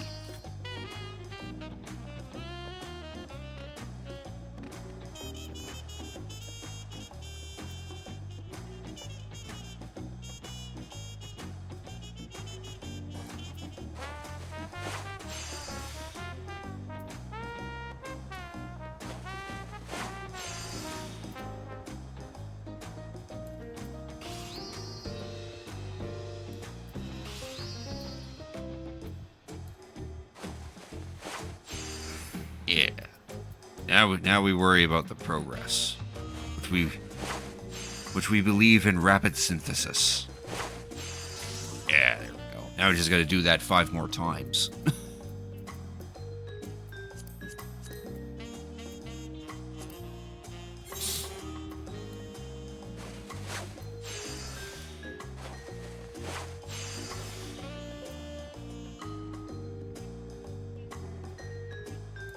What? Yeah, that. Yawn, right? Yeah. Exactly.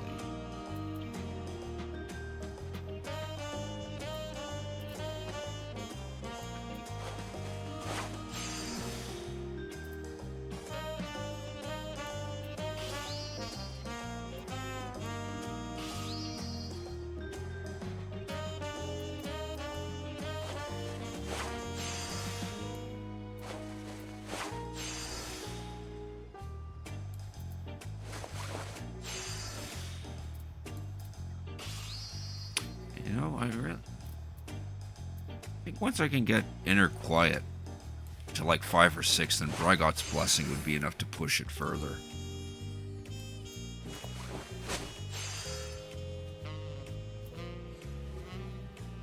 And I got the CP to get this stuff. Yeah, there we go. That one's complete.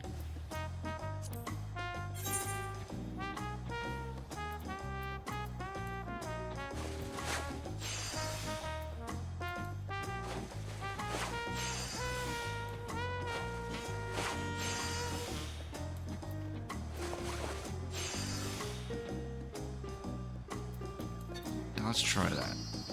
Do that. Pick the trade. It's 5 push material. Okay, cool. 5 actually pushes the collectability to how we want it. So I don't have to go that crazy.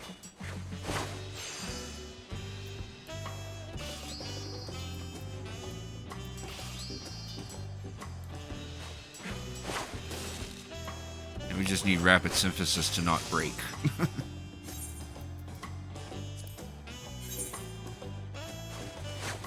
Of course, it also helps that I'm using high quality ingredients. That's why the quality bar starts off a little soon.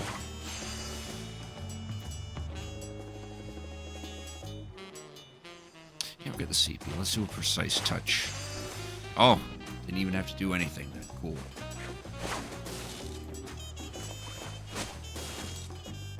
Again, we just need rapid synthesis to proc.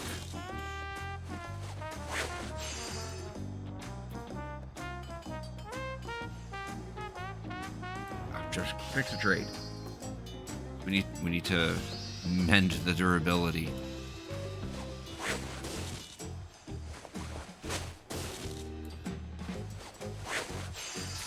There we go. 2 more.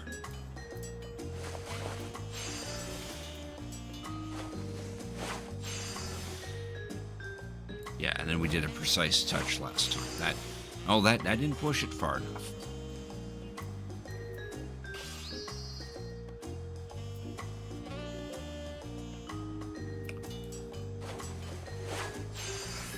Perfect.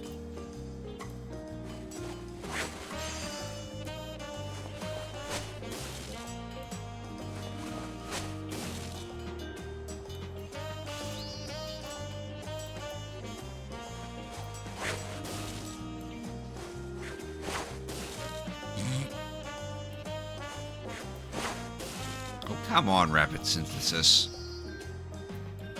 Give me that 500% efficiency, damn it. It's the only way I've been crafting anything. It's that fortune that I got earlier biting me in the ass now. There we go. Alright, last one.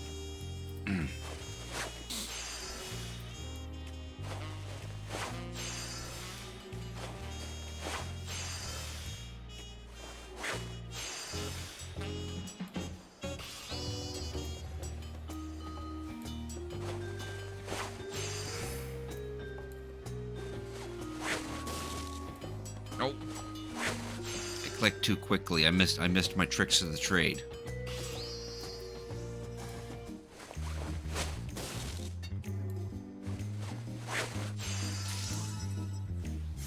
There.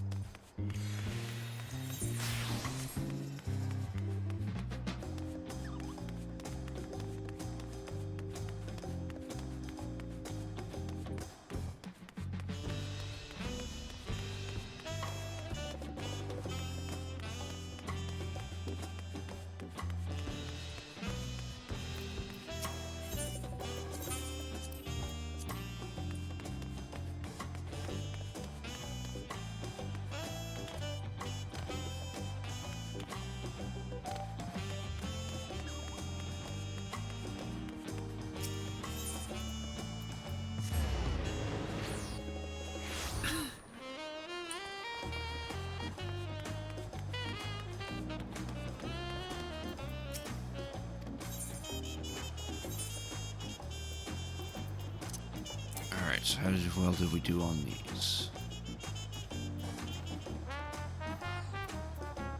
Maxed out on all of them. So all 6 of these are gonna give me the max. Or this one at the bottom.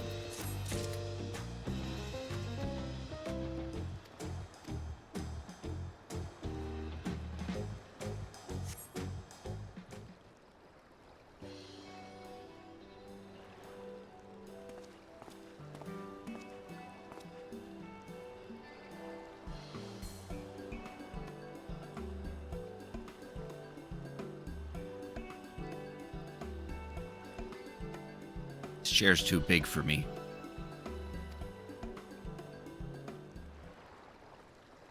I'll start with a famous tale that's been passed down across generations of Hanu. The tale of their benevolent god and the crop that would enrich their very way of life.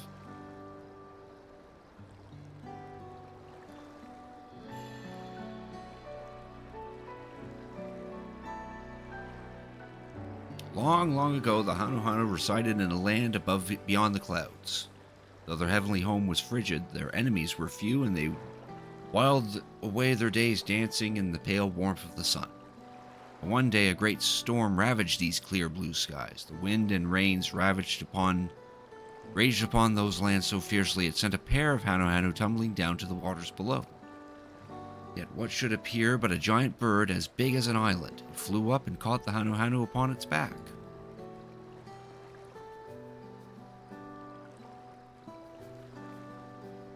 The kindly bird sailed upon the winds over the great blue ocean until finally it came to a land kissed by dawn, the land we call Tyrol.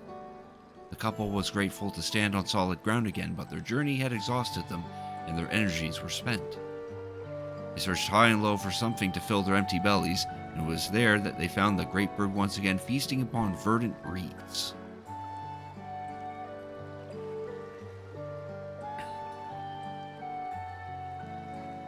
The Hanu followed suit. One taste of the sweet reeds filled them with vigor, and their feathers began to glisten with every color of the rainbow.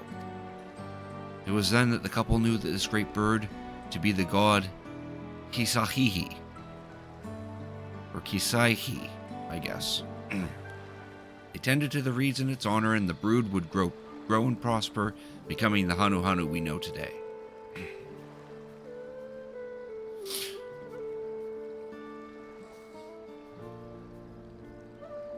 What do you think so far, Crick? Have you any inspiration for a suitable cover?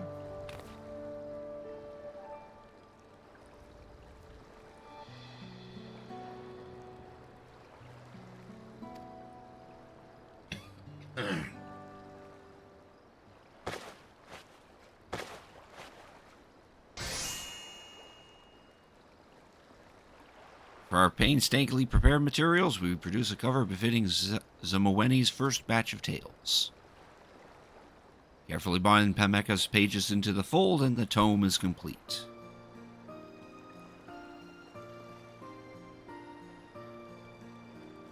It's a real book. I may not be able to read it yet, but just looking at it fills me with joy. Books are remarkable things indeed. Stories told in speech alone will disappear with their tellers, but what is written is promised to survive. That's my own romanticism showing through. More importantly, I greatly enjoyed your storytelling, Zamoweni. About the Hanu who once lived in the clouds. The people called the Vanu, you say. From your description, they do sound like they might share common roots with Tyrol's Hanu. Enjoyed those tales. I know plenty more like them. For example, the ones I heard the other day from a Pelo patron were fascinating. Theirs is a people with a talent for words. I'll have to practice ahead of time if I'm to do them any justice.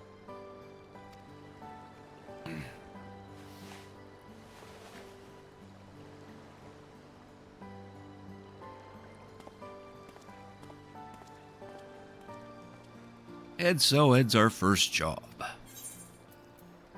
Cool. Crystals.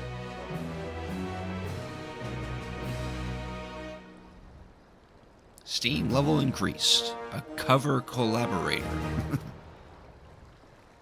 Now we need to reach level 93 to get the next delivery. And I'm guessing the quickest way to get to that would probably be for doing this. Oh, we'll get 10 more minutes. Yeah, let's see what this one's about then.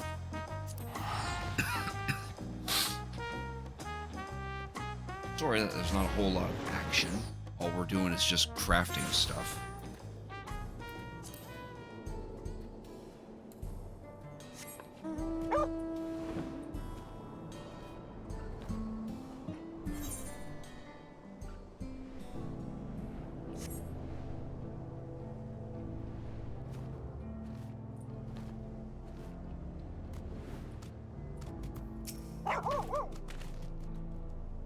Sweet baby Sunbeard, it's Crick. What a relief to see you.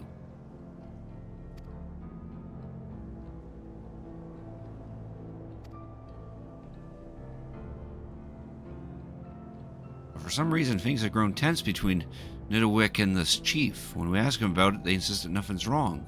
That's why we need you. After all you've done for us, they'd be fools not to trust you. So what do you say? Will help us figure out what's got them so hot under the collar? They're at the office now over in Sheshanewezi Springs.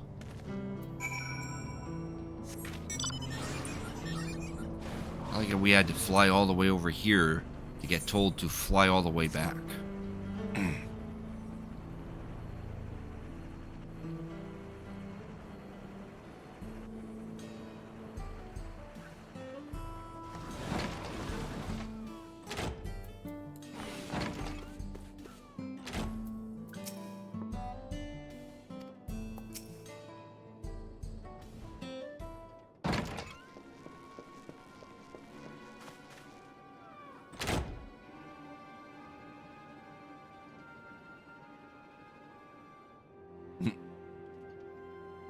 Shenza Zapwa?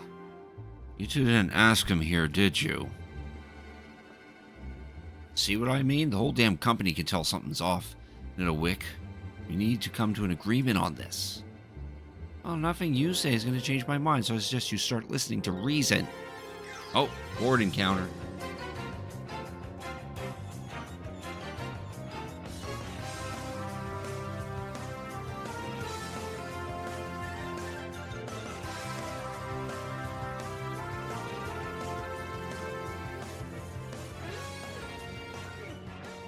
Hey, man needs to see more streams, that he does.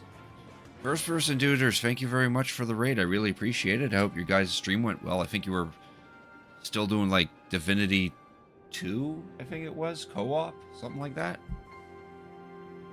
And to everyone coming in from First Person Duders raid, thank you for Cricket tuning in. I'm Cricketoon. I typically play retro games like the Duders, but I also play some modern stuff as well. And tonight I'm mostly been playing some Final Fantasy XIV. Guys actually came just in time because I plan on wrapping up shortly, but there's still a little bit of stream left. But yeah, you're getting into it. That's good to hear. If you need to raid and run, feel free to do so, but I'd love to have your company nonetheless. Right now I'm about to unlock custom deliveries where you get to make stuff for a particular NPC by playing as one of the crafting classes. Reason? Give me one good reason that we ought to take you out of the driver's seat. Yeah, these two are having a kerfuffle. But don't be so dramatic. Look at you all shaking like Rona calves. Why are you three even here? I'm here to figure out why you guys are fighting. Always got so worried they came crying to you? Well, I'm sorry they dragged you into this. Now that you're here, though, I reckon we could use the unbiased perspective. Fine, you want the full story.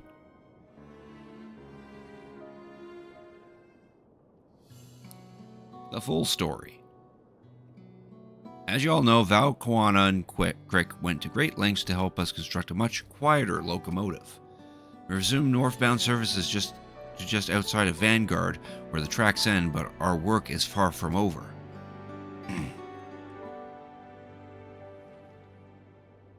As it stands, our company is faced with two large-scale projects. The first is to keep our daily operations running smoothly in order to bring in revenue. Business as usual, in other words. The second, however, is a new challenge, reconnecting the tracks through Vanguard to Usalani Station.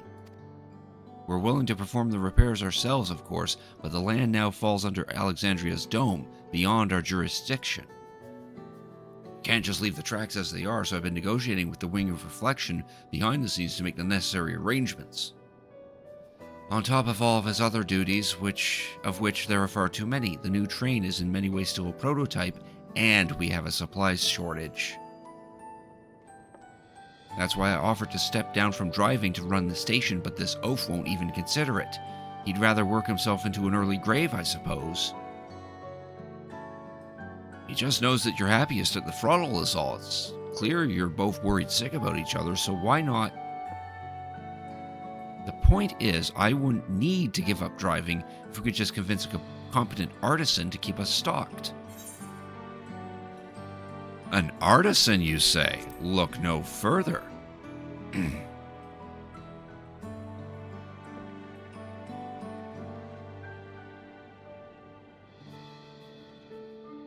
You take commissions? Well, now that changes things. With fewer duties on the administrative side, she could manage both well enough. Can I count on you to assist Nita Week with our daily operations then? Yes. That's the whole reason we're in this quest. Well, then we have much to discuss. Will you step outside with me for a moment? Best get back to work.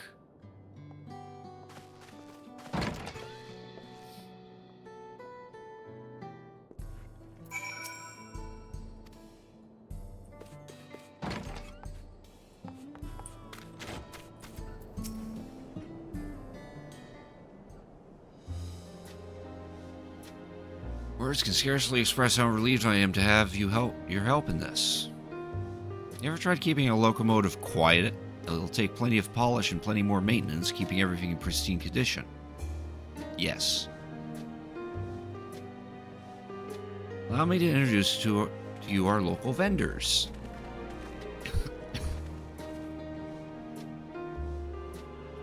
If you require any materials, this guy sells them.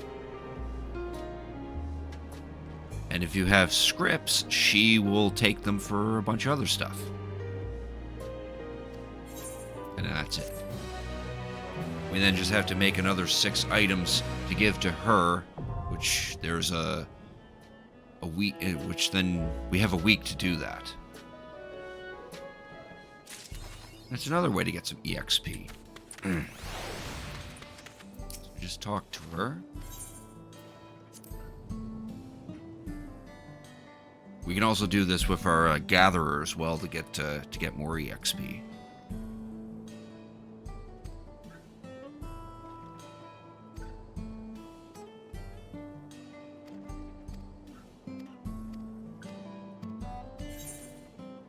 So in this case, for us, we need to give her Rail Grindstone, and it has to have a minimum collectability of 172. But if we can get that bad boy to like 345 or 518, then we get a little more stuff out of it.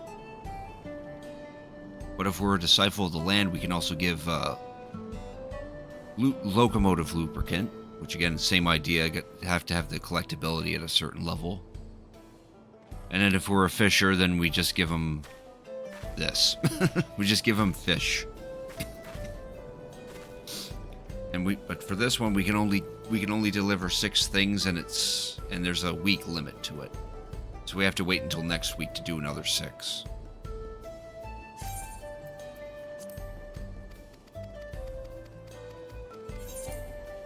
Rail Grindstone.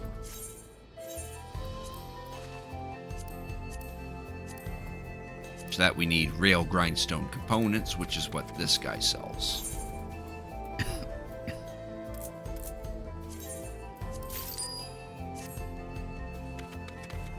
Alrighty, Reno, thanks for watching. You have a good night. See if we can go ahead and see if I can get this knocked out real quick. Might try both. I think I can do gathering and crafting, so let's see. Bare minimum for this, I gotta get it into the blue. But I'll get more rewards if I can get it into the yellow or the light blue. Or greenish, I guess is what that color would be.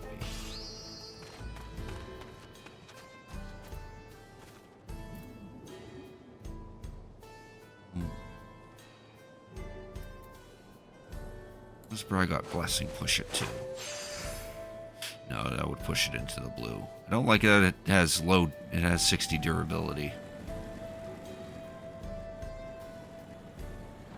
Probably should have kept doing something else, though. Could try a hasty touch, though.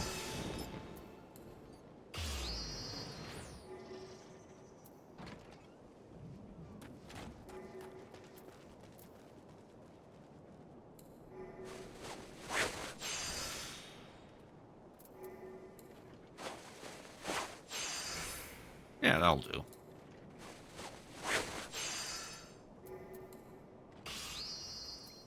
Now just rely on rapid synthesis.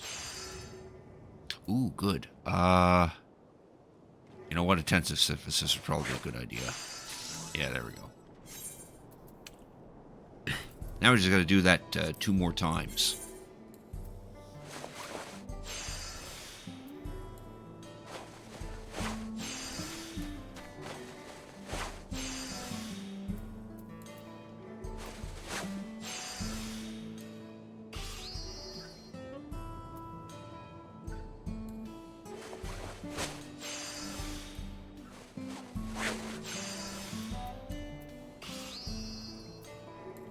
Oh, should have got those. Oh well.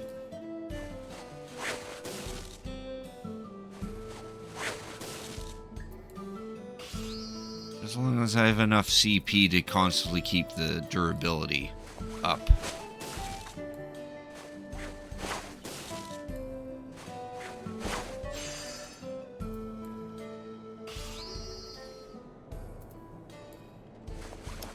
This will be the last one.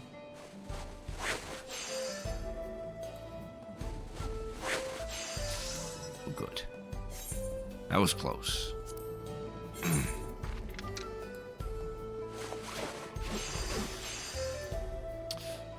Let's go precise touch. We don't need the CP regen just yet. Unless it then procs all of a sudden, then we could use it.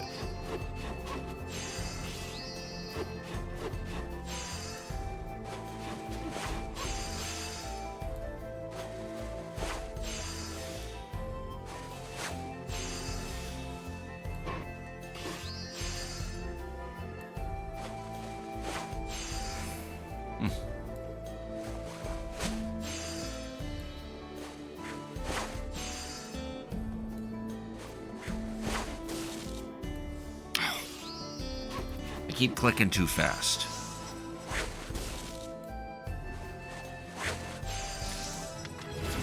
Nice. We hit level 91 on our Weaver.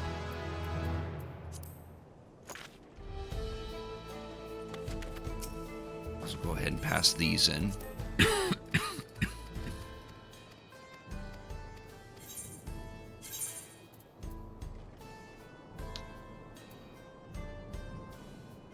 None of these are near the 518, so I'll get the middle reward.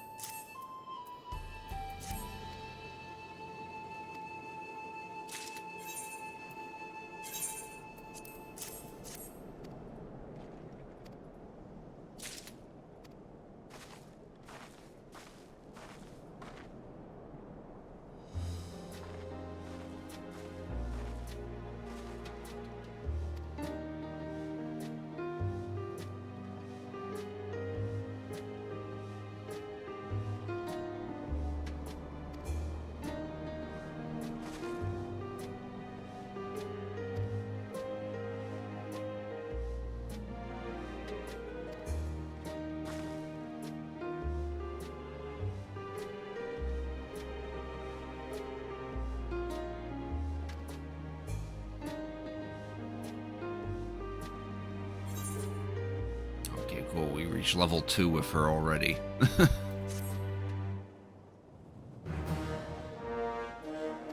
A marriage mediator. Of course, I can still do 3 more deliveries.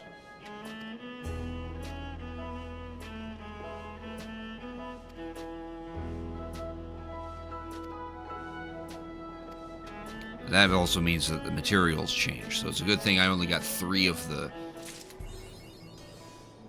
first one. Now we need to make plush carriage seating or get carriage furnishing supplies or whatever the hell this is.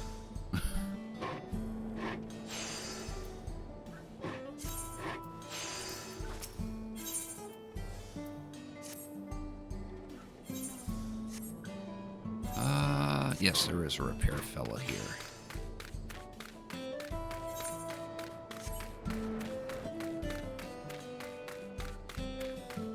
see if we can get the 3 for the botanist, because we do need to level that up as well.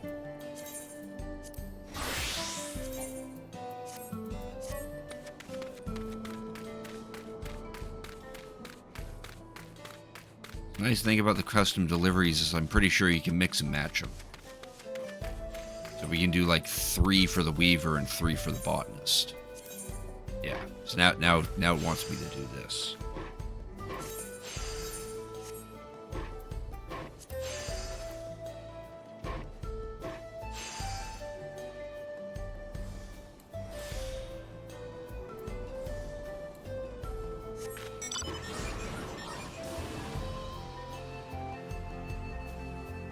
Now we just gotta find a gathering node that actually has that item in question.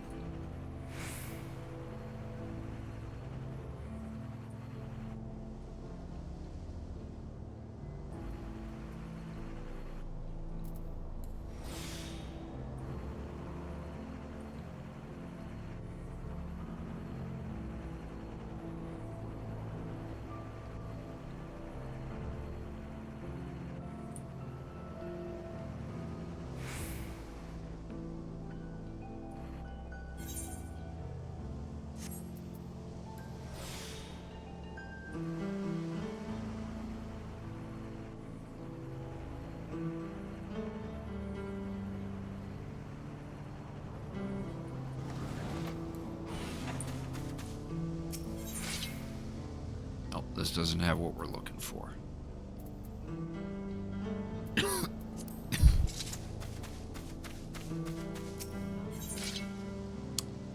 Nor that one.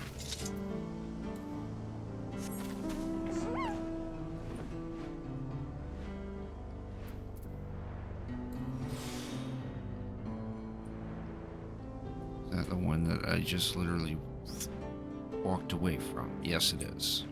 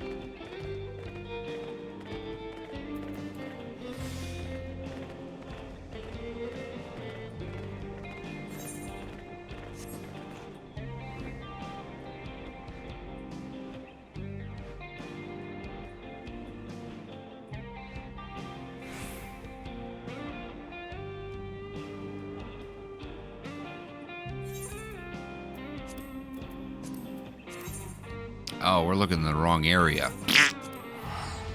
That would help.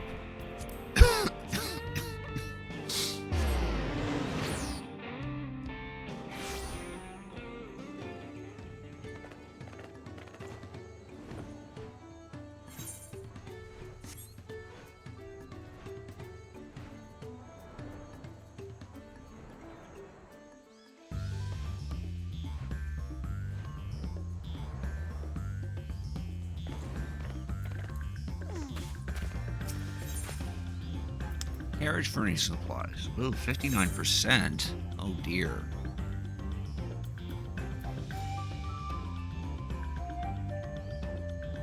I'm gonna have to fucking do this just so I can actually gather the damned thing.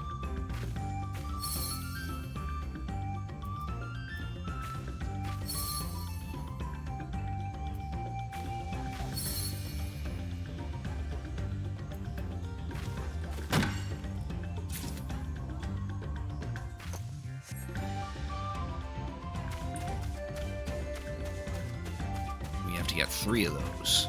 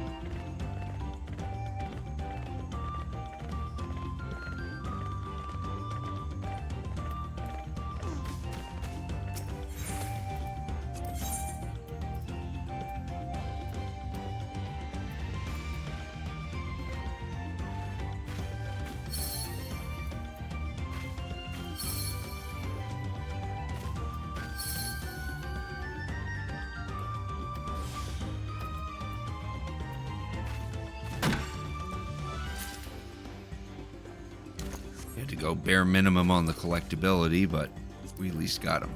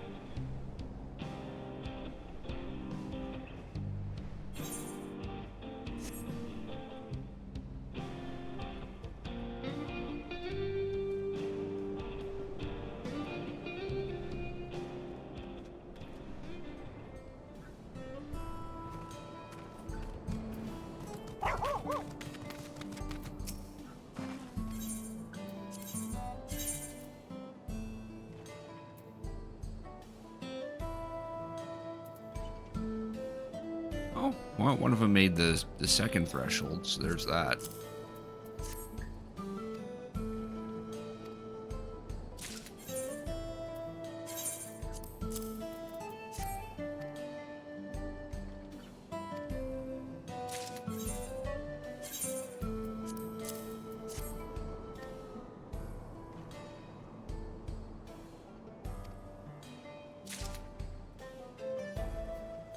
That maxes out that for the week.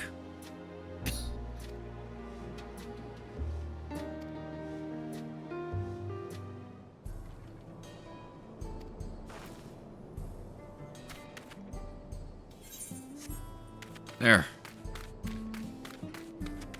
We unlocked a couple extra thingies. We did the magical DPS role quest.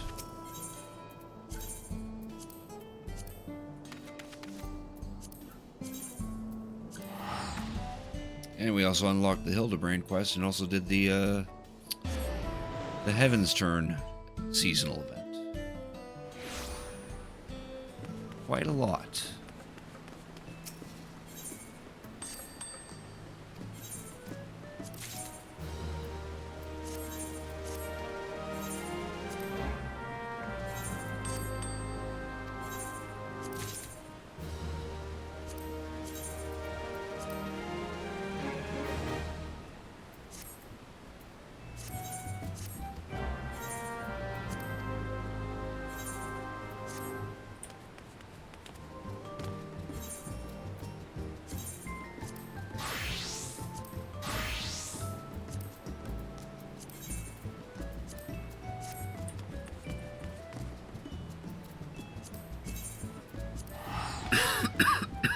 Excuse me.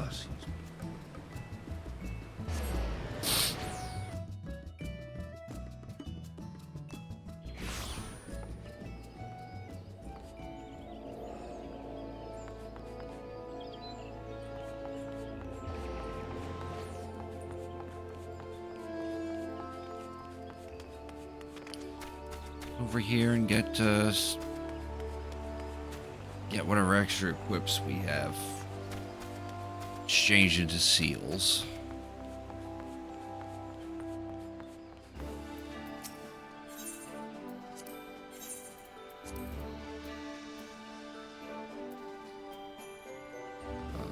Get rid of you. Don't need this. Or that. Keeping the brushes. Don't need the Magitech rod.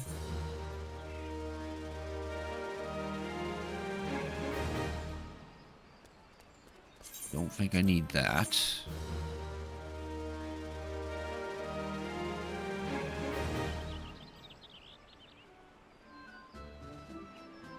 Cool.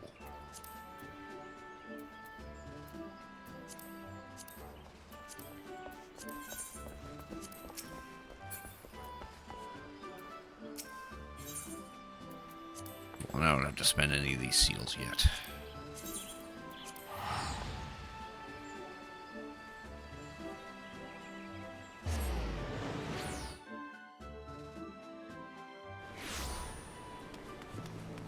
Alright, I think that's enough of that. We're at our 4-hour mark. Well over our 4-hour mark, so that'll be the end of the stream for tonight. Next stream will be on Sunday, where I think we're going to continue on in Dragon Quest III HD 2D Remake. Try to get some more progress in that. Do stick around, because I would like to send you out on a raid, which I'm probably just going to... Yeah, we're going to raid Fendi. Our good friend Fendi. Right now she's just chatting, but I believe her plan is to play an indie game called Squirrel with a Gun. So that should be something entertaining, to say the least. Where is that yapper? There she is. She's at her desk and all that. Alright. Feel free to join in on that raid. I'm sure Fendi would appreciate it, but you don't have to if you don't want to. So again, next stream will be on Sunday. We're going to play some more Dragon Quest 3 HD 2D Remake. So with all that said, thank you all for watching. Hope you have a good night. Hope to see you all on Sunday, and please enjoy Gemma Fendi.